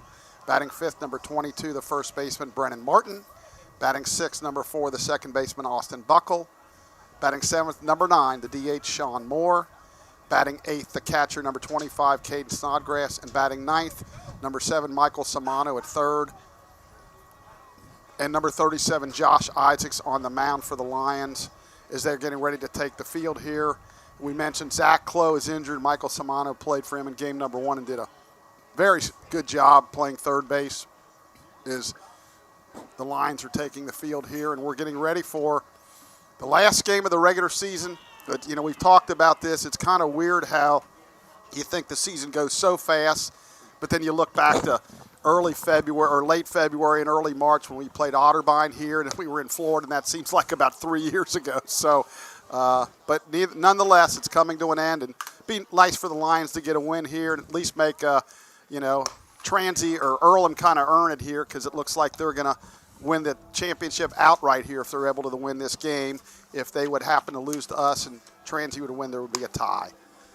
So I'll be joined by Blake Watson. And Blake, this is it, buddy. It's hard to believe. It's kind of crazy how quickly it goes. I mean, we talk about it a lot off the air, but we felt like we were in Florida 12 minutes ago, and it also felt like we were there 12 years ago. Right, it is. It's a catch-22. But yeah, it's interesting. Senior day went great. Good class of 9 Lions, and most importantly, a good class of 9 young men. You lose people the class of Ethan Mason, Jordan Harley, Brennan Martin, Sam Houston, Daniel Brayton, Nicholas Price, Devin Perry, and Jackson Gutzweiler. I got them all. And Andrew Clements. I did say Andrew. Or did you say Andrew? Yeah, and Andrew Clements. Okay. It's just quality young people. And realistically, obviously, we want to win every time we step on the field or court or whatever. But at the Division III level, that's the most important thing. Yeah. Graduating kids that are employable, that'll go out into the real world and be successful human beings. Yeah, be good husbands, be good fathers, all those types of things. Correct. So we'll get first pitch underway here at 4:39. Isaacs on the mound. He'll face Sean Jeffries. Sean in the first game had a couple of walks, was hitless. First pitch on the way. That's a fastball up for ball 1, and game number 2 is underway. Looks like it's coming out of Josh's hand pretty good there. I know it was high, but that had some zip on it. Outfield pretty much straight away. Meyer slightly over in left center. That swung on and fouled back. 1 ball, 1 strike. Josh is another guy that throughout this year has been his ups and downs. His big thing is pitch efficiency, if he can limit the pitches and not get too deep into too many counts here. But he's a strikeout guy, and that leads to bigger pitch counts. Yeah, big, powerful right-hander. That's fouled straight back. 1 ball, 2 strikes. If he's in the zone, his stuff plays, man. And his issue has always been that not only command, but it's when it goes right now, and it goes 4-pitch walk or hit by pitch, 4-pitch walk. It happens in a hurry for Josh. It really snowballs. 1-2 on the way. Curveball called strike 3.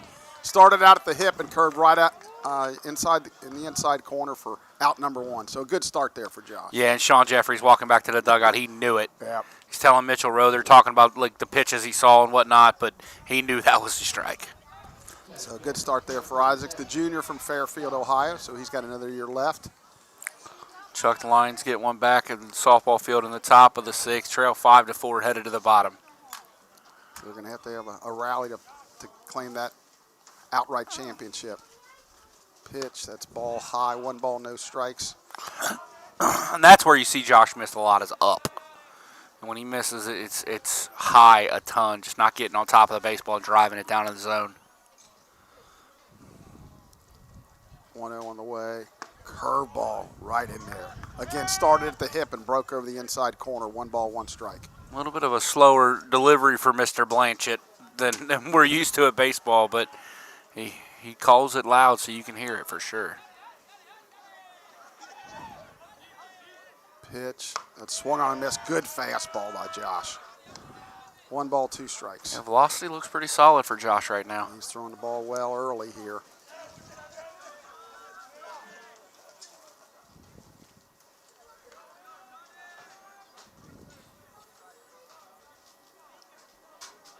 Good throws from the stretch. Fastball, he was able to lay off. Good fastball. 2 balls, 2 strikes.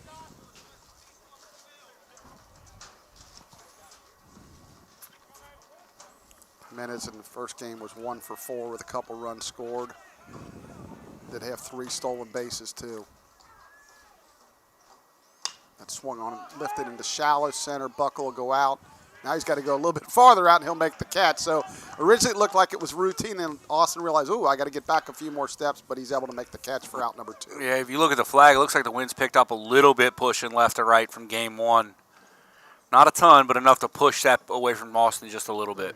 So that'll bring up Rother. He was 1 for 3 with a run scored, an RBI, and a couple walks, and just missed a home run on a really nice catch by Jordan Harley, really up against the fence and left. In fact, I didn't know if he had it or he didn't. He was kind of playing. A little coy out there.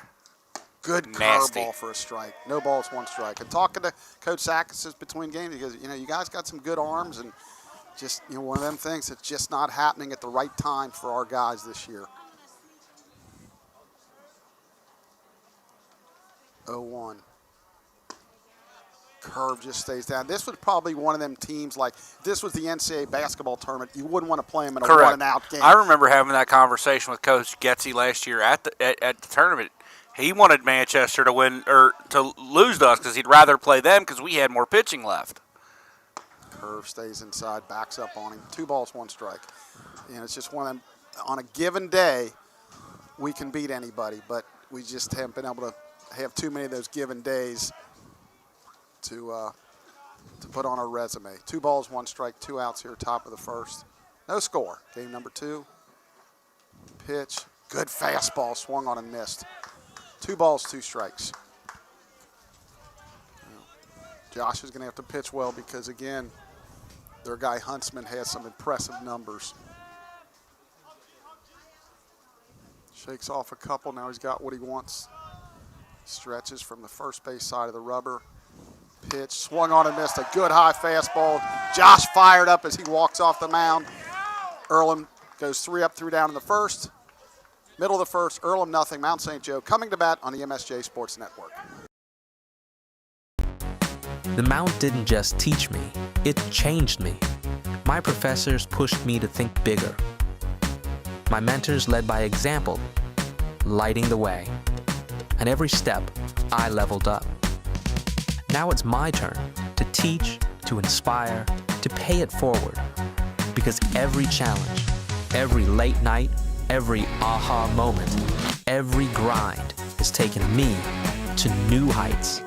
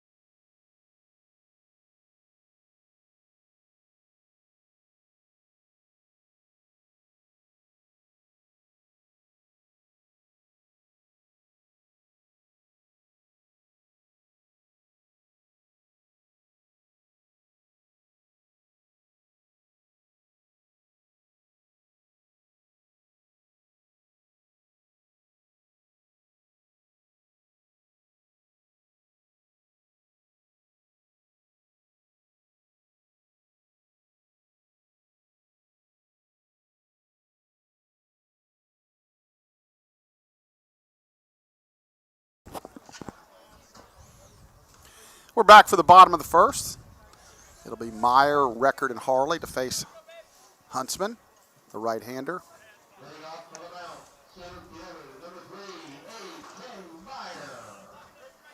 Huntsman's a junior from Lebanon, Indiana. Lebanon High School. AJ steps in. Game number 1, he was 2 for 5 with a run scored, and again made a tremendous catch in center field. In the past week, he's made 2 of the best catches I've ever seen at this level. I would agree. I've seen a lot of baseball here over the years, and sometimes you're a creature of the moment, but boy, I'm telling you, they were fantastic. First pitch, fastball rides outside, 1 ball, no strikes.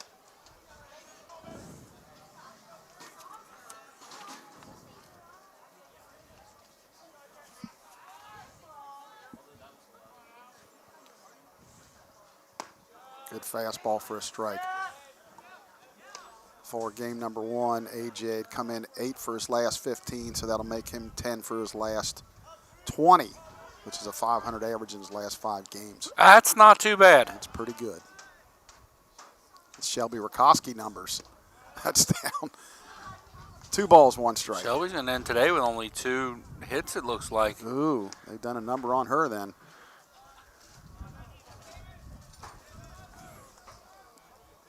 Coach Kyle Kidd on the third base box. Coach Jason Miller at first. Give the Earlham defense here after this pitch. Good fastball for a strike. You got Wagster in left, Jimenez in center, Duncan in right, Dick at third, Barnett at short, Jeffrey second, Rother at first, Reek behind the plate, and Huntsman throwing. And he actually throws from the third base side of the rubber. So it's interesting how guys, their comfort level. That swung on and fouled away. Count remains 2 balls, 2 strikes.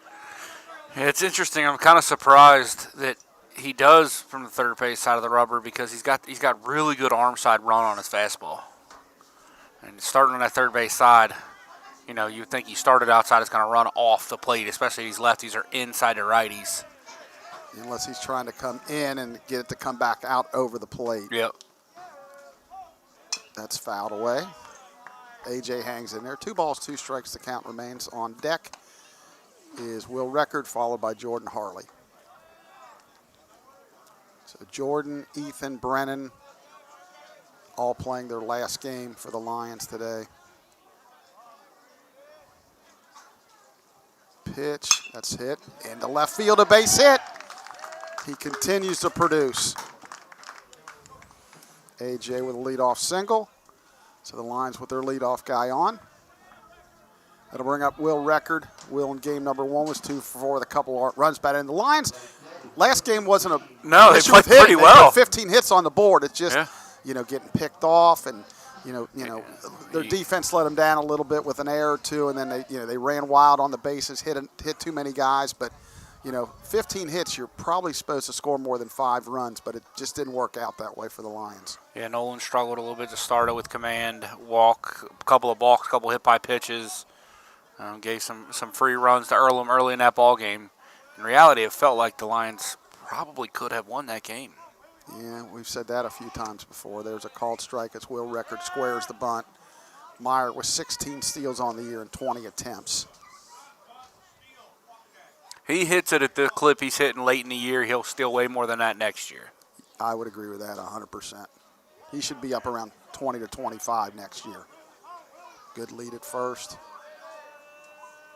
Quick feet, throw to first, back easy. No balls, 1 strike.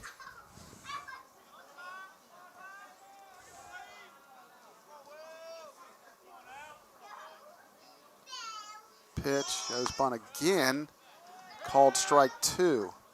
So I don't know if he's just not seeing it. Yeah, I don't know what's going on here, but obviously he's going to be hitting away here, I would think. I don't think now's the time to get stubborn and try to bunt with 2 strikes in the first inning.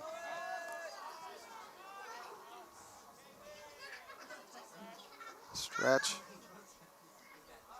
Quick throw to first. Again, Meyer back relatively easy.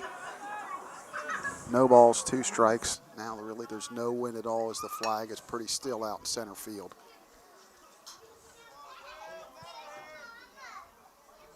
Stretch. 0-2. Curveball stays away. Record check the swing. 1 ball, 2 strikes.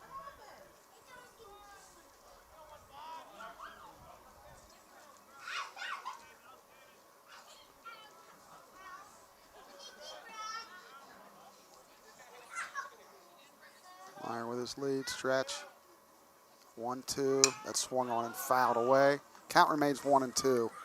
Huntsman with a really quick move to the plate. The slide step is very effective. Again, if I had my stopwatch, I'd know exactly, but he's probably around 1-0. I mean, he's really quick to the plate. So it's going to be tough to steal unless he gets a curveball, and it's tough for Reek to handle because he's going to get a good pitch he can handle. Pitch, breaking ball, that stays high, so Wills battled back to 2 balls, 2 strikes.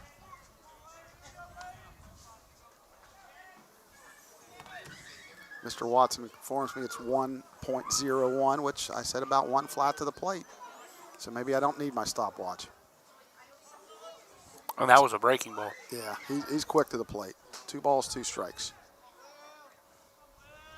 Pitch, well, there he goes. It swung on and fouled past Coach Kittle at third. Oh, a nice snare by the third baseman Dick on a foul ball. And he's going to throw it back to Huntsman. Looks it over. Figures it's okay to throw again. So 2 balls, 2 strikes. Lions down to their final 3 outs at Franklin, trailing 6-4.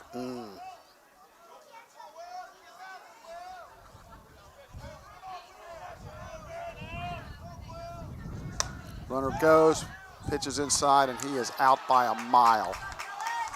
And again, he's just too quick to the plate, I think. As fast as AJ is, it's too quick. High fastball helped a bunch there for the throw, too. Yeah. Again, I think I would have tried to wait till full count. It is full count.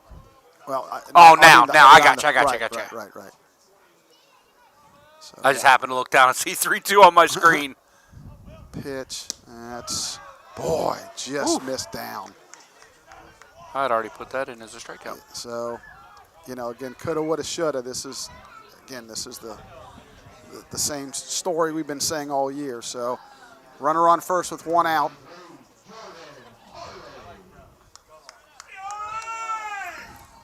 Jordan, game number 1, had 3 hits to extend his hitting streak to 17 games.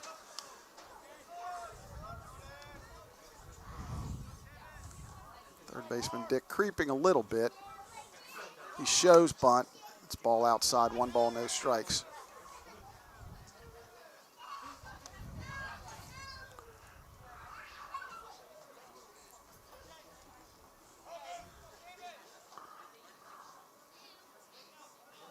One ball, no strikes. Quick throw to first. Again, Records back. Going to be difficult to steal on Huntsman.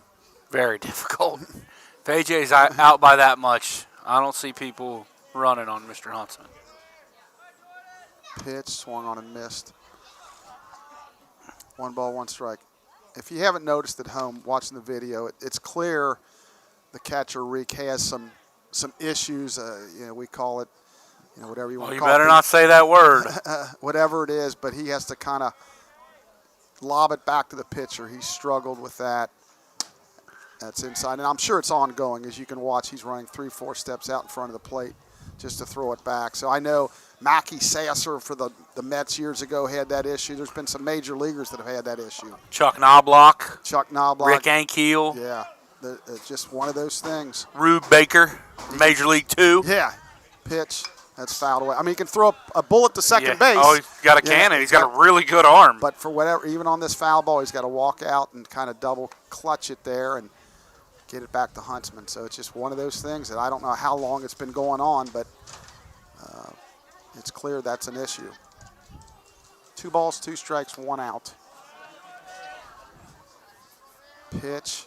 That swung on and fouled away. Jordan hangs in there. As good as Huntsman's stuff is, Lions are fouling a bunch of tough pitches off. Absolutely. Making him work. Already at 20 pitches here, chucking the first. When I coached, that was always my goal in the first inning, try to get that opposing pitcher to throw at least 20 pitches. And the only out is the caught stealing. Yeah, that's you look at that, boy, that was big. 2-2 on the way. That's upstairs, ball 3. Looks like he's overthrowing it a little bit like Nolan did early in game 1. So Harley with a really good at-bat going here. The count runs full. Now I'm okay with running him here because you figure Jordan's not a big swing and miss guy. Yeah, and if he moves the ball, it's going to open up a hole, and we know how that works for Jordan. So let's see if Will takes off. He goes. That's swung on and fouled away. I like that play. Did not get a great jump. No, but again, that's your job is to make sure you don't get picked off. If he swings and misses, you're basically saying, I will accept being thrown out. Yeah, you're putting yourself in a strike him out, throw him out Right. scenario, but yeah, you'd prefer a better Yeah. jump, but you don't want to get picked off. That's the number one thing. Pitch. Now he doesn't go. Well, it's kind of a delayed, but it's ball 4 anyway. So 2 on with 1 out after back-to-back walks. There was a hit in there, but again, you mentioned the caught stealing, so that'll bring up Ethan Mason. Ethan in game number 1 was 0 for 5, so he's due for a home run. So there's going to be a little conference at the mound right now as Ethan steps in. Boy, it's hard to believe his 4 years have come and gone as 9 other Lions have. I'll never forget watching him hit his first home run at Xavier. Yep. Oh, boy. Absolute tape measure shot. I thought he'd have a shot at 25 home runs for his career, and Yep. it just hasn't worked out that way. But he still can add another 1 or 2 here I mean, today. it's been did 2-way first 2 years, and then you remember Florida his sophomore year, Chuck, coming back from Florida, going in the last day hitting 084. Yeah, it was crazy. That ball's way inside. 1 ball, no strikes. And then put together a really solid kind of second half of the year, and since then he's been the Lions pretty much everyday shortstop and played really, really well. He was probably a game away from maybe just sitting for the rest of the Pitching, season. yeah. Just pitching. Just pitching. It was incredible. Stretch, pitch. That's, just caught the outside corner. 1 ball, 1 strike. The umpires have flipped. David Blanchett is behind the plate, and Daniel Mick is now on the bases for game number 2. Talking to David before the game. He usually does the tournament. He says he's not going up there this Really? year. Yeah. A little surprised. Be interested to see what the crews are then. Yeah, swung on and fouled. I talked to Steve. He said he had, now memory escapes me. Joe Kimbrew. Oh, yeah? We haven't seen Joe all year. No, we usually see him a couple times And a we year. haven't seen Lyle. We haven't seen Lyle. The rumor is he's doing a bunch of D1 games. Yeah, so. But, haven't seen that. Maybe we'll see him up there. 1 ball, 2 strikes. Back pick at first, and they got him. Oh, I think we caught a break there.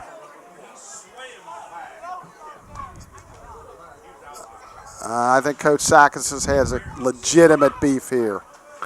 I completely agree with you. He cannot believe it wasn't called again. You got to pay attention out there. And Rother's talking to Harley. He's probably like, I got you, and I know I got you, but clearly Jordan's not going to admit it. But again, you just got to be on your toes. And Coach Sakis, they do a great job with their schemes, and it's almost like a football or basketball team scheming plays. Yeah, we saw the one in the last game. Yeah. The way they steal bases is part of that scheme. Pitch. That swung on the foul. His record was taking off for 3rd. Now, he did have a good jump on that one. Yeah, he did. You better, because, again, you've already been caught stealing once in this inning. And that's tough for Harley on the back end, because is he just bluffing or is he really going? Because if you see him going, then you can go. But if he's just bluffing, then you're caught. Stretch. Pitch. Good job by Ethan to lay off of that. 2 balls, 2 strikes. Good breaking ball. Shelby Rakowski with an RBI double. Lions have him at 2nd and 3rd, down by 1. How many outs? 1 out. 1 out. All right, Shelby. That should bring up, I guess, Avery. Avery, yeah. 2-2. That's checked his swing, but he couldn't hold back. Or it was a called strike, one or the other. So big second out right there. That'll bring up big Brennan Martin. Brennan, excellent game. Game number 1, 3 hits and a walk.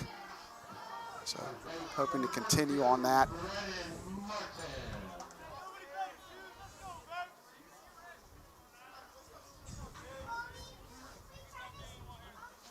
Stretch. Pitch. That's grind. Get in the hole there. Bringing. All right, Lions are going to get on the board on an RBI single. It's pretty close at home, but record scores. A lot closer than I expected, but so Martin will get an RBI single there through the left side, and again, moving the ball around. Last game he hit 3 balls to the right side. This time he hits through the hole at short, and the Lions take a 1-0 lead. Really a little surprised that Jordan wasn't able to get third on that throw through to the plate. Usually he's pretty good as the trail runner picking up extra bags. Maybe he just didn't know for sure he could get there. Yeah, clearly if you're not sure, you don't go, but I do agree with you. That throw came all the way home in the air. You got to be able to read that throw. Buckle steps in. Buckle down low, ball 1 ball, no strikes. Chuck Huntsman at 32 pitches now. Love to hear it. If you're a Mount St. Joe Lions fan. have tied it with a sacrifice fly from Avery Wiltermood. Austin with a 3-hit game. Game number 1, that's fouled away. Great news. Again, loved, great that they've won 1, but let's get greedy and win the outright championship. And these Earlham Quakers clinched at least a share with their win in game 1. Their magic number is now 1. Either they win or a transient loss, and they clinch outright regular season championship. Pitch. He tried to check a swing. He couldn't. 1 ball, 2 strikes. Do you know who holds the Earlham transient tiebreaker? I think Earlham split. Does. They split. But Earlham, I think, holds it based on all the other things. I think way, when I talked to Coach Sack before the game, he said either way, 1 win gets them the 1 seed. So, yeah, Jordan's going to, I thought he was going to go. That's outside. 2 balls, 2 strikes. Yeah, he did let me know before game number 1. They figured it out that they only played a 2-game series against Transient, split it. So they feel if it comes out the way they expected, if they end up tied, they will be the 1 seed. But again, no guarantees of winning the tournament. You want to win an outright championship if you can. Pitch. That's hit into right field. That should be a base hit and down. Record's going to come around third. They're going to wave him home. Cut off by Rother. Lions lead at 2-0 as Austin Buckle continues his good day. So you had mentioned it. Now the pitch limit is or pitch count is already up to 36. They're going to take a trip to the mound here. We'll step away for a minute on the MSJ Sports Network.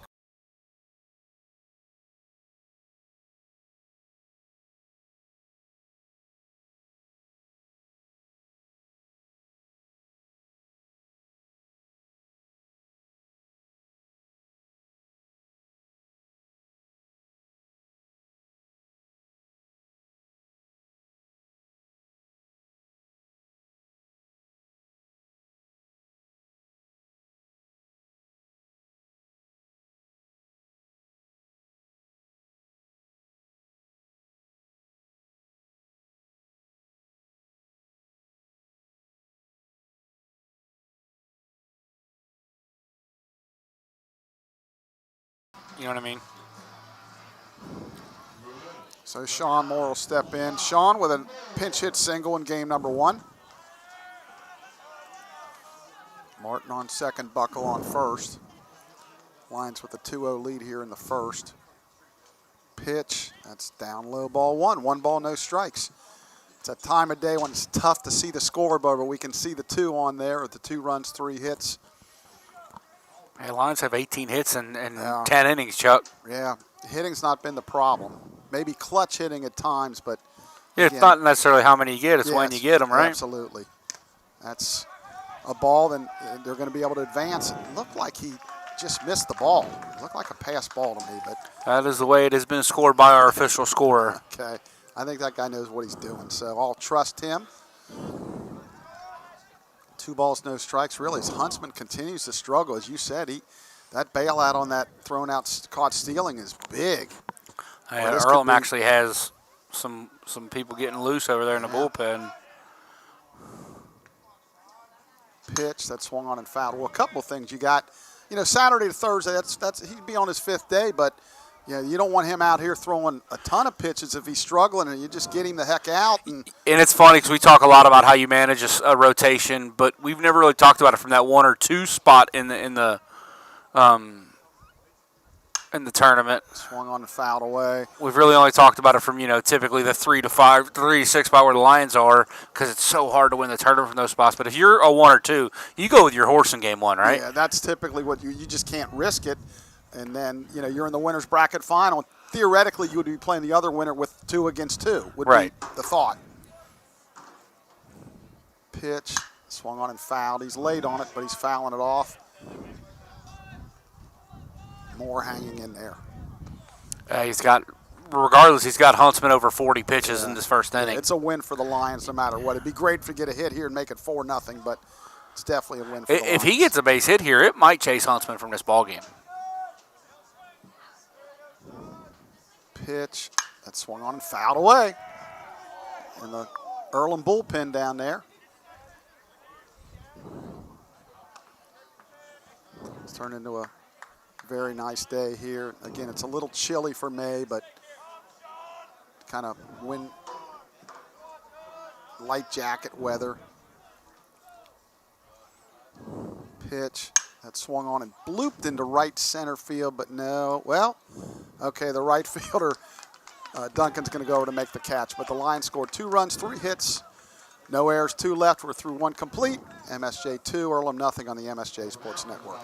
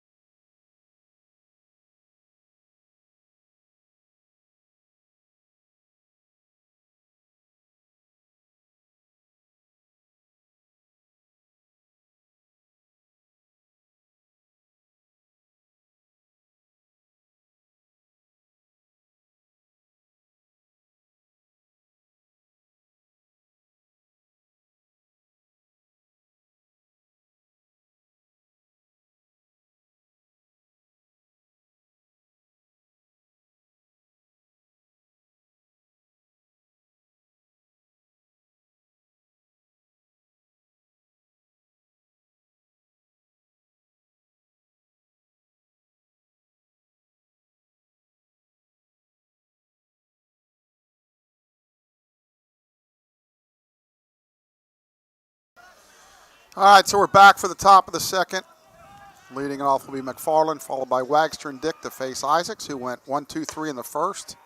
There's a called strike, no balls, 1 strike. Continues to fill up the zone, as you see right there, Chuck. 14 pitches in the first, 9 strikes.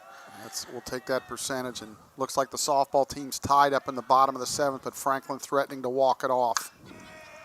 That's a foul ball towards the Earlham dugout. Quickly, no balls, 2 strikes. And they do. They walked it off. Yeah, single into left field. RBI walks off the ball game so that will be a shared regular season championship. Change-up runs away, 1 ball, 2 strikes. Well, when you win the first one, you get greedy, but going down, you say, hey, if we get a split or going over there, you got to feel relatively happy. I completely agree. So again, a share, the number 2 seed, you get a bye. That swung on a hit past first down the right field line, foul. And after the way they finished last year, Lions were kind of in the driver's seat last year, lost 5 straight regular season games to finish the season. And they did win a game in the HCAC tournament, but, they it shows this year they've been able to kind of not have that same mistake. Well, I know they lost to Earlham twice and Transy twice. I'm not sure who the other loss was, but I do remember four out of those 5. It was Manchester maybe. Might have been up there maybe. I only know that because Beth reminded me of it the other day. 1 ball, 2 strikes. Pitch, that's swung on and fouled away. Count remains 1 ball, 2 strikes.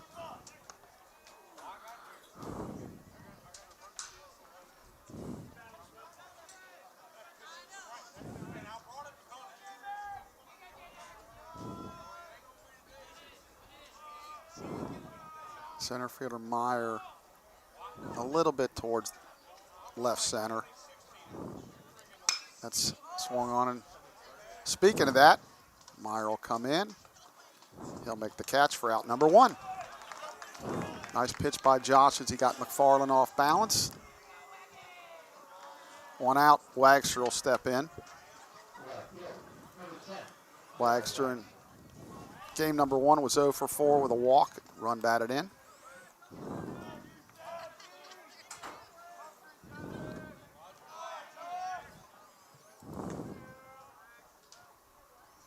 Curveball stays in. 1 ball, no strikes, right-handed hitter. Wagster's a sophomore from Fairfield, so. Coach Sagas has always done a great job of recruiting the Cincinnati area. Yeah, he really does. Would have been a high school teammate of Josh's. Not hitting. There we go. So that'll be a hit by pitch. Little Fairfield on Fairfield crown. Austin Dick will step in. Game number 1. Dick was 1 for 4 with an RBI and a walk.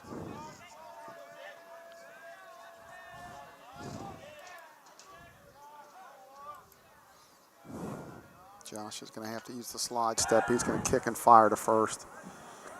Wagster gets back. Wagster with 25 out of 26 steals. Unreal. He's got a good lead. He's leaning, not going. Called strike. Snoddy kind of brought that back a little bit. Still got the call. Might have got one there. Still got the call. No balls, 1 strike. Are we going to see our first pitch out of the year here? Throw to first. Runner gets back.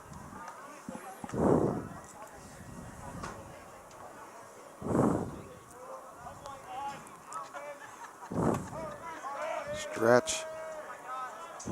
Throw to first. They really don't do that kind of big jump and like they did a few years ago. Not as much.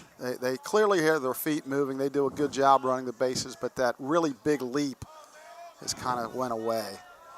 Feels like they do it more at second. Good running jump. Throw to second. They got a shot. Out. They got him.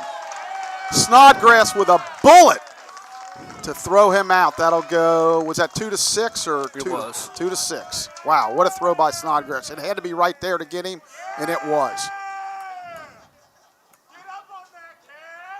So really, Caden, the last couple 3 weeks is, really setting the table for potentially being the starting catcher next year. Yeah, for sure. And I think the way he swings it, he's definitely kind of played his way into at least somewhere. Yeah. Yeah, whether, DH behind the plate. Correct. There's I thought maybe it was a little out. Josh didn't get the call. 1 ball, 2 strikes. He thought it was strike 3. Couple inches off. Again, sometimes you get it, sometimes you don't. If I'm the Lions, I'd have Caden definitely working some corner infield this offseason to see, maybe he can help you there too. Yeah, he's proved he can be a good catcher. Yeah. So let's see if we, because, you maybe got an incoming freshman or maybe a transfer or somebody that, You always have a better chance to play when you can provide some versatility. And you can swing it. Yeah. That helps. And if you can swing it, they find a spot for you. Yep. 2-2. That's hit off the end of the bat. That's going to drop in front of Harley for a 2-out single. So that's one of them. If you're Josh, you feel like, man, I struck him out and I didn't get the call and he got another opportunity. He got a base hit. But I think it was a little bit off the plate. That'll bring up Barnett, the shortstop.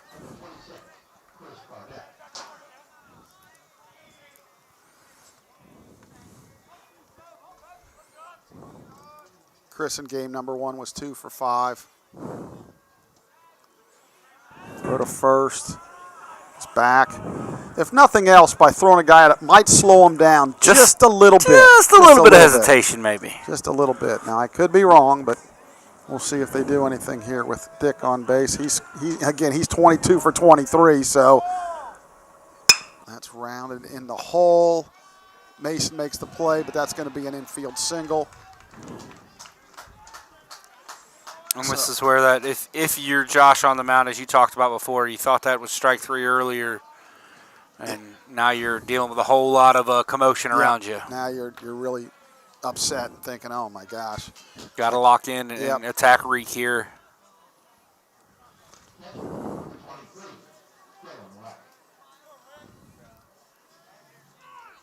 He's 1 for 4 in game number 1.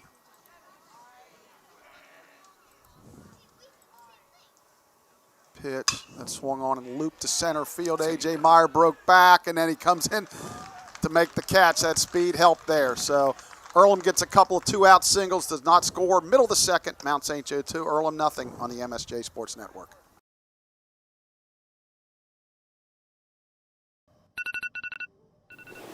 They don't see the 6 a.m. alarms, the bruises, the doubt. They see the wins, the highlights. They don't see what it took to get here. I've missed, fallen, started over and over. But every time, I showed up again. Not just for me. For my team, my school, my future. This isn't just a game. It's how I rise to new heights.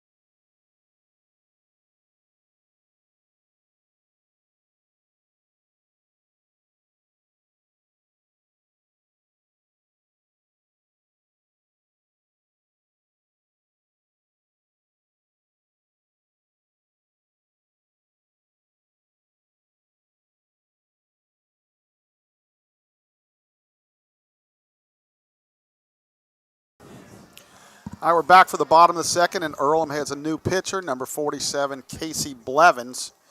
Casey is a sophomore from there in Richmond. 4-1 record, 10th appearance of the year. He did start 8 games, so he's typically a starter. 4-1 record, a 3.53 ERA, 43 and a third, 49 hits, 17 earned runs, 12 walks, 29 strikeouts. So that's a called strike. Now, that was outside the zone there, so it's kind of one of them. We couldn't get the call with 2 strikes, but with no strikes, we're going to call that a strike. No balls, 1 strike. That's outside, ball 1. 1-1. So Coach Sack has decided to get Huntsman out there after 1 inning. A ton of pitches he threw, 43 pitches, and just to be safe with the tournament coming up, couldn't check his swing there. 1 ball, 2 strikes.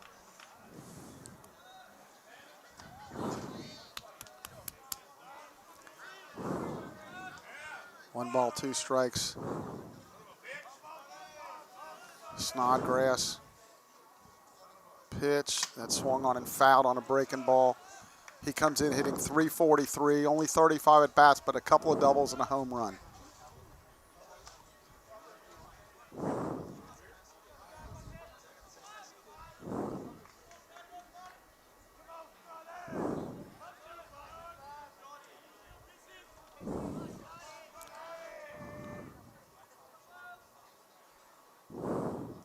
Pitch, that's hit hard. Oh, and the third baseman, Dick, can't come up with it. That's going to be an error on the third baseman.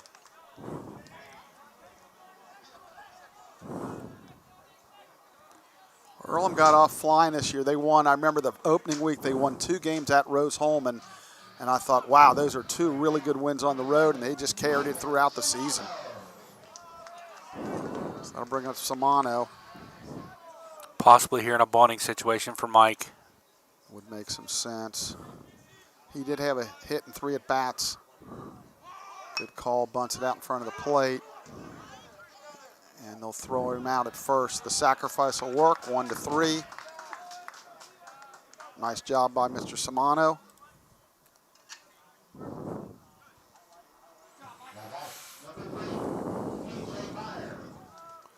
AJ steps in. He had a single to left. Was caught stealing. Might be the hottest guy in the Lions order right now, Chuck. Him and Harley. You Yeah, could flip a coin. Over the last 21 at-bats, he's got 11 hits. That's so pretty good. That's pretty solid. So runner on second. Pitch, that's hit hard. That's fair ball. Fair down the right field line. AJ will definitely get to second as the run scores. Lions lead it now 3-0. That's where that bunt is huge. Yep, get him on, get him over, get him in. That's an unearned run, but guess what? It counts. A.J. Meyer continues his hot hitting. Wow. Some people out there said he should bunt every time. Well, bunting is a big part of his game, but he's swinging it pretty good. Record steps in, breaking ball away. Will is first at bat, walked, came around and scored.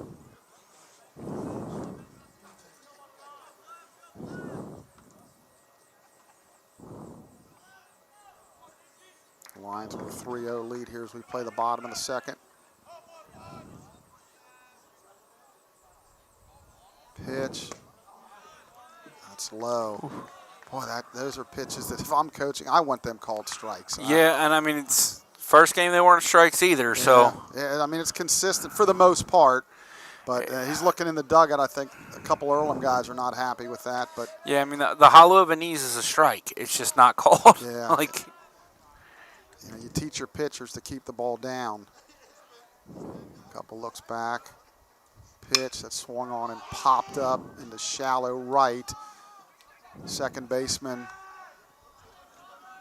Jeffries makes a nice catch. Right fielder Duncan didn't really see it and didn't get a good jump on it, but Jeffries with a nice catch out in shallow right. yeah, we know how hard right field can be this time of day in this park, Chuck. It's very difficult. Sun's kind of right above the press box. Yep. It can be very difficult in right. I've had some games where I was shaking hands thinking the game's over, and our right fielder lost it in the sun, and we ended up getting beat. I can remember at least 2 occasions. 2 outs in either the 7th, if it's a 7-inning game, or a 9-inning game. Harley steps in. Jordan walked in the first. Good breaking ball for a strike. No balls, 1 strike.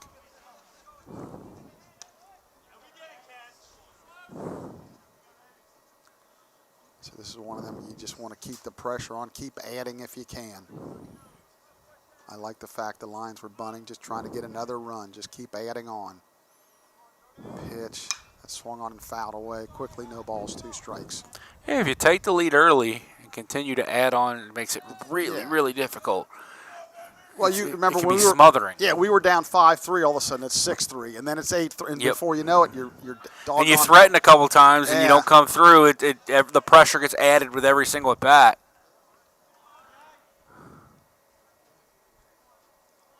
0-2 on the way. That's bounced towards second. He's got to get rid of it quick. He does. Nice play by Jeffries to throw out Harley to end the inning. The Lions add 1 more. We're through 2 complete. They lead 3-0 on the MSJ Sports Network.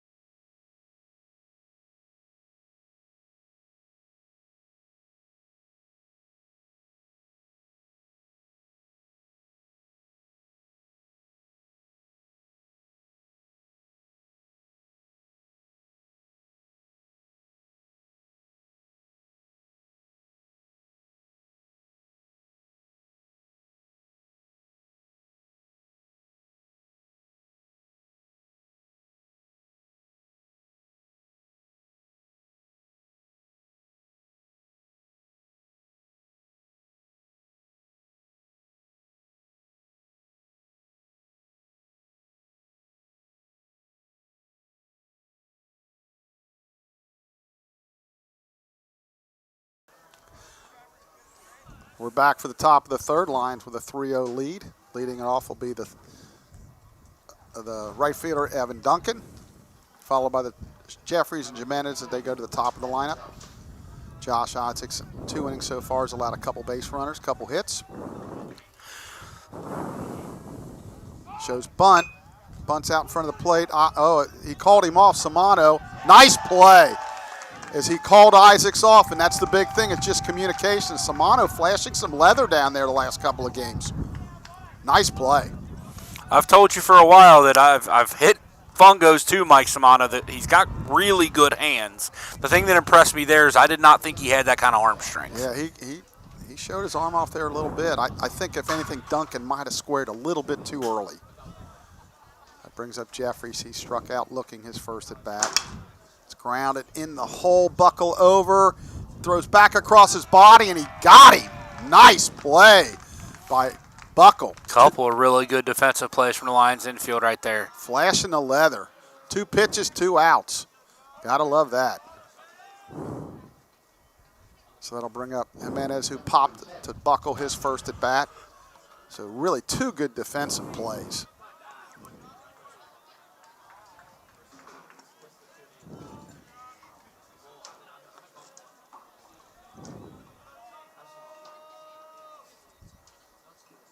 First pitch is a fastball high. 1 ball, no strikes. For a second there, I thought Josh was going to tie a record. 3-pitch inning. Held by everybody under the sun. Yeah, by quite a few.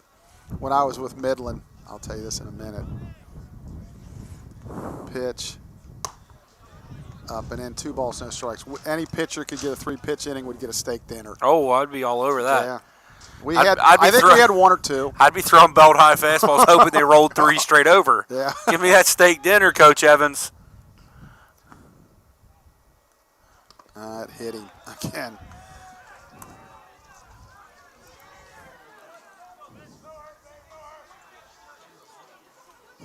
So 2 outs, a hit by pitch, and that'll bring up Ruther.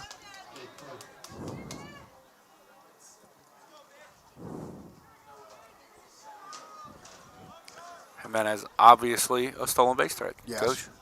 After 3 in game 1 with only 1 hit. Good lead at Big first. lead. Throw to first, gets back.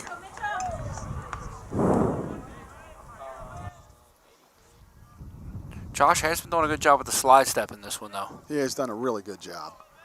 You have to. Throws to first again. This is about the most attention we've showed base runners all year, and going to the slide step, so using both. I like that you see an adjustment here in game 2 for the Lions. Leaning, does not go. Swung on a miss. Good fastball. Again, it's not maybe comfortable, but it's just you have to do it. You just can't let these guys run wild. We talked a lot. I know he had a tough inning. We talked a lot about Huntsman, how quick he was to the plate. Obviously got A.J. thrown out. Now that being a big play. Runner goes, pitch is low, throw to second. They got a shot. They got him. Wow. Snodgrass and imitating Johnny Bench back there. He does not like the call, but the inning's over. We're in the middle of the third. Lions lead at 3-0 on the MSJ Sports Network.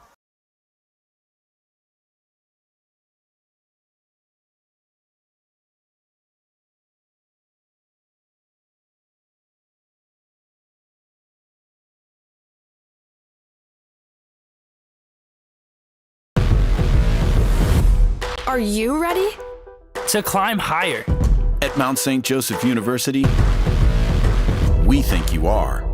With new state-of-the-art facilities, expert coaches and mentors, our top-ranked teams will provide the perfect challenge to test your skills.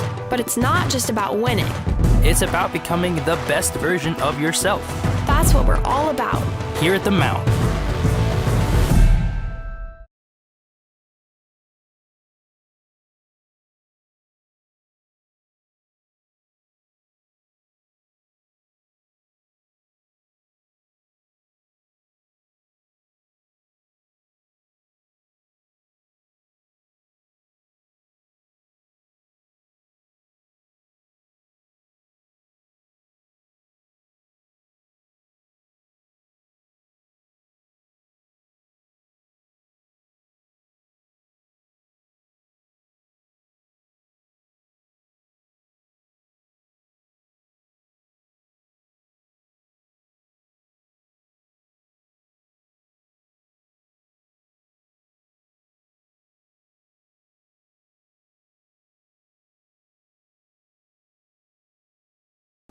All right, we're back for the bottom of the third. New catcher for Earlham, number 31, Max Firestein, junior from Lake Orion, Michigan. Ethan Mason will step in for the Lions. It'll be Mason, Martin, and Buckle. First pitch is a breaking ball outside. Ethan struck out looking his first at bat. Lions with 2 in the first and 1 in the second. 3 runs, 4 hits, no errors. Earlham, no runs, 2 hits, 1 error. Low ball 2. 2 balls, no strikes.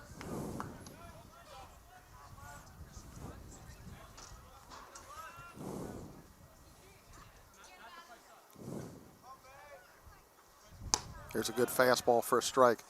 We talk about the Lions losing 9 seniors. But this might be the hardest one to replace here, Chuck, yeah, from a positional standpoint. Yeah, a shortstop's a big position on the – boy, that looked good.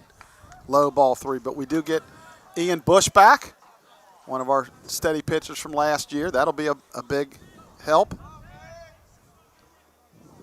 3 balls, 1 strike. Pitch. That's low ball 4. Yeah, I would think that one was pretty close too, Chuck, but if the one before it was a ball, that's definitely a ball. Yeah, I got to admit, I'm a little bit confused on the strikes. And again, we're right behind home. Now, we are higher. And so, it's been both games too, yeah. actually. It's kind of a moving target for the pitchers, which makes it really difficult. And I haven't seen much of Daniel Mick, but Blanchett's usually really, really good back there. Pitch to Brennan is a called strike. No balls, 1 strike. Brennan's first at bat, he hit a single through the left side, so he's got a great day going. It's good to see him finish with a good one here, It Chuck. really is. Be nice to see him tank one. Yeah. Get one more. Throw to first. I wouldn't mind maybe a little next go-round. Him and Ethan go back-to-back. I'd take that. I think they probably would too, yeah, Coach. I think they would. Stretch. Pitch. Stays inside. 1 ball, 1 strike. That's a dangerous pitch to throw the big fella. If that hangs on the inside corner, he turns on that and deposits it in the trees over there. Because it looks like the winds pick up and it's blowing towards right, which it's really been doing the majority of the spring. Pitch. Keeps away. Ooh, called strike 2. 1 ball, 2 strikes. You notice he did not shake his head with that one. Not that one. Coach Cam again in the dugout flashing signs. Pretty good lead by Ethan at first. Pitch, that's a tight curveball or slider that got in on his hands. He was able to just fist off and foul towards the Earlham dugout. 1 ball, 2 strikes. As the Lions are wrapping up the 2026 campaign here today.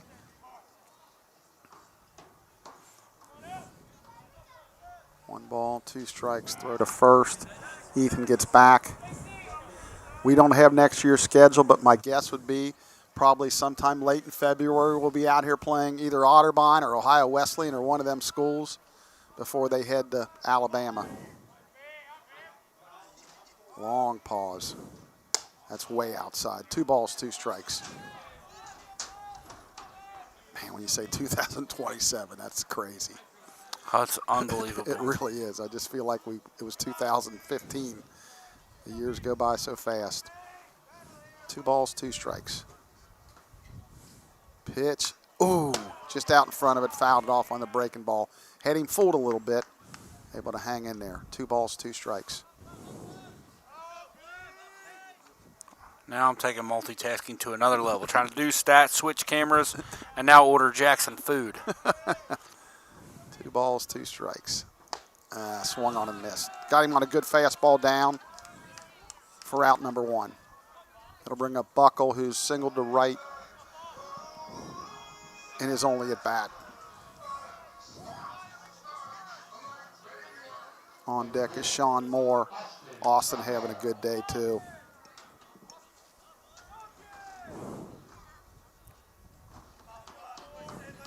If you're an underclassman, sometimes you might not have the year you want, but if you finish strong, kind of like a good feeling. It's carryover effect. Going into the offseason.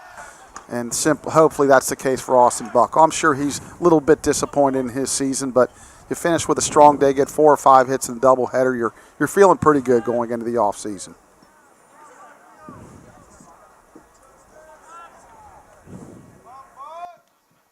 Pitch, that's high, ball 1.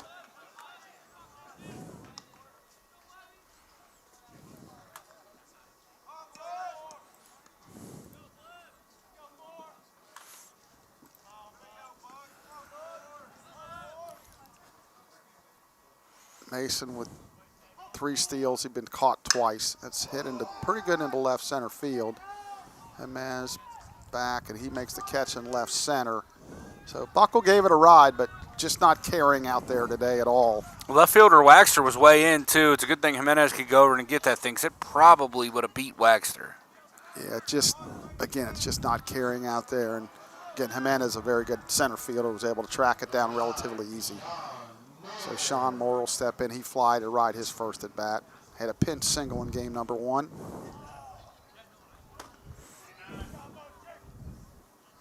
Pitch, curveball for a called strike. No balls, 1 strike.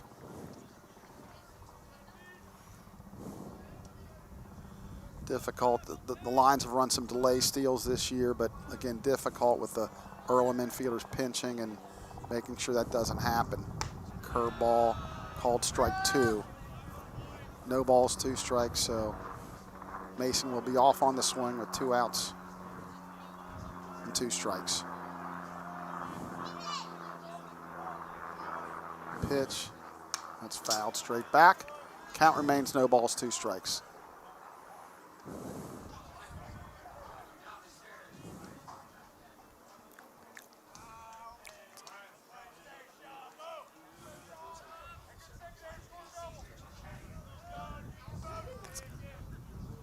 Pitch on the way, that's swung on and fouled away. So more hang in here.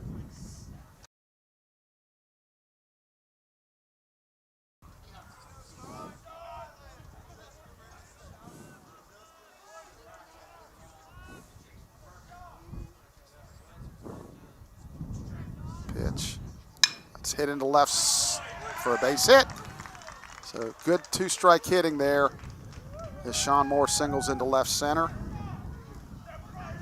So 2 on, 2 out. Got to bring up Caden Snodgrass. Reached on an error by the third baseman Dick in his last at bat. So a couple guys on base here and an opportunity for the Lions to add to this lead here. Most importantly for Caden, a couple big caught stealings. Yes. And the play by Dick, he obviously, it was an error, but he hit it hard. Hit it hard. You hit it hard and on the ground, it makes it pretty hard to play this game. And what I like about that is we used to always say, like, okay, yeah, he doesn't have a hit, but he threw 2 guys out that potentially saved 2 runs. So do you want him to be safe on the 2 steals and hit a single, or you want him to throw out 2 runners? And I'll take the throwing out 2 runners. 100% of the time. So there's a call. Especially against a team like this that runs the way they do. Yeah, maybe it'll discourage him just a little bit. I doubt it. Yeah. Knowing Coach Sack the way we do, I doubt it. They're still going to run. No balls, 1 strike. Ethan's got a pretty good lead here. Curveball stays high. 1 ball, 1 strike.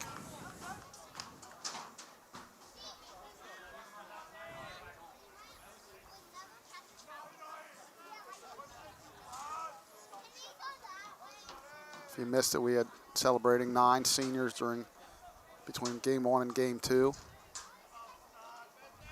Trying to send them out with a win in their last game. Oh, boy, that's trouble. Oh, he just got back. I think a better throw, and he's probably picked off. So Ethan able to get back safely. Woo. Very, very close. I think a better throw, he gets him. 1 ball, 1 strike, 2 outs here. I can't believe as bad as the ball beat him, there's no argument out of the Earlham dugout, honestly. Pitch, that's swung and fouled away. 1 ball, 2 strikes. So the runners will be off on the swing with 2 outs and 2 strikes.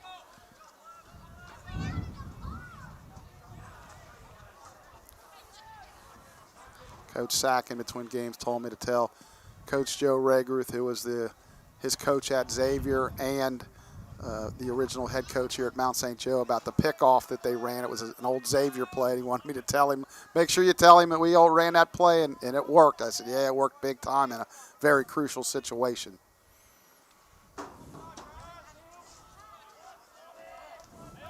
ball, 2 strikes, 2 outs. Runners with their lead. Long pause, delivers, curveball, swung and fouled away. Yeah, that one hung a little bit. Snotty Yeah. tried to wait back and drive it to the right side. Just a little bit tardy on it. Now it looks like the wind's almost blowing in.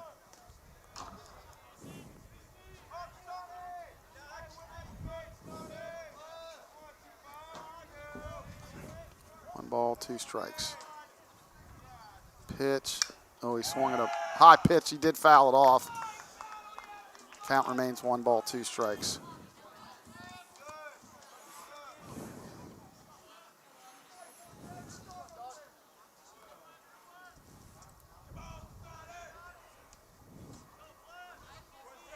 On deck, Samano and the top of the lineup. Pitch, swung on it, hit towards right. Duncan with room. Can he get there? He made the catch. Wow. What a great sliding catch by Duncan. I can't say to rob him because it would have been a foul ball, but he clearly gave away an opportunity for him to get another swing there. So the Lions threatened to score through 3 complete. They lead 3-0 on the MSJ Sports Network. The heart of a lion means following your passion with an intensity unmatched by others.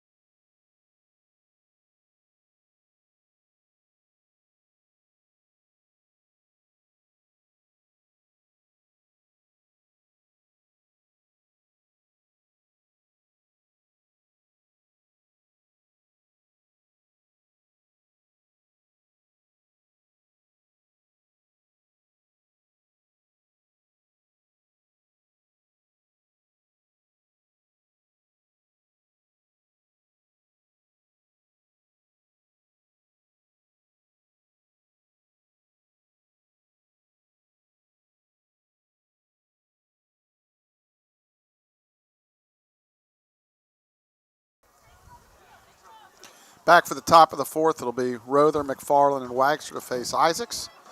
Josh has just given up a couple base hits so far. 3 innings of scoreless baseball. Rother struck out swinging.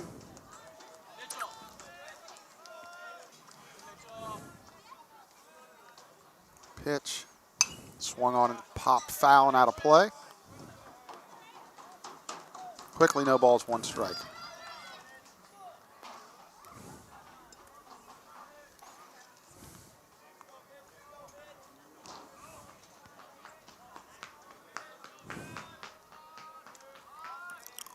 Pitch, curveball, caught the inside corner again, throwing it at the hip and having it break just on the inside corner. Rother didn't really like it, but no balls, 2 strikes. Again, he gave up on it early, Chuck. It came back to that corner. If he's looking for that pitch, that's a pitch he can hammer, but you're not paying attention for it. That's low and away in the dirt. Blocked up by Snotty. 1 ball, 2 strikes.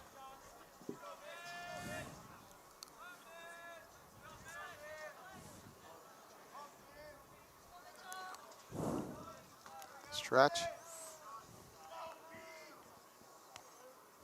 1-2. Ooh, just down low. 2 balls, 2 strikes. Now you went far enough. You had him 0-2. Now you want to go get him.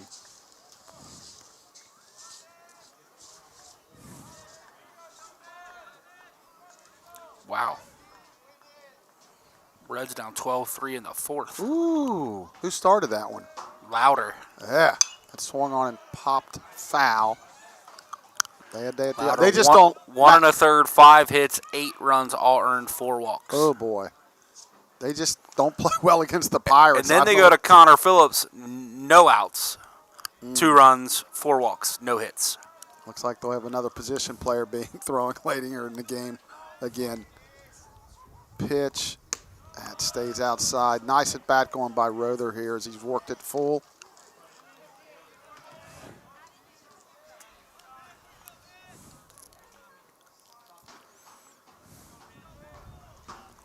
Shakes off a sign. Got what he wants. Payoff. Here it comes. That swung on, hit hard to left field. Back, Harley, back. And that's out of here. Tell you what, you really got to hit it to get it out of here today, and he did. So they're on the board now. The score's 3-1. That was hit a ton.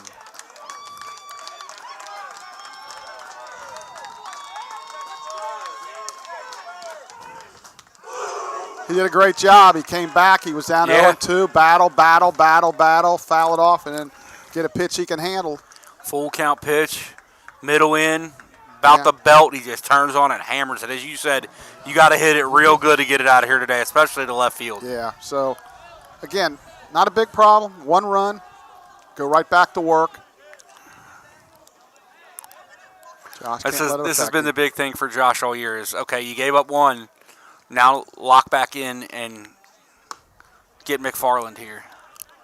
Yeah, you don't want to fall apart here at this point. Again, just 1 run, a solo home run, no big deal. His year has been a lot of, hey, I'll give up a home run, then maybe hit the next guy or walk the next guy, and that's what you got to avoid. Pitch that swung on and fouled. Out of play down the left field line, 1 ball, 1 strike. Because obviously these guys aren't professionals, but if this was a big leagues, hey, their hitters are getting paid too, right? Right, exactly. they're gonna get you sometimes. McFarland, a redshirt junior from Terre Haute, Indiana. Right in Rose Holman country there. Low and in, 2 balls, 1 strike.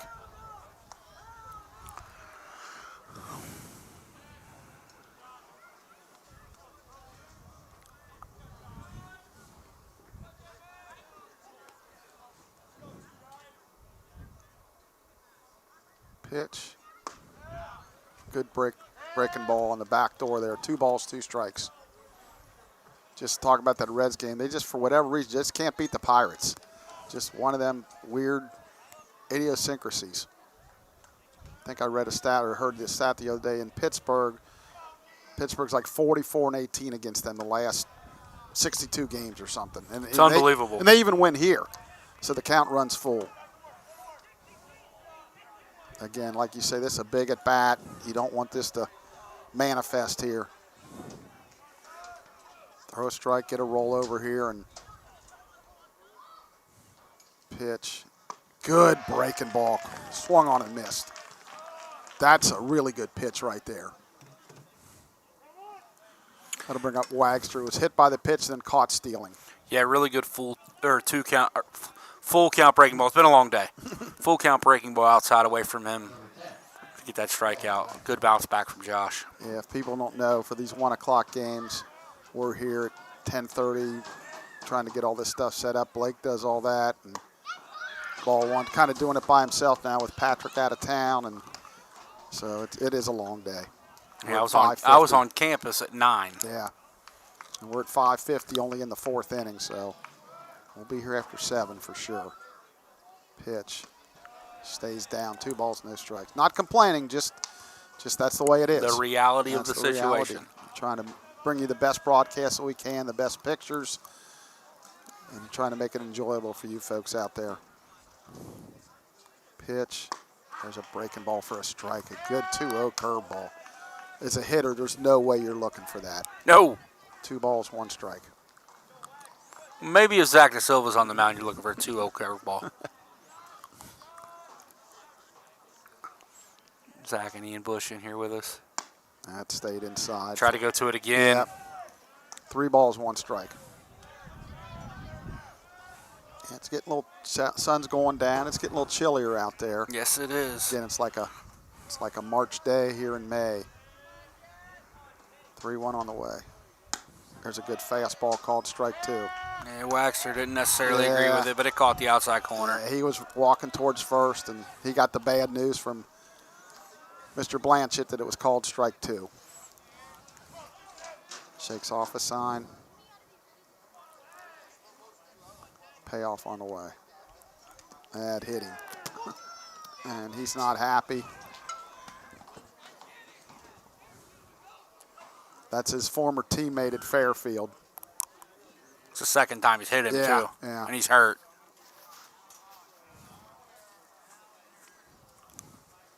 So they're going to... A piece of whatever that is that broke off Yeah. made it all the way back to the backstop. So Coach Sakis is...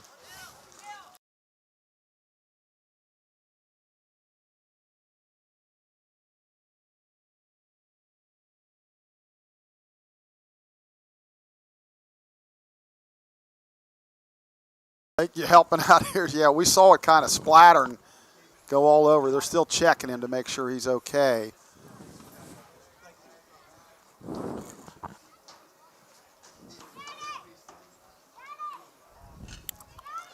Yeah, we could see that. I could see it come off of his hand all the way back here. Yeah, they're taking a long look at Waxer down at first base. The athletic trainer is. That's a tough spot. Hit him right on the outside of the wrist.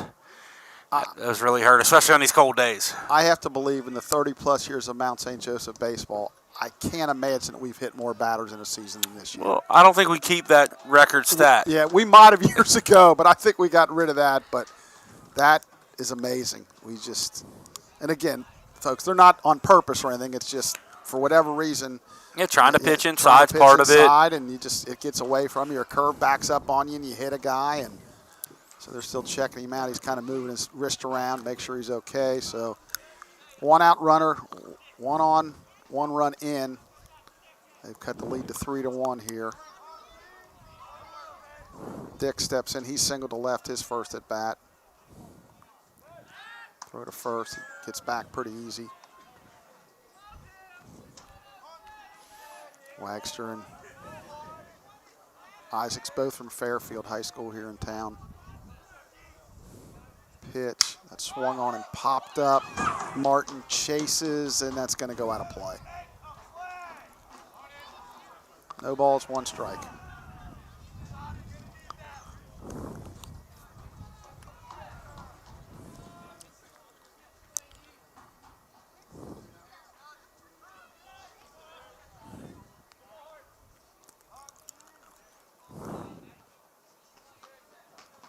Stretch. Throw to first. Runner gets back. Lions in their home whites. Earlham in the dark colored jersey. It's the road team. Feet are moving. I really like that as a base runner. He shows a quick bunt, bunts through it. Quickly, no balls, 2 strikes.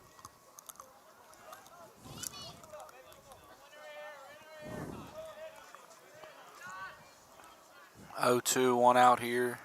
Surprise Waxer hasn't been on the move yet. Yeah, he's got that feet moving pretty good. He just keeps it rocking. I like that. Throw to first. Again, gets back very easily. Now the flagpole. The flag is still, maybe barely moving. They do have a great plan for stealing bases. Oh. Little outside. Caden tried to bring that back, and They've Mr. Blanchett wasn't having any part of that. They've also got really good team speed overall, They Chuck. do. They do. He recruits very well. Yeah. He knows what he wants. Athletes that can run will figure the rest out. You can either hit or run. We'll figure everything else out.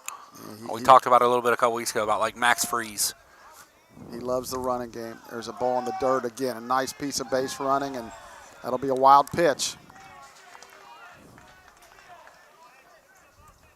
Yeah, you know, as a coach, you got to adjust to the talent you have, but he specifically tries to recruit speed. He loves to run, so you know his philosophy. He tries to recruit to his philosophy. Now he'll take a guy that can hit it out of the park, like Ruther or something, but he likes that speed, boy. Perfect is to get the guys that can do both, right? Yeah. Oh, good luck finding them all the time. Pitch that swung on and popped into right. Well, actually hit pretty good. Record back a few steps. He'll make the catch for out number 2, and he'll tag and go to third, but 2 outs. As Dick flies out to right, and Wagster heads to third. That'll bring up Barnett. He singled through the left side his first at bat.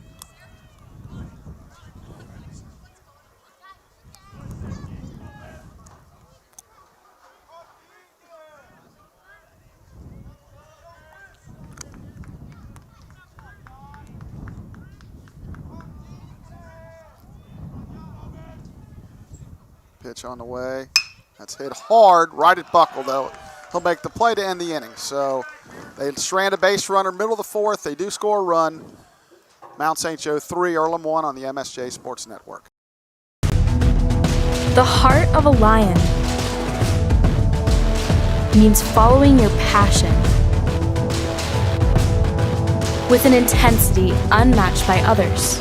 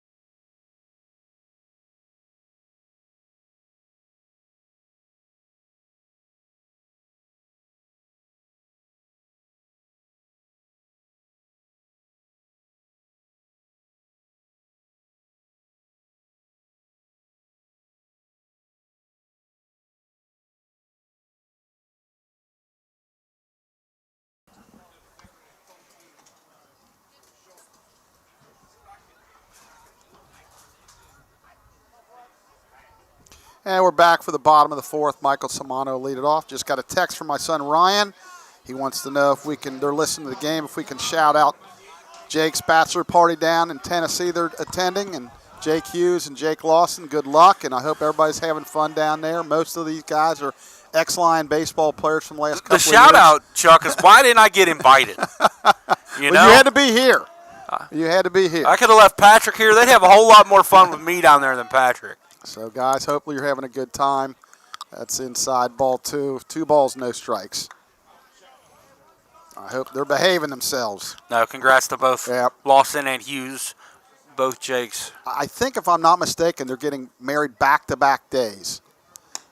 That's outside. That's crazy. 3 balls, no strikes. And if I'm not mistaken, Aiden Post might be in both of them, both weddings. If I might be wrong on that. Ryan, let me know if I'm wrong, but I think that's what the deal is. That's unbelievable. Pitch. That's a 4-pitch walk for Mr. Samano, so leadoff hitter on. Again, he's done a nice job. He had a sacrifice bunt his first at bat here, and now he gets a walk. It's funny. We talked earlier, Chuck, about this group of seniors here are such good young men, but that group down there is full of some pretty good ones too. Yeah, we had a good time with all them, and I was talking to a couple dads when they were doing the celebration and tears and stuff. I said, I remember 3 years ago it was me, and it just goes so fast. Yeah. And I talking to Pete Meir, Anton, his son played last year. He goes, boy, this year was tough. I said, it'll get better.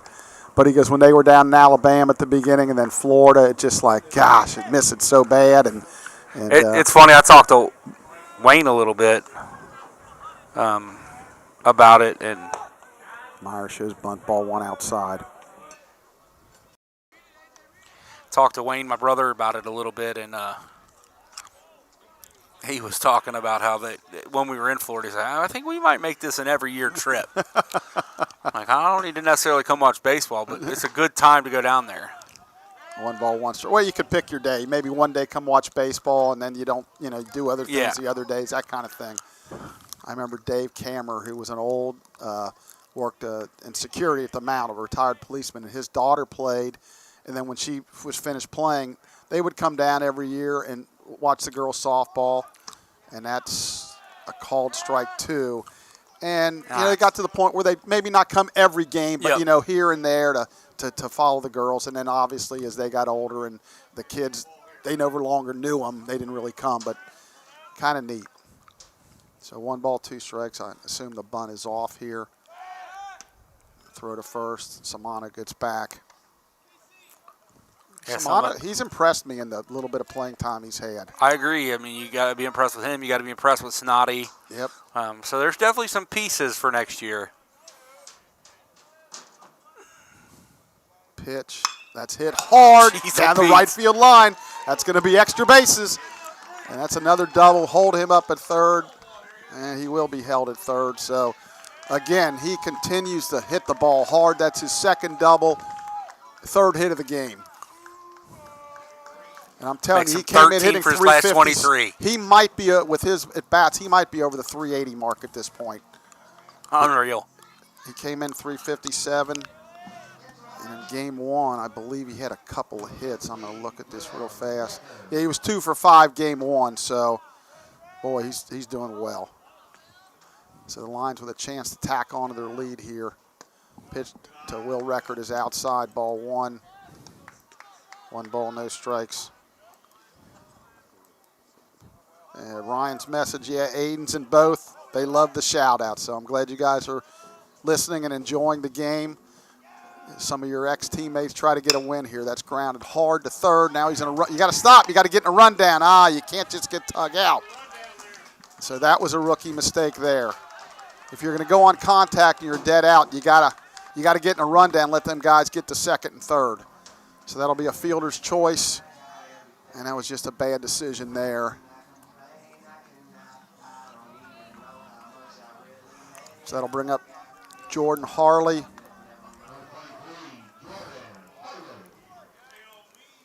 We would have a verbal word. They would know they had to get in a rundown. I would just yell rundown. That's exactly what we Let's said. make it real simple. That's exactly what we said. Good breaking ball for a strike. No balls, 1 strike. Hey, Blevins has come in and done a good job out of the bullpen for Earlham. He's really kind of kept him in this ball game. Gave up the 1 in the second, Yeah. but since then it's been pretty good. And again, just another mistake by the Lions. Pitch. That's another Jordan Harley hit the left. Just reached out and slapped it there. I'm really shocked that was going to be a hit no matter what. But in his 4 years, you would think more teams would play him that way, but they don't. And it really doesn't matter now because I can announce to the world and they can watch his broadcast 50,000 times. This is his last game. AJ after game 1 was up to 359. Okay, so Harley, and that'll extend his hitting streak to 18. So he finished his career on an 18-game hitting streak. Good for Jordan. Probably the 3rd or 4th longest in school history. I think it might be. I think Ryan was actually at 19, and he was second. So too bad for Jordan. The season, it's going to end. Called strike. If we go to the tournament, he probably breaks it. Maybe even gets close to Anton. Yeah, depending on how far you go. We'll never know. So called strike. 1 out here to Ethan Mason. Ethan is struck out looking and walked. Big spot in this game right here. Good breaking ball for strike 2. I think that's out. Yeah, that's tough.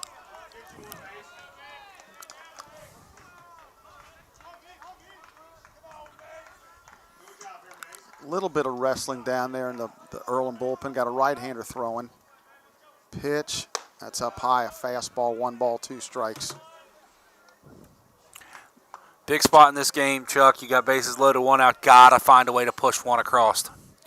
Yeah, you don't want to waste this opportunity. Pitch. He held back. He held. Absolutely the right call. They don't like it, but I'm telling you, he did not go.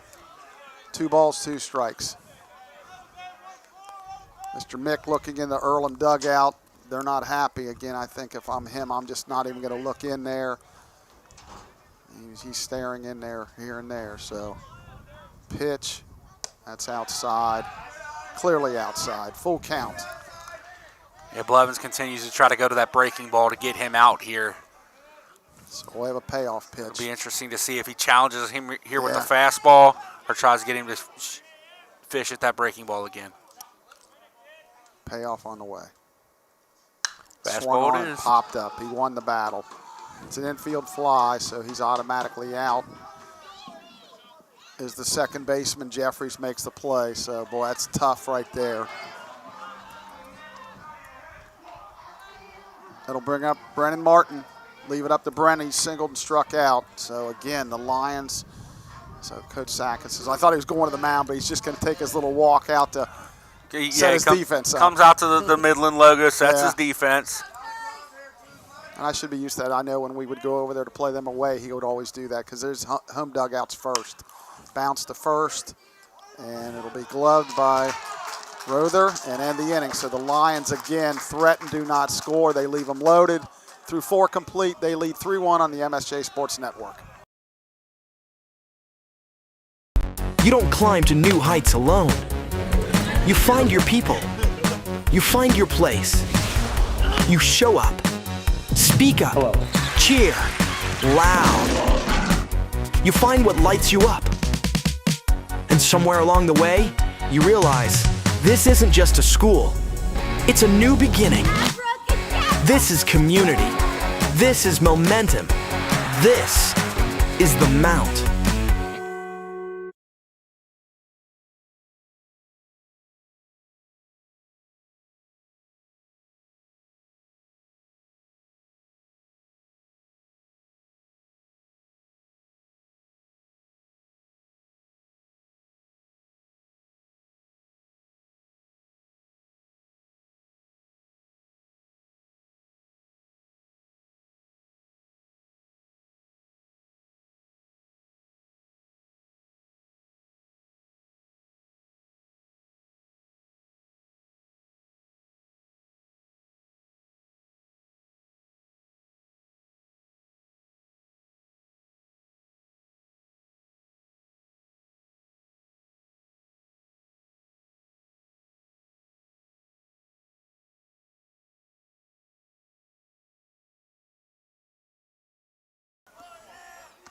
All right, we're back for the top of the 5th, and the Lions waste a golden scoring opportunity there.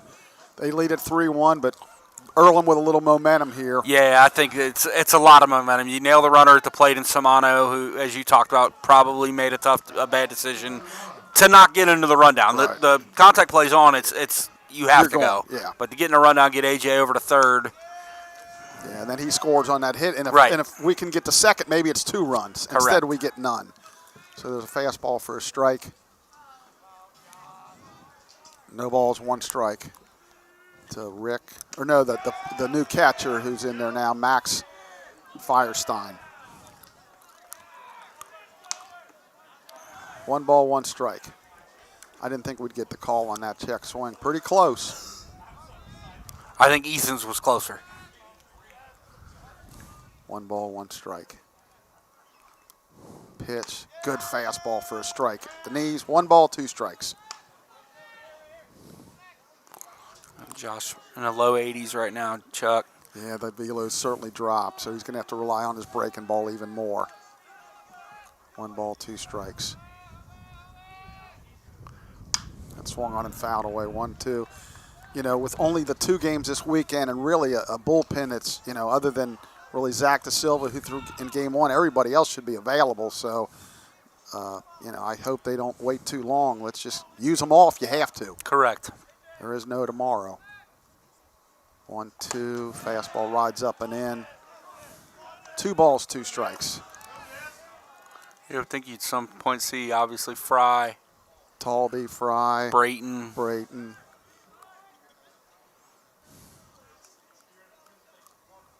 2-2 on the way. Fouled straight back. Count remains 2-2. Looking around the stands, I see some, looks like an early season game with the blankets. People all bundled up. Heavy blankets, winter blankets. It's cold. Yeah, winter coats on. Pitch. Swung on and popped up. Foul, and that's going to go out of play. Count remains 2-2. This will be the 8th pitch of the at-bat here, Chuck. Yeah, he's got a good at-bat going. I want to continue to see some strikes here. Don't go full if you can avoid it.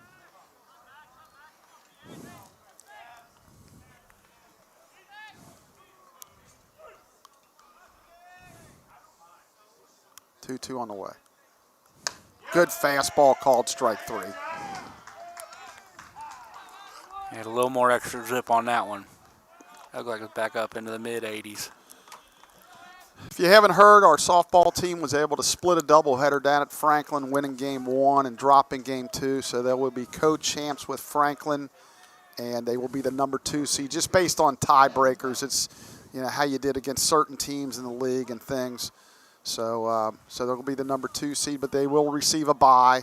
That's the main thing, and their tournament will start on Thursday, just like the baseball will up at Kokomo. It's softball's first year up there, and Blake, I think they're really going to enjoy it up there. I do it's too. It's a tournament atmosphere. Yeah, what's interesting is actually I was texting with Jay Jones this morning, the commissioner of the HCAC, and talking about we've been at Transy the last 3 or 4 years, and this is the first year they moved to the neutral site, and the tournament wouldn't have been at Transylvania anyway. Right.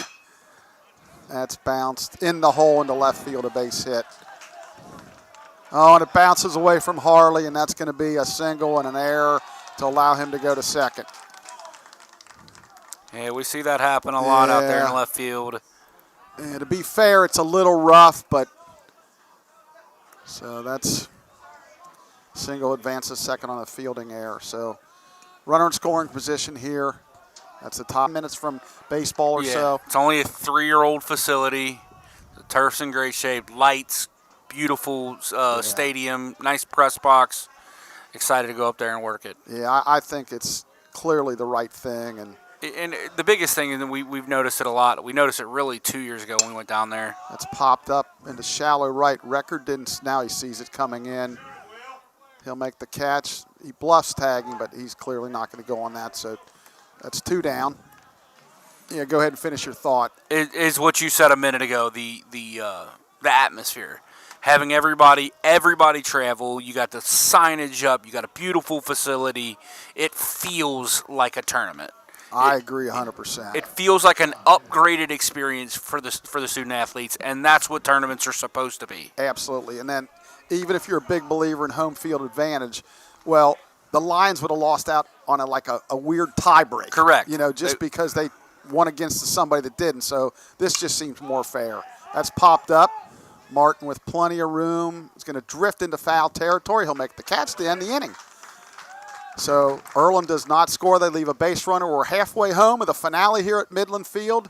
Lions lead 3-1 on the MSJ Sports Network. Are you ready?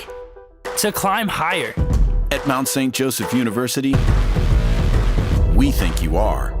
With new state-of-the-art facilities, expert coaches and mentors, our top-ranked teams will provide the perfect challenge to test your skills. But it's not just about winning. It's about becoming the best version of yourself. That's what we're all about. Here at the Mount.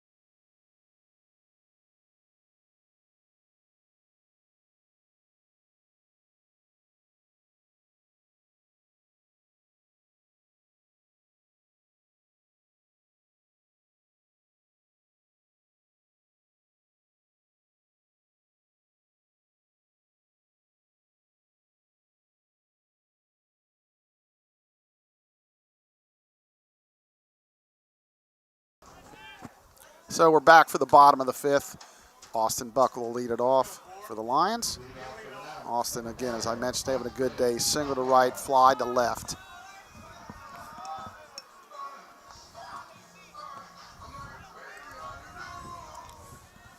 Back starting his 4th inning of work for Rose Holman is Blevins. There's a called strike in 3 innings. He's thrown 56 pitches, 4 hits, 1 run, no earned, 2 walks and a strikeout. So I think Blake mentioned an inning or so ago, he's done a nice job of keeping them in this.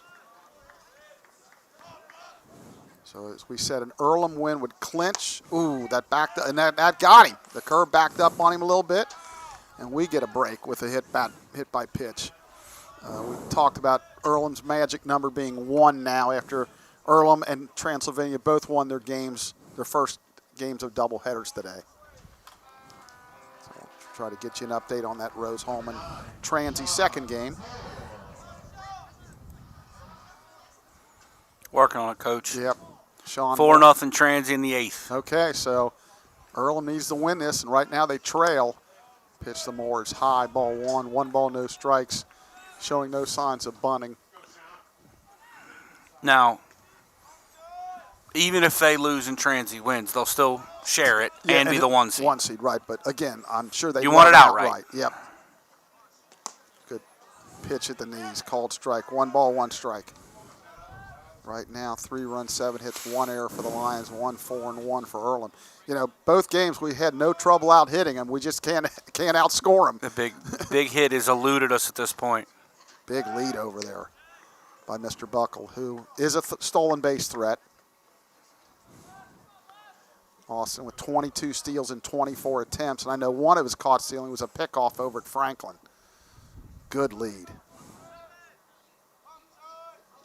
Pitch, runner goes, pitch is a strike throw to second. They got him. No, safe. He was able to avoid the tag and slide around. So number 23 for Austin in 25 attempts. No argument from the Earlham dugout. Yeah, he did a really good job of kind of avoiding the tag there from Jeffries. Yeah, the throw bounced. Nice pickup by Jeffries, but just not able to get the tag down. So yeah. Austin gets himself in scoring position Buckle here. wears that oven mitt on his left hand. He used it to get to the back corner of the bag and avoid the tag. This is the first year I've really noticed that. Buckle off second. Pitch, breaking ball. 2 balls, 2 strikes. Tell you whose oven mitt you can't miss is Jack Robinson. Yeah.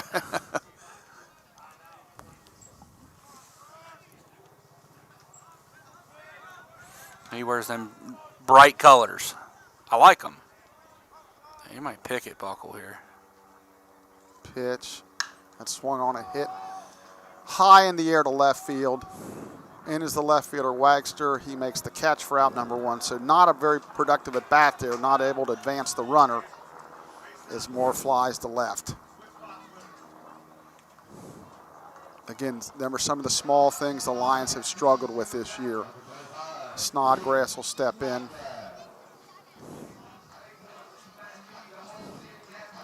Transy's Henry Craig, who threw a really good game here on Sunday of that tournament, of that 3-game series, is currently 3-hitting the Rose-Hulman Fighting Engineers in the 8th. Snodgrass is 0 for 2 with a run scored, reached on an error. They're going to pick at second, and Buckle gets back easy. It's interesting. Last week, Earlham's pulling like heck for us to beat Transy, and now today Transy's pulling like heck for us to beat Earlham. Earlham. So, Lion fans just on different weekends. Pitch, good fastball in the inside corner, called strike. Snoddy shakes his head like, I'm not so sure about that call, but no balls, 1 strike. On deck, Samano.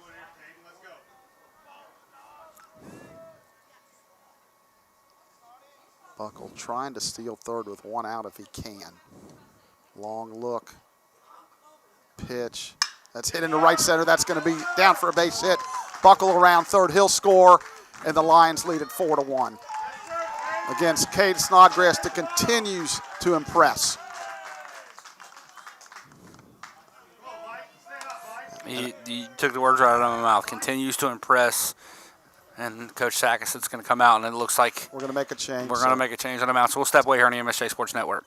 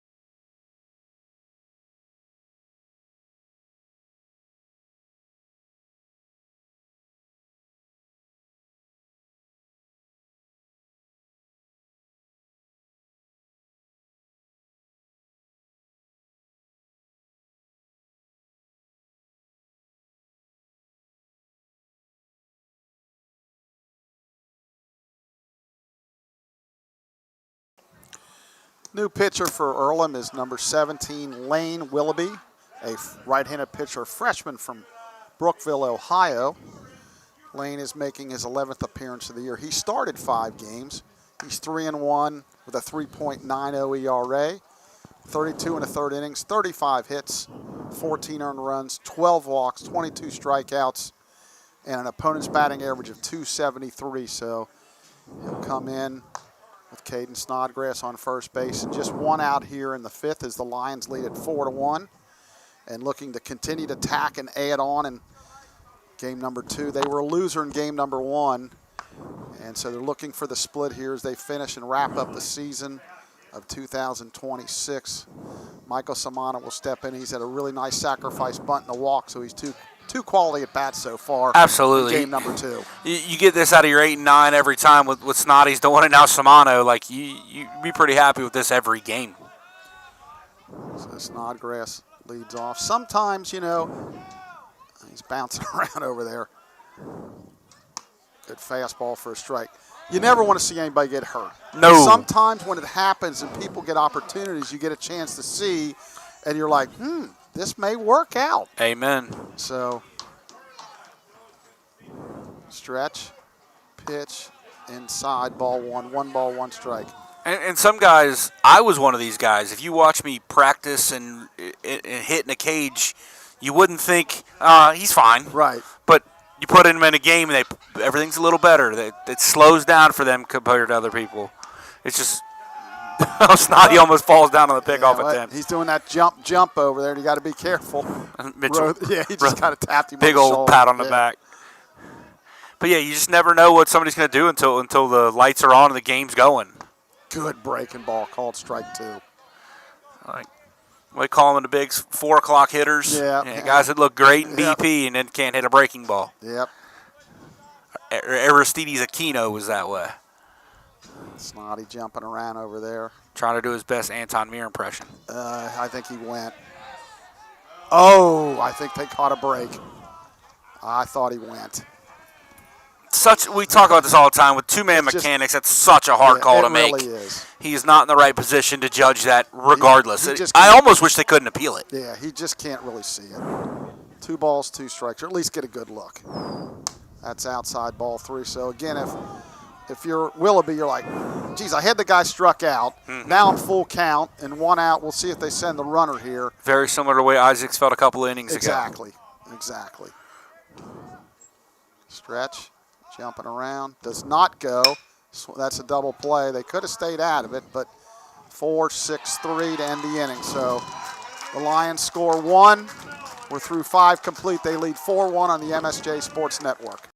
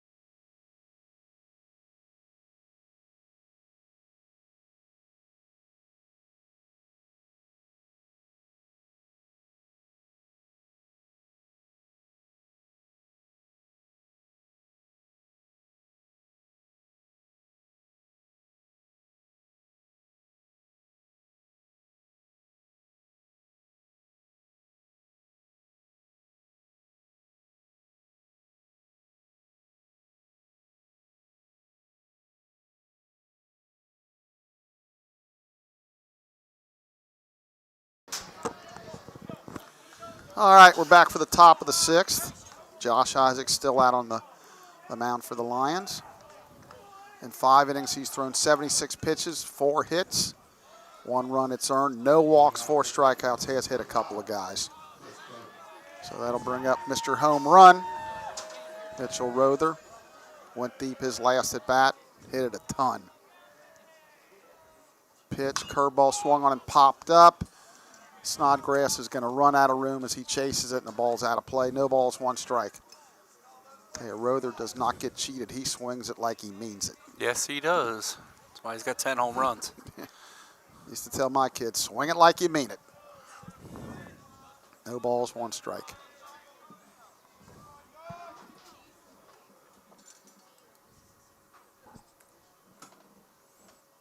Good breaking ball, no balls, 2 strikes.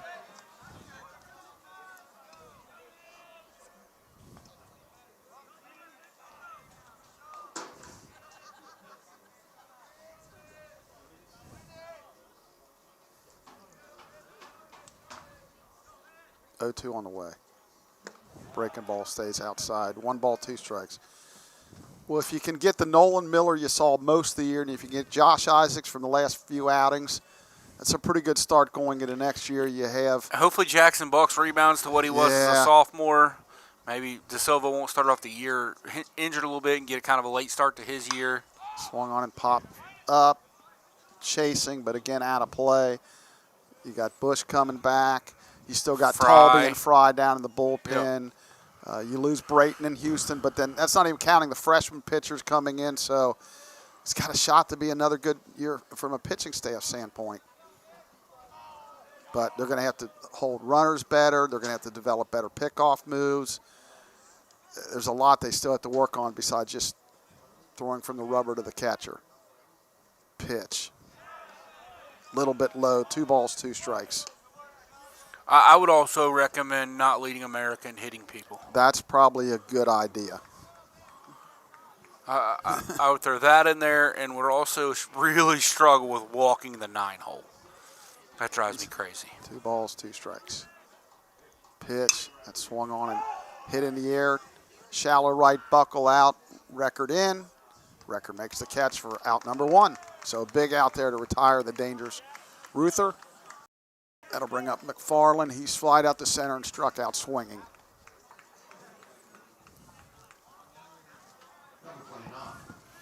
We were talking off air, who's really the favorite going up to, the tournament.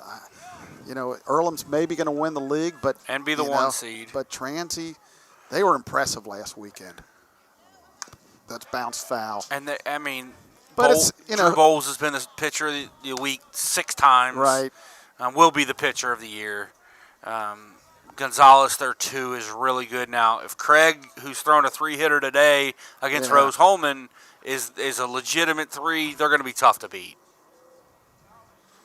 Change up. That's going to be an infield hit. Don't throw it. Yeah, that's a tough one. Just right off Nubber, that went off the end of the bat, and that'll be an infield single for McFarland. Good pitch by Zach or Josh, and sometimes it just works out that way. But we always talk about, it's not necessarily who you play, it's when you play them, the health of the team, how they're playing, the starting pitching, all that type of thing comes into play. Do you catch Nolan Miller on a good day or a bad day? Do you catch, there's just so many variables. Where you're playing, is the wind blowing out? Are you playing on turf? There's just so many variables. You say it all the time. It's the same for both teams. Well, no, not both teams are built for the same thing. That swung on, hit high in the air, foul territory. Samano has room. He makes the catch. Nice play by Michael, kind of over the shoulder there. So, second out of the inning. There's just so many variables to this. I would say whoever stays in the winner's bracket the longest has to play the least amount of games. Yeah, that's clearly the A answer. But Earlham or Transy will definitely have the inside track being 1 and 2 and having to play 1 less game out of the jump. Yeah, we've talked, now verbatim about how really silly the brackets are. They're just, I can't believe they use these brackets. 1 ball, no strikes. I think I was telling you that I looked at the Mid-American Conference, and they have the 6-team bracket, very similar, but the 2 losers play each other. They don't get to sit around. So the winners play, the 1 and 2, and the losers play each other. So somebody gets eliminated right away. They don't get to sit around. And I know the thought is, it's a tournament. You don't want to send them home in day 1. Well, too bad. Win a game. If you want to stay overnight, stay overnight. I just think it's the silliest bracket around. Pitch, called strike. I had a talk with Coach Esposito, talk with they all agree, but I guess they don't feel like they can come up with anything better, but I think I could. 1 ball, 1 strike. I think there's better options. There's not a perfect option with 6 teams. No, it's an unequal. It's just really a strange bracket. When I was in the regionals back in the day, we had a 6-team bracket, and what they would do, 2 winners would play, 2 losers would play, and actually a winner would play a loser, and then depending on what happened, then you would go from there. So if what we did, we lost, but then we won, so there was 1 winner and 4 losers, and then they had to do buys. It got a little hairy, but it was at least more fair. That's a base hit up the middle. Myers playing over a little bit in right center, but he's going to hold the runner to second base. So Dick with the single. That's his second hit of the day, or second hit of the game. That'll bring up Barrett, the shortstop. He singled and then lined out the second his last at bat. So Earlham with a 2-out threat here. That's their 6th hit of the game. And Josh all of a sudden around that 90 pitch mark. Yeah, so they, again, might as well empty it today. There's no reason to hold back. Yeah, there also is some movement down the Lions bullpen. I don't see anybody actively throwing, but I would have somebody going ready to go get Josh. That swung on and fouled off. In fact, if he got him out, I would be like, hey, you're good. You had a great outing, 6 innings. Let's get you out of there on a positive note, and let's start it inning clean. But I'd probably be at the spot right here where this is his last batter, no matter what. Absolutely. I would agree. But I don't see anybody really throwing. This is a spot where you can use a guy, hey, you're going to have to get 1 out. Right. And then we're going to go start somebody new in the next inning. You got him to saw off. Mason will flip the buckle. And Josh Isaacs with a tremendous outing. They leave 2, middle of the 6th. Mount St. Joe 4, Earlham 1 on the MSJ Sports Network. It starts in the classroom, but it doesn't end there. You ask the right question, and suddenly, you're in the room, hands-on, with people who do this for real. Your professors have your back, your ideas matter. This isn't just class credit. This is career fuel. This is how you level up. This is how you rise to new heights.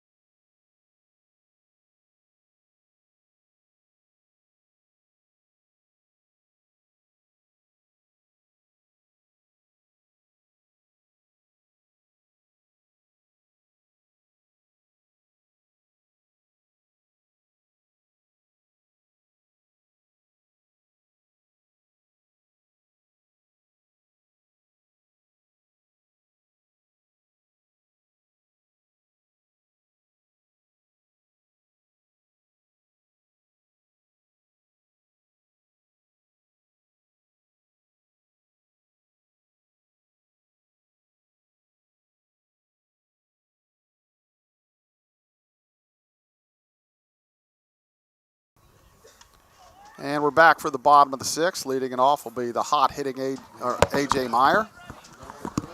A.J. having an outstanding day in this game. He's 3 for 3 with a couple doubles. Game number 1, he was 2 for 5. That's a little bit of an understatement right now. Yeah. Scalding.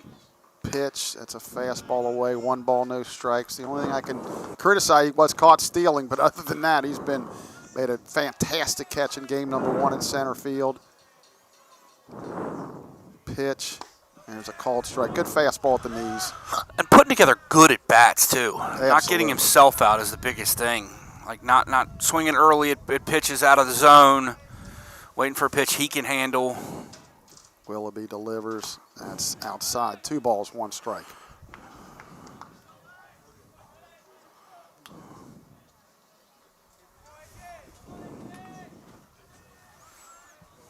Pitch. That's low. 3 balls, 1 strike.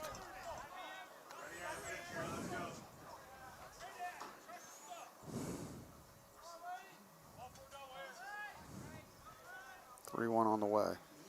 That swung on and fouled away. Full count, will have a payoff pitch. Willoughby, the freshman, looks like he's got a pretty good arm, and so he'll probably be a mainstay in that probably rotation not too far down the road. 3-1 on the way, or I'm sorry, full count on the way, fouled away. Count remains full. Lions have out hit him 8-6, lead him 4-1. Both teams have committed an error. Again, we're to the point of the day where there's no wind. Transylvania exploded for 4 more, Chuck. They lead 8-0 in the bottom of the 8th. That's rolled to second. Up with it is Jeffries. He'll throw Meyer out to just retire him for the first time in game number 2. He's 3 for 4 now. Will Record will step in. He's walked, he's popped out, and grounded into a fielder's choice.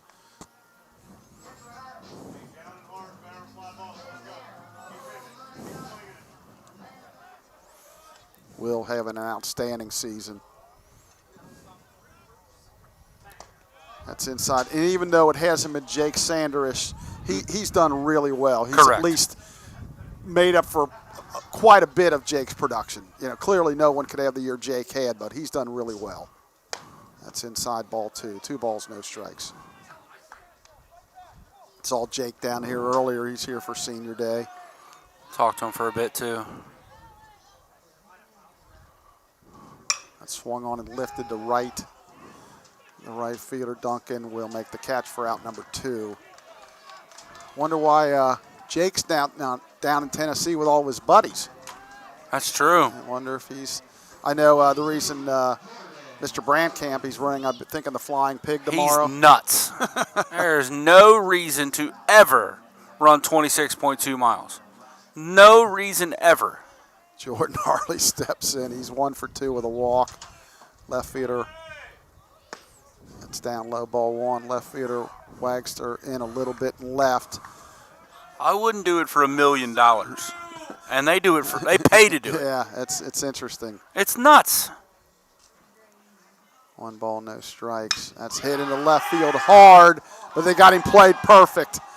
So I guess Jordan's probably like, well, all them other maybe not cheap hits, but kind of interesting hits, I'll say. Maybe that one, didn't seem fair. So the Lions go 3 up, 3 down.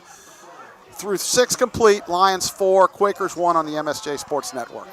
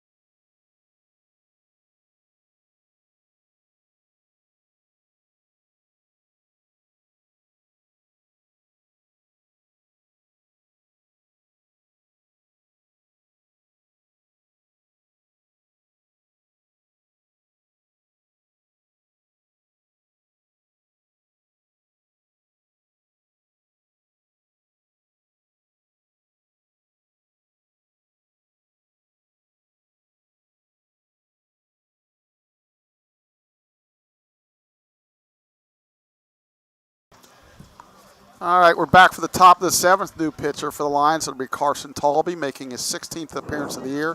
24 1/3, 23 hits, 9 earned runs, 9 walks, 21 strikeouts, a 3.33 ERA. The pride of Coleraine High School. His father played for me here. There's a called strike. Tom's played for me from 98 through 2001. His dad, currently the head baseball coach at his alma mater, mine, Coleraine High School. A little bit of tough times right now, but swung on and popped up into center field. A.J. Meyer will make the catch for out number 1. So, good start for Mr. Talby. Talby here in his junior year, Chuck's had a really good year out of the bullpen for the Lions. He's kind of been that steadying influence from the bullpen. Like, you kind of know what you're going to get. He does not have plus stuff. There's an opportunity every time he takes him out. He's going to get hit because he throws the contact. That's fouled off. But he's also not going to walk the yard. He's not going to hit a bunch of guys. He's going to compete. Yep. And it's kind of funny because going into the HCAC tournament last year, he had done very little to help this team and had an unbelievable outing up there. And it's kind of led to this year and this success he's had. I believe it was 4 innings, maybe 1 hit. He struck out 8 or 9. It was really good. Close the book on Josh Isaacs. Give you his numbers after this pitch. Fastball away, 2 balls, 1 strike. 6 innings, 90 pitches, so that's perfect. That's 15 an inning. 6 hits, 1 run. It was earned. No walks. 4 strikeouts. Did hit a couple batters, but he can only win it. He can't lose it. Good curveball. Called strike 2. Boy, Duncan gave up on that a little bit early. Hey, Carson's got that sort of frisbee curveball that we talk about. 2-2. Carson kicks and fires. That swung on and hit into right center field. Meyer on his horse, but he's going to get there, and he'll make the catch for out number 2. Tell you what, AJ made that look routine, but I watched it off the bat. It was running away from him the whole way. It's a good catch to run that thing down in the gap. Well, there was an old saying, this is way back before you were even born. There was a center fielder for the Phillies named Gary Maddox. They said he was a center fielder, great center fielder. 2/3 of the earth is covered by water, the other third by Gary Maddox. And actually, Emily McDonald, our center fielder, I said that line about her a couple times when she's just graduated last year. She was a great center fielder for the Lions. One of the best defensive players I've ever seen in any sport. Yeah, and A.J. Meyer certainly fits the bill. That swung on and hit into left field. Jordan Harley backed up. Now he comes in. Mason out, and Mason's going to make the catch. So 3 up, 3 down. 7th inning stretch time here at Midland Field. Lions lead 4-1 on the MSJ Sports Network. The heart of a lion means following your passion with an intensity unmatched by others.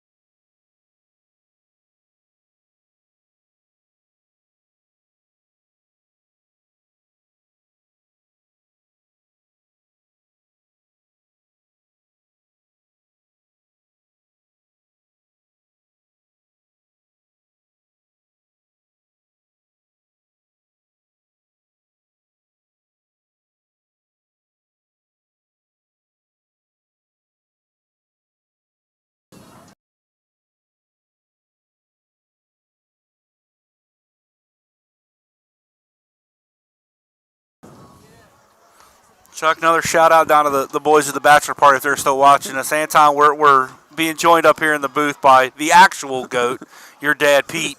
He's up here hanging out with us because you're too cool and at a bachelor party that I wasn't even invited to. Ethan Mason. And he wasn't invited to. I don't think they wanted anybody over 25. I'm pretty cool, though, Chuck. Ethan Mason steps in. It's swung on and fouled back.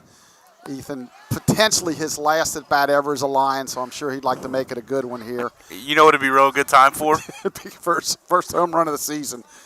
Oh, boy. But Ethan's had a tremendous career. He's going to be a big loss.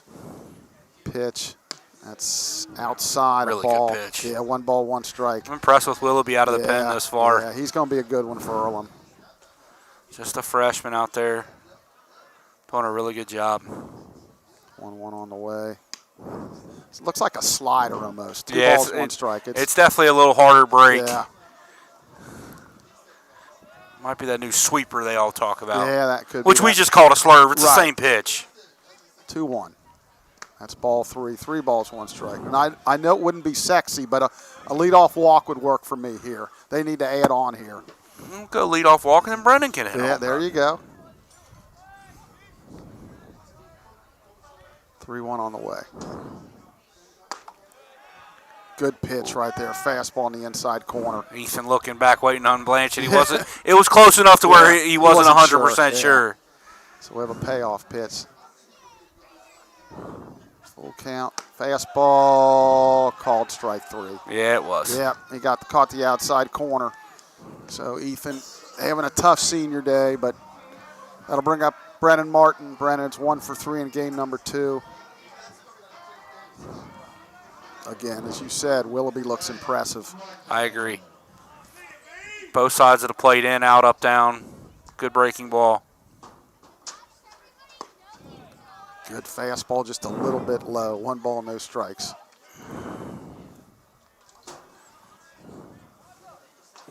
All right, big fella. Not quite Wild Thing from the movie Major League, but tried to check a swing, but he couldn't hold it. 1 ball, 1 strike. He definitely went on that one. What was Charlie Sheen's name? And Ricky, the Wild Thing Vaughn. Ricky Vaughn, yeah. This kid isn't wild. He's around the zone. He looks impressive. 1 ball, 1 strike. That swung on and fouled away. 1 ball, 2 strikes. Yeah, Brennan reaching a little bit for that one, Coach. Yeah. Brennan and his potentially last at bat. Don't want to get too dramatic here, but he's probably thinking, hey, it'd be nice to end on a base hit here, or better yet, a home run. But again, 4-1 lead looks good, but we know Earlham can swing it. Pitch. That's hit hard. Oh, right at the second baseman, though. Jeffries to his left a step, fields it, and throws Brennan out. So he hit it hard. Lady Luck wasn't on his side there. So 2 up, 2 down. That'll bring up Buckle. He's hit a single, been hit by the pitch, stole a base. He's 1 for 2. We talk a lot about what the building blocks of this team. Obviously, Austin is a huge part of that. You can expect next year, going into the year, he'll probably be in that 2-hole. My guess is AJ will be the leadoff guy going into next year. Austin will be in that 2-hole, 3-hole area, and a big key to this Lions lineup for the next couple of years. There's a pitch down low, ball 1. You know, if you hope Zach Lowe can swing it pretty good, and Will Record will be up in that top of the order somewhere. Zach Lowe, if he becomes a legitimate middle of the order bat, the Lions' future for the next couple of years is pretty bright. Pitch that hit hard into left field, a base hit. So Austin Buckle continues his hot hitting here today. So he's really hit the ball hard almost every time. And Sean Moore will be back again next year as well. Yep. And Austin's a threat to steal here, as he's already got 1 stolen base. And that gave him 23 out of 25 for the season. Coach Cam out of the dugout calling the signs. Be interesting to see if they turn Buckle loose here, Chuck. I think he's on his own, I would think. He would be on his own from the, kind of a big leg kick there. That's low, ball 1. 1 ball, no strikes. Again, a different catcher in. Firestein, a junior catcher. It's the first pitcher we've seen from Earlham go to that high leg kick. Everybody else has been really good with the slide step. There's a quick throw to first. Yeah, good feet. Yeah, it was very good feet.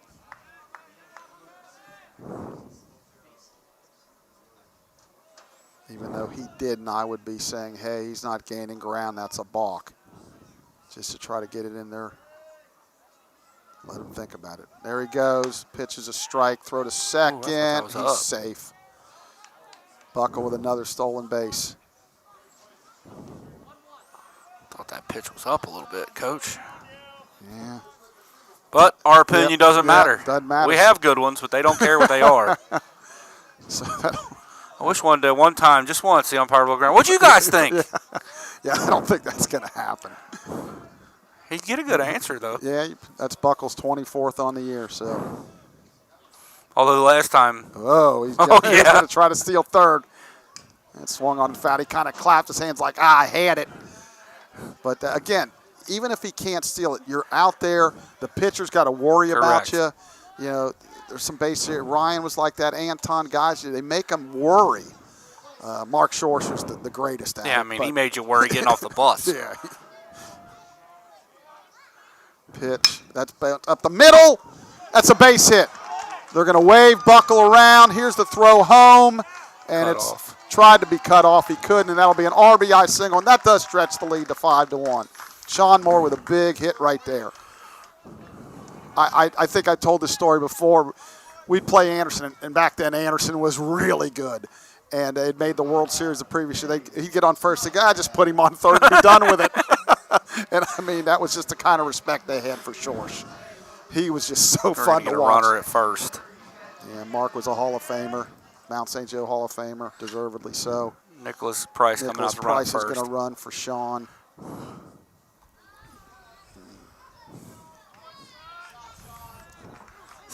Maybe a little early to make that move, especially the way Earlham swings it. But I would want Sean more up in the bottom of the ninth. Especially with one out, or with two outs. If there was one out, okay, no outs, I could even more argue for it. Two outs. Two outs, I mean, Snotty could hit He could hit in the gap. It could. Or he could pop it up to the pitcher, and that does nothing for you. Yeah, I'm more on the conservative end. I would leave him in just in case. And you do have Clem to come off and swing for him. Right. They do. They do.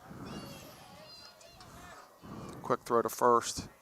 I'll tell you what, if I was playing against Mark Shorsh, as a catcher, I would have not slept the night before, that's for sure. He was fun to watch. Price with 2 steals on the year. Pitches, a called strike to Snodgrass. He didn't like that. All of a sudden, the belt and a couple inches above is a strike. That's why I thought the 1-2 Sean was belt or above. It hasn't been a strike the whole game, and all of a sudden it is. No balls, 1 strike. Price with a pretty good lead. Quick throw to first. He gets back. Lions have out hit him 10-6 now, and again, both games have out hit him. Yeah, 25 hits on the day, Chuck. That's against Earlham staff, and again, this is not the back end of a doubleheader. This is, there he goes. Oh, what's he doing? Oh, they're going to throw to first, and he's going to end up stealing second. Wait a minute, now there's timeout. Why is he going back to first? Also, is he hitting the throw on the backswing is what they're saying. So that's the right call if that's what happened. And looks like Snodgrass is not arguing. And so, yeah, but that was kind of weird because he was going to end up stealing second because the catcher threw to first and he was already 2/3 the way to second. So 2 strikes, 2 outs. He'll be off on the swing. Snodgrass. That's in the dirt. He's going to take off, and he's going to be safe at second on the wild pitch in the dirt. So he is in scoring position here. And the only difference is Nick doesn't get credit for a stolen base. No. So another hit here could make it a 6-1 game. But I like the fact that, they asked, and he, I guess, vehemently said he gave us the explanation, but we got an explanation. I surely didn't see it, but the way he explained it, I believe it actually happened. Yeah, that swung on and fouled off down the right field line. Is he going to make another spectacular catch? No. Can't quite get there, but plays a nice right field out there, does Duncan. Can really run. He can really run. Shocking with this Earlham team, they can really run. Yeah. He recruits all kind of speed. So 1 ball, 2 strikes, 2 outs as we play the bottom of the 7th. Game number 2, Lions lead 5-1. Earlham a winner in game number 1.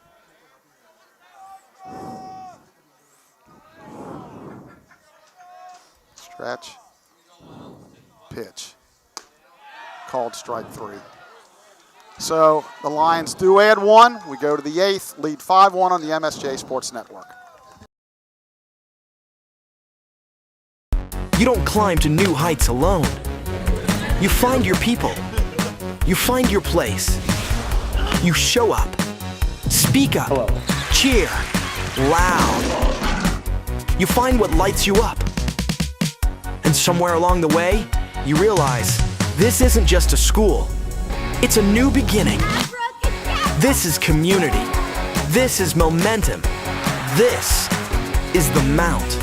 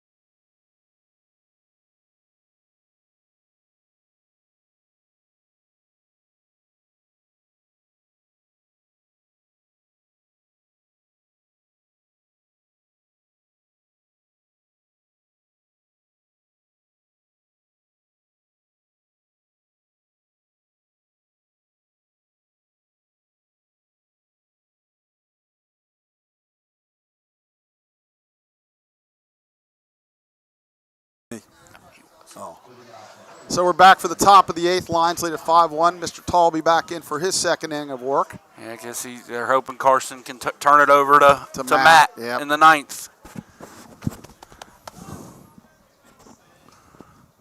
Pitch. Good fastball at the knees for a called strike. Continues to fill up the zone. Yep. Faces Jimenez, Ruther, and McFarland, so the meat of the order right here. Talby delivers, curveball, stays a little bit outside. 1 ball, 1 strike. Carson's a perfect example, just like Ryan Caulfield was a year ago. That you don't have to have the greatest stuff in the world to get guys out at this level. All you really got to do is compete and throw strikes. There's a called strike on the outside corner. You know, everybody loves the gun, and when you throw a 9 in, it's great, but I'm telling you, I'll take the people that have 3 pitches that can throw strikes. They can be low 80s, as long as they can hit spots. 1-2. Curveball swung on and missed. There's a great example right there. Out number 1. That'll bring up Ruther, the first baseman. He struck out, fly to right, and in between homered to left. He's all right. He's all right. No, he can really swing it. This whole Earlham team can. Yeah, it's a credit to Isaac and so far to Talby. They're able to hold them to 1 run so far. Pitch, curveball, just backed up on him a little bit. 1 ball, no strikes. Thing you like about Carson, he works fast. No fooling around out there. I'll catch it and go. Yep. 1-0 on the way. Curve outside, 2-0. The big thing you want to make him earn his way on. A home run can only make it 5-2, so pitch like you got a 4-run lead here. Yeah, being very careful with Ruther, which makes sense, but as you said, he hits it out, Yeah, that's blooped down the left field line. Fair ball. Foul ball. Foul ball. Kind of caught in his kitchen a little bit there, and 2 balls, 1 strike. I thought the right thing. I just said the wrong one.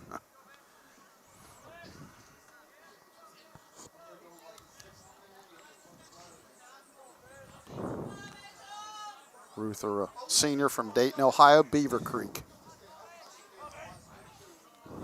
As you said, feels like he's been in that Quaker maroon and gold, whatever you want to call it, for 10 years. Yeah, it does seem like it. 2-1. Good pitch. Swung on a miss on a changeup. I used to always tell the story when we would play somebody and they were finally seniors, I'd go, thank God I can cross that name off the list. Never got to see him again. 2 balls, 2 strikes. Pitch. There's another hit batter. I guess we couldn't go more than 1 inning from doing that. And you hate like heck with 2 strikes to be able to hit a guy, but a curve just really backed up on him. So that'll bring up McFarland.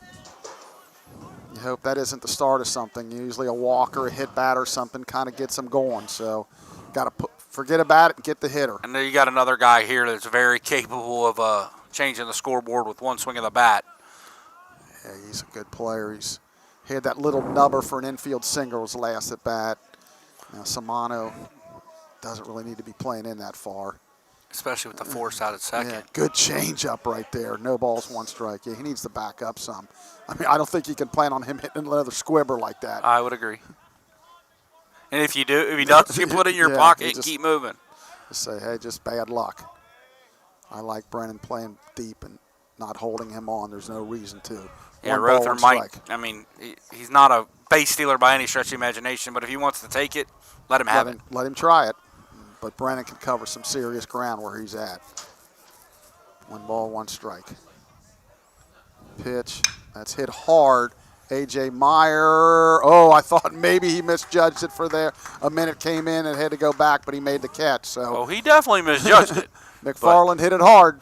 He's got the ultimate equalizer. Yep, he sure does. Those legs. That'll bring up Wagster, the left fielder. Been hit by the pitch twice and fouled out. He's one that's happy to see his former teammate Isaac's off the hill. For sure. Josh hit him twice. Yeah. Obviously not intentional, but it's kind of interesting. The Fairfield guy hit the Fairfield guy 2 times. You used to think it'd be like a Lakota West guy or some guy in the league Correct. that you had trouble with in high school, but clearly, again, no intent there. 1 ball, no strikes. Talby delivers. That swung on and hit hard past the diving Samano. Harley over to cut it off. He'll hold him to a single. So the tying run comes into the on-deck circle. So this becomes a really important hitter right here. as Austin Dick steps in, he's got a couple base hits on the day. So it's interesting. Nobody's up in the bullpen at all. Again, when you're down to your last game, I'd have all my guys ready. Yeah, it should. I would think it'd be double barrel kind of the whole way. It looks like they're going to ride it with Talby. Pitch. That's hit hard into left field, a base hit. They're going to have to hold him at third, so now the tying run's at the plate, and still no movement.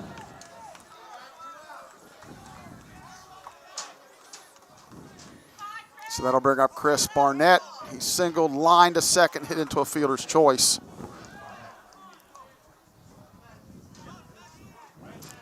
So Snodgrass is going to walk to the mound and talk to Carson.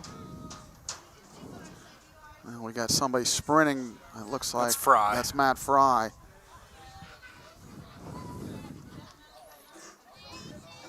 So hopefully Carson can get out of this mess. The hits now are 10-8 in favor of the Lions.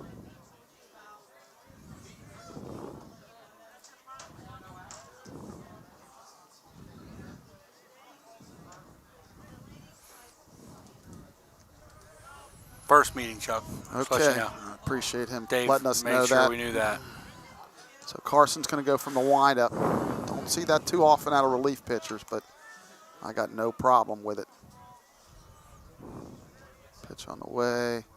Breaking ball in the dirt. 1 ball, no strikes. Earlham looking to make a big rally here. It looks like Transylvania is at final down there. Yeah, 10-0 win. So Earlham has to win this to win the conference championship outright. Pitch that swung on and popped, foul and out of play. 1 ball, 1 strike. So again, they would be the win, lose, or draw. They would have the #1 seed, but Correct. to win this game outright.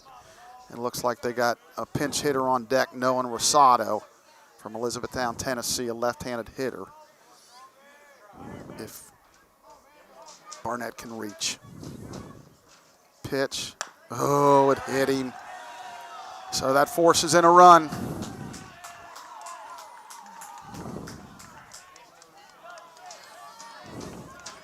And we're going to have a pinch hitter as the tying run is now on first base. And as I mentioned, it's going to be Noah Rosado, the senior. And finally get somebody throwing for the Lions.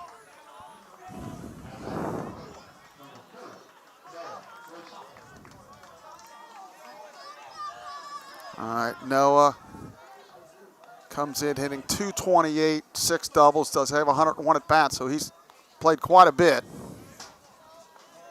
So Carson in a heck of a mess here, does have 2 outs. Scores now 5-2, the tying run on first. Pitch, good pitch for a fastball on the outside corner. No balls, 1 strike.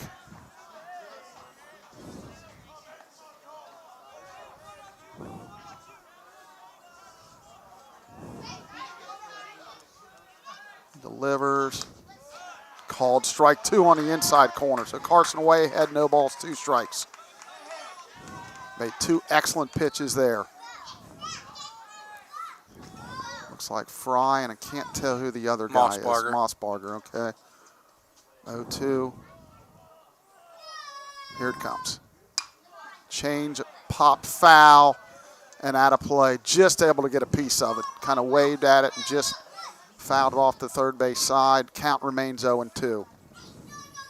Love to see him bust him inside, but you just can't run the risk of hitting him. 0-2 on the way. Swung on a breaking ball. That's fouled away. Count remains 0-2.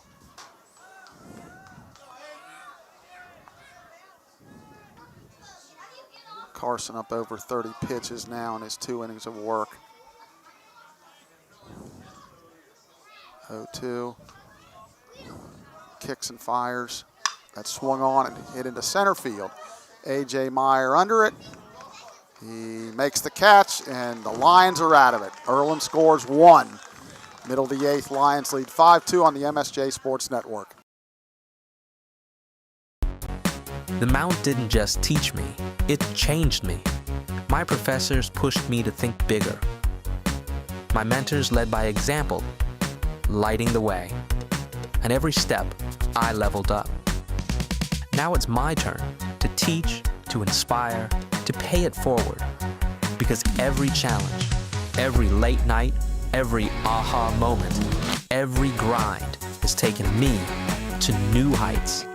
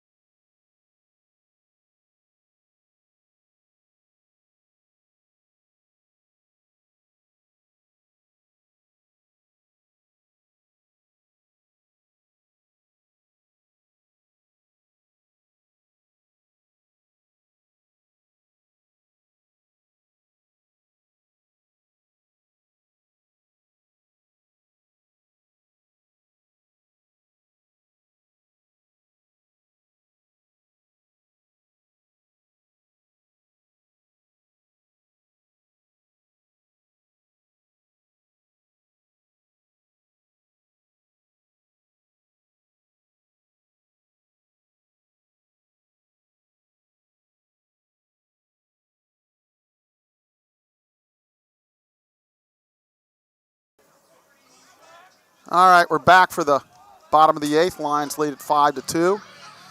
Big spot there for Carson Talby to get that fly out to end the inning. Samano will lead it off. Lions trying to get some insurance here. Got one last inning. Pitch, good fastball for strike one. No balls, one strike. Samano had a sacrifice bunt, walked and grounded into a 4-6-3 double play. Pitch, it's low and away, ball one. One ball, one strike.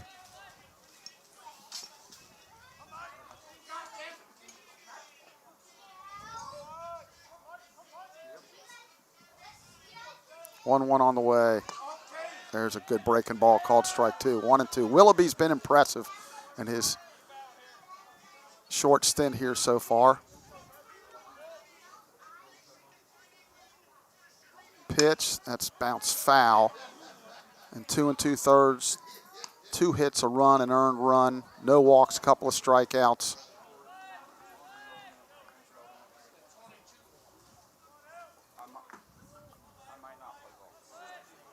Pitch, that's hit hard. That's into right field, a base hit.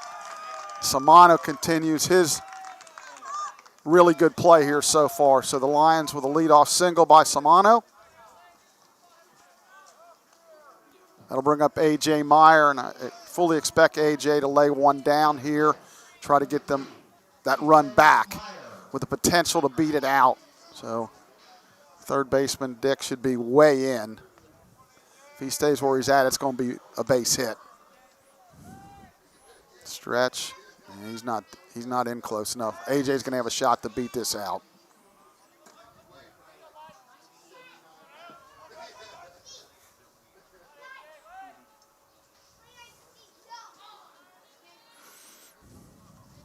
Stretch. Pitch, shows bunt. It's a ball outside. One ball, no strikes. On deck is Will Record, and then followed by Jordan Harley.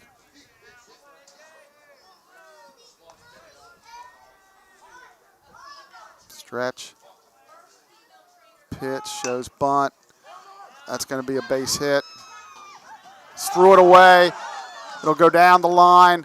Samano's going to come all the way in to score, and A.J. is hurt. So that'll be a bunt single, throwing error by the catcher to allow him to come all the way around to score. They should call timeout and check on him. He's getting up now, moving around a little bit, could be okay. Again, when I saw the third baseman, Dick, playing that deep, there's no way they're going to throw him out. Coach Sack's going to take a visit to the mound. We'll step away for a minute on the MSJ Sports Network.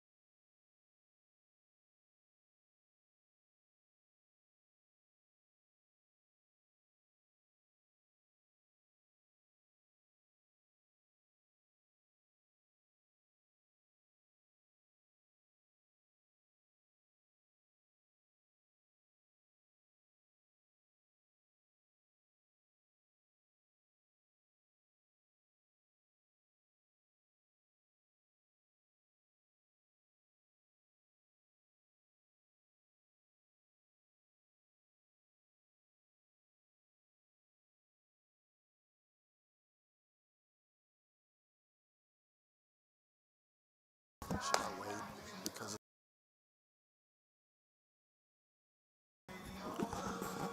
all right, new pitcher for Earlham is number 44, Christopher Snyder. He's a junior from Fayetteville, Ohio. It's his 12th appearance of the year and 1-0 record, a 2.63 ERA, 13 and 2/3, 12 hits, 7 runs, only 4 earned, 5 walks, 13 strikeouts. Opponent's batting average 222. Big, tall right-hander. And it looks like AJ's okay. Got down an excellent bunt, and they threw it away, and we were able to come all the way and score on that. So that increases the lead to 6-2 as they get that run back. And again, it's amazing how much good a bunt does. It's incredible. Teams cannot defend it. They're going to throw back over to first, and I probably said that. If I haven't said it once, I've said it 1,000 times this year on broadcast. Teams cannot defend the bunt. You said good to see AJ up and moving, though. That was a big hit. He is not a big man. Rother is. There's a strike. And again, it's the second time that Will's been called on to bunt. And he's pulling back on strikes. Right, yeah, bunt the ball. So Will walk, popped out, ground fielder's choice and fly to right. He's 0 for 3 in game number 2. Just get this down. They're going to let him swing now. Ball 1 ball, 1 strike. Unless he missed the sign. So the Lions have got that run back up to a 4-run lead. Meyer with his lead. Now he shows bunt, gets it down. Beautiful bunt. Throw to first, they got him, but nice bunt, gets the sacrifice down, and that'll move A.J. Meyer up to second. So Harley steps in. Jordan is 1 for 3 and a walk this game, lined hard to left field his last at bat. So maybe, well, it looks like Ethan will get another at bat and possibly Brennan. So let's hope we can get enough guys around here to get them guys up one more time. Harley, this will be his final at bat. Yeah, unless we go extra innings, and Please boy, don't that say that I out know. loud. Hopefully that doesn't happen. 1 out. Oh, he can bunt for a hit. Third And walk to baseman first. Dick is way back, and he's going to do it. He fouled it off. He was giving it to him, and he just dropped his barrel a little bit and fouled it off. No balls, 1 strike.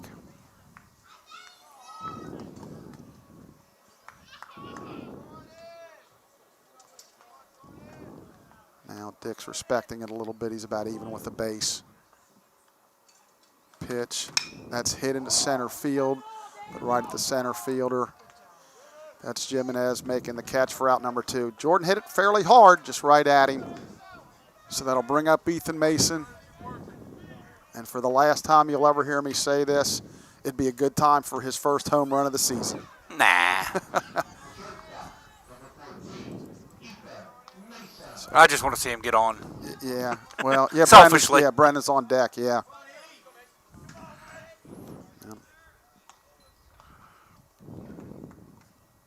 Pitch. That's hit up the middle. That should do it. That's a single into center field. A.J. Meyer around third, and good for Ethan Mason. Got a base hit on his last potential at bat in his career and drove in a run. Good for Ethan. That'll bring up Brennan Martin. So the Lions have added 2 more runs this inning, or 2 runs total. They lead 7-2 now.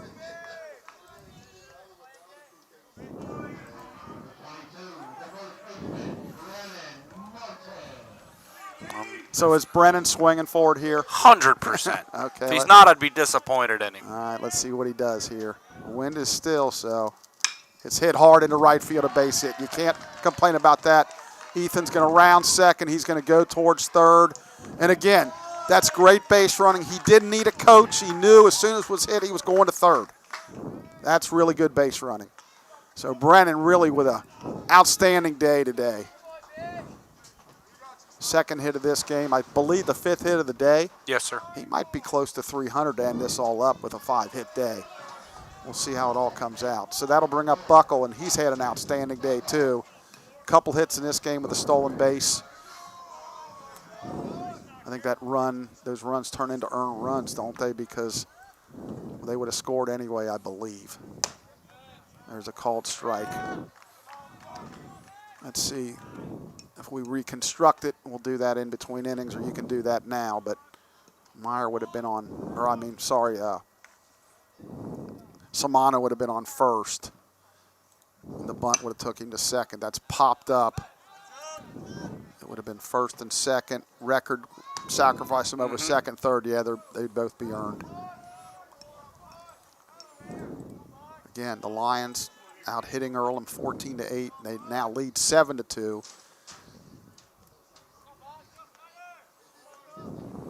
Pitch. Curveball just stays inside. I'd like to see Brennan get a stolen base right here. There you go. A little delay maybe here. Yeah, I think Buckle would kill him if he got thrown out. Little big man steal. 1 ball, 2 strikes. Maybe 2 outs, 2 strikes. You're a little delay here. Let's see. Pitch. That's hit hard in the left field, a base hit. Again, Austin's got a little something to carry into next year. I would agree completely. Really, it's been a really good end of the year here for Austin. Yeah. I know he was disappointed this season, but he's got to be really pleased with today. And here comes Coach Sack again to make another change. Let's step away, Blake.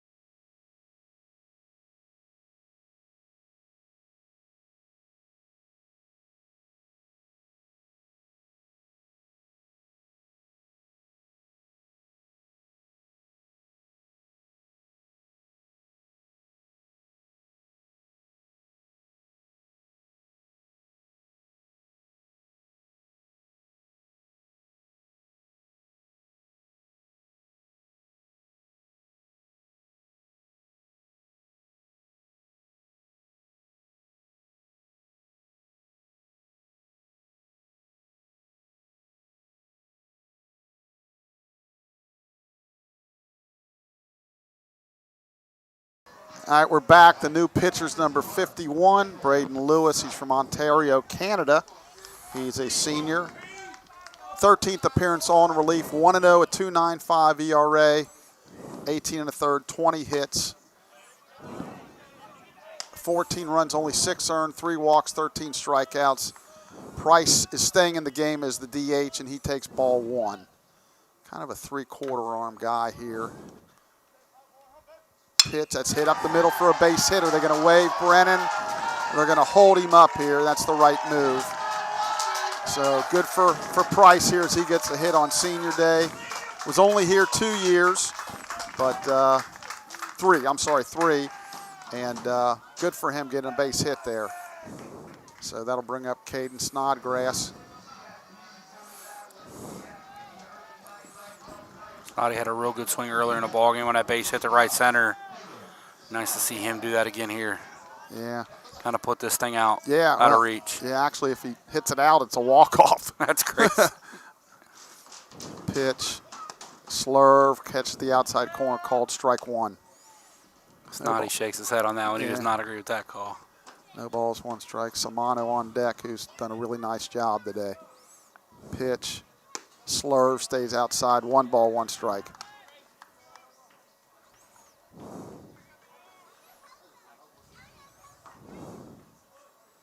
Stretch. 1-1 on the way. Fastball, low and away. 2 balls, 1 strike.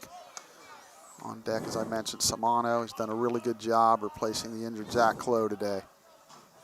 Yeah, he's earned himself a longer look, I think, with the game in Wilmington and today's doubleheader. Absolutely. Fastball catches the inside corner, 2 balls, 2 strikes. 100%. I've really never seen him play until today on more than an inning or so. I've said it multiple times. I knew he could pick it, but I did not know he would hit, and so far he's done that. That's a ball in the dirt. Oh, Earlham's really lucky. That bounced off. I don't know if it was Snotty or the umpire. I think it might have hit David because he's kind of touching the catcher's glove. They're like fist pump a little bit. Would have definitely got to the backstop if it didn't. So the payoff pitch, runners will be off. Make sure he goes home. Full count, 2 outs. There they go, or they should go. That's ball 4 outside, and that'll be an RBI walk for Mr. Sodgrass to make the score 9-2. Really good at bat there by Snotty. Yeah, that'll bring up Samano, and another guy that's definitely earned himself a long look next year. And on deck is A.J. Meyer. So, yeah, we're back to the top of the lineup after this. Samano started off with a base hit. That's rolled foul past Coach Kittle at third. We need to have a conversation with Coach Miller and Coach Kittle about making some plays for us, Coach. I want to turn those guys into ESPN for great plays in the box. Tell you, Coach Kittle's got a lot of guts to be standing that close. That's hit in the air, fouled on the left field line. It's going to drop out of, or in play, but not able to get to. It's the left fielder, Wagster. I mean, when it would get dark, and especially if I had a big right-handed pull hitter up, I was way out there. I understand he wants to get the angle and everything, but whoo. As I got older, my reactions got a little slower, so I'm going to back up a little bit there. You didn't get older. Yeah, it happens to the best of us. That's called nope. Ball outside. I thought he was going to get rung up on that. Yeah, shortstop Barnett was headed to the dugout. Yeah, that was pretty close. 1-2. Pitch. That's hit in the air to left. Nah, it's not even going to get out to the shortstop. Barnett's going to make the play, but the inning's over. The damage is done. The Lions score 4 or 8 complete through in game number 2. Lead 9-2 on the MSJ Sports Network. The Mount didn't just teach me, it changed me. My professors pushed me to think bigger. My mentors led by example, lighting the way. And every step, I leveled up. Now it's my turn to teach, to inspire, to pay it forward. Because every challenge, every late night, every aha moment, every grind has taken me to new heights.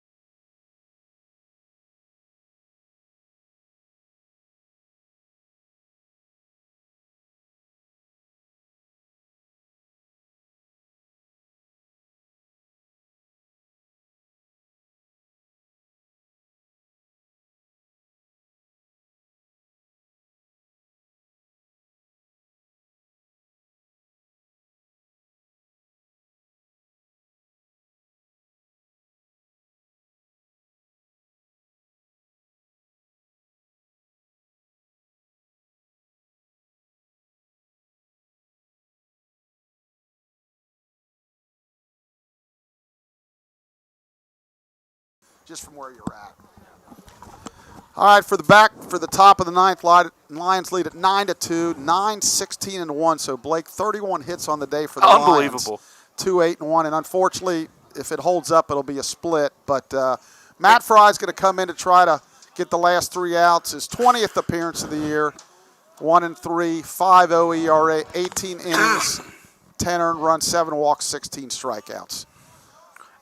So he'll face Duncan to lead it off. Good fastball, but just a little bit low. 1 ball, no strikes.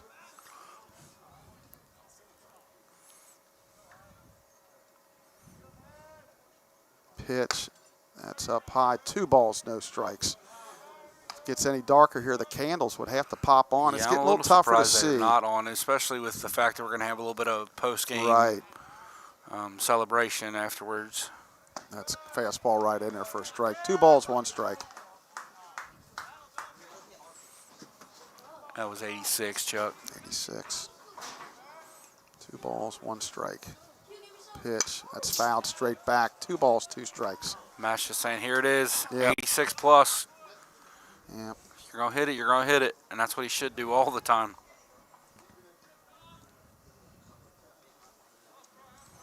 Shakes off a sign. 2-2 on the way. Fastball fouled away down the right field line. Count remains 2-2. I'm going to say that reading that I just saw on the gun was wrong because it said 139. Yeah. Oh, it said 13.9. I was going to say, it's probably a little faster than that, and it's not quite 139. He shakes off a sign. Could be the old shake fastball again. Pitch. It is. He fouls it straight back, so nice job here by Duncan staying alive. Nice to see all fastballs so far. It'd be nice to see Matt snap one off here. Junior from Frisco, Texas, Lone Star High School. Again, they come from all over when they go to Earlham. Yeah, you might see off speed here, 2-2. He did, and that's bounced right out in front of the plate. Fry, better get rid of it, and he's going to be safe. So I would call that an infield hit, don't you think? Yeah, it has to be. Kind of checked up on Matt. Yeah, just he was moving tough his feet break to make the play.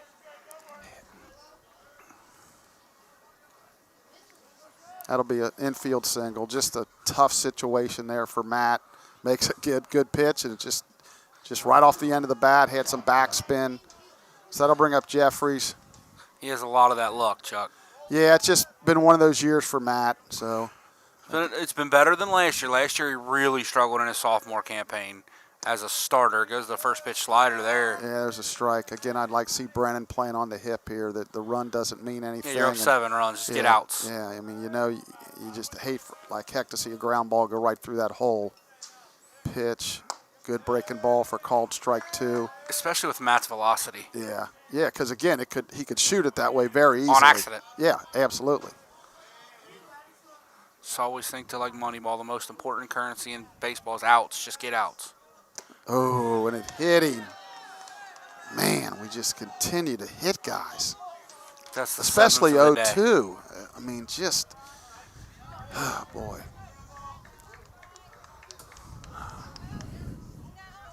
So that'll bring up Jimenez.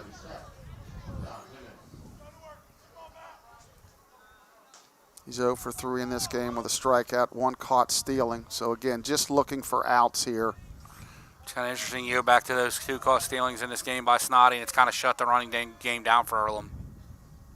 There's a called strike on a good fastball. That one was up 88. Yeah, again, it just 0-2. You just can't hit guys 0-2. 0-2, 2 breaking balls. You go to the fastball in and plunk him. Good fastball called strike 2. That looked pretty good. 86, 87. Yeah, it sounded harder. No balls, 2 strikes. I mean, clearly you got to pitch inside, but if you don't have the command, you just can't do it with 2 strikes. No balls, 2 strikes. Pitch. He took something off and he was able to foul it off. Yeah, so this is some kind of off-speed pitch there. It looked good. Yep. Hit him out in front. Him and it's way out in front of it. On deck is Mr. Ruther. Good thing is, no matter what happens here, he can't tie it or win it. Stretch. The 0-2. That's hit hard. That could be a double play if Buckle can get there. It is. So a line out the short. That'll go L64 space DP if you're scoring at home. I would have never guessed that's how you score that, Coach. I'm just helping you out. I'm Having a little fun. We talked earlier that our official score today has an idea. It ain't me. Our official scores in Tennessee. So 2 outs. Lions catch a break there. Ball hit hard. So Earlham down to their last out. And who would it be? Mr. Ruther. Again, I don't have any idea why Brennan's coming in to hold the guy on. I'm just flabbergasted. No balls, 1 strike. And I know they brought him in. I think they did. I have to ask Cam afterwards why they continue to do that. Pitch, Breaking ball stays up. 1 ball, 1 strike. Matt's a big smile on his face. He knows he hung that one. Having a little fun. That was here. his knuckleball? That was his knuckleball, Coach. Okay, all right, well. Pitch. Good fastball. Bounce the buckle. He's going to flip to Mason. That was kind of nice for Ethan to get the last out of his college career. And the Lions win it 9-2.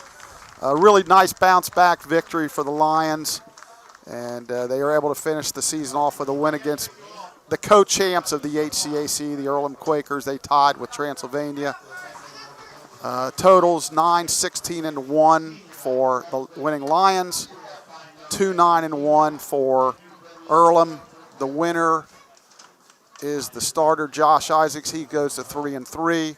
The loser is the starting pitcher for Earlham was Huntsman, and he is now 4-2. Time of the game would have been, it ended at 7:34 whenever it started. And no save, and the Lions able to at least get this victory. And, Blake, really what does it mean going forward? It's nice to win a game. I will say this. Some of the guys that are coming back next year had really nice days, and hopefully that's a little bit of a confidence and a momentum. Carryover effect. Yeah, we talked about it a bunch. You like what you see out of Record and Meyer, Buckle, Snodgrass, Samano. But you can't undersell the 3 big pieces that were out there that you're going to lose. Harley, Mason, and Martin have been mainstays in this lineup for 4 years for most of them, 3 for Brennan. So it'll be hard to lose those guys. Hopefully they can replace them with some transfers and some freshmen that can come in and play right away. You get some growth out of some other guys, Zach Clough and specifically. But once again, next year this team will be built around pitching, and the pitching will take them as far as they'll go. Yeah, very impressed with some of the guys that got opportunities here today. And as you mentioned, some of the guys we lose. It happens every year. Correct. We lose the Anton Mears and those people over the years. I remember when I coached, boy, some of the seniors, you hate to see them go. But as we say, they got to go.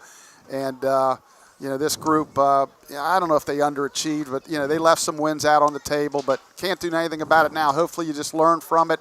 But I think what I take from this today is the guys that had success coming back, hopefully they carry that over into the summer, whether it's playing, whether it's in the weight room, whether it's hitting, whether taking ground, whatever it is. Yep. Be a little bit enthusiastic, say like, okay, really, I finished strong. Let's go get them next year. So, again, whether you're playing summer ball or not, it's just a matter of working hard and maybe get in the weight room with you. That's I've told A.J. Meyer and Austin Buckle. We started ASAP on Monday. Let's get after it, big fella. So anyway, any final thoughts? Yeah, Chuck, obviously, this is our last broadcast of the year. We've done these together now this is going on our 3rd year.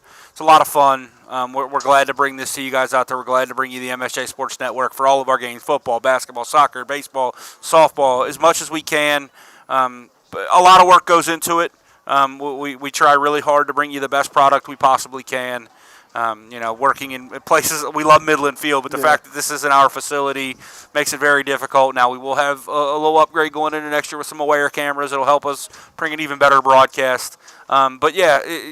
I have to thank you for helping me do this. Obviously, a lot of times we're at 2 different places, so I couldn't do this without you. You're at softball. I'm at baseball. I'm at baseball. You're at softball. We go to Florida and try to broadcast every game. This takes a village to run this. We get a lot of the credit because we're the talent on the air. People thank us. Couldn't do it without Patrick. Couldn't do it without Chesney. Couldn't do this baseball this year without Sam Trable-Weir. Done a great job with us coming out to these games. Russ Breedy on the microphone. But a big thank you goes to Coach Newman, Coach Gotterwitz, Melanie Wagner, everybody back at the Mount. They give us the tools that we need to make these things happen. I could be the best in the world at doing this, which I'm not even close to, but if I don't have the tools I need to accomplish it, we're never going to get it done. So thank you to everybody that had any small part in bringing you the games on MSJ Sports Network this year, and a big, big thank you to my good friend and partner, Chuck Murray. Yeah, Blake, it's always tough to kind of end the year. We talked about how it goes fast, but yet it goes slow. And I'm glad they were in it on a winning note for the seniors especially. It was kind of cool for Austin. Normally he'd flip it to first, but he flips it to Ethan for the last out. That's camaraderie. That's being double play partners for 2 years, knowing he won't play with Ethan next year. So, and we want to wish Coach Sack and Earlham all the luck in the world at the HCAC tournament. They got a really good shot to win it.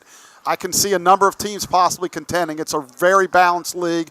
Even with us finishing the way we did, we've proved on given days we're capable of beating anybody in this league. Correct. Again, we've reiterated, unfortunately, it didn't happen enough, but I thoroughly enjoy doing these broadcasts. We'll pull like heck for the women up there.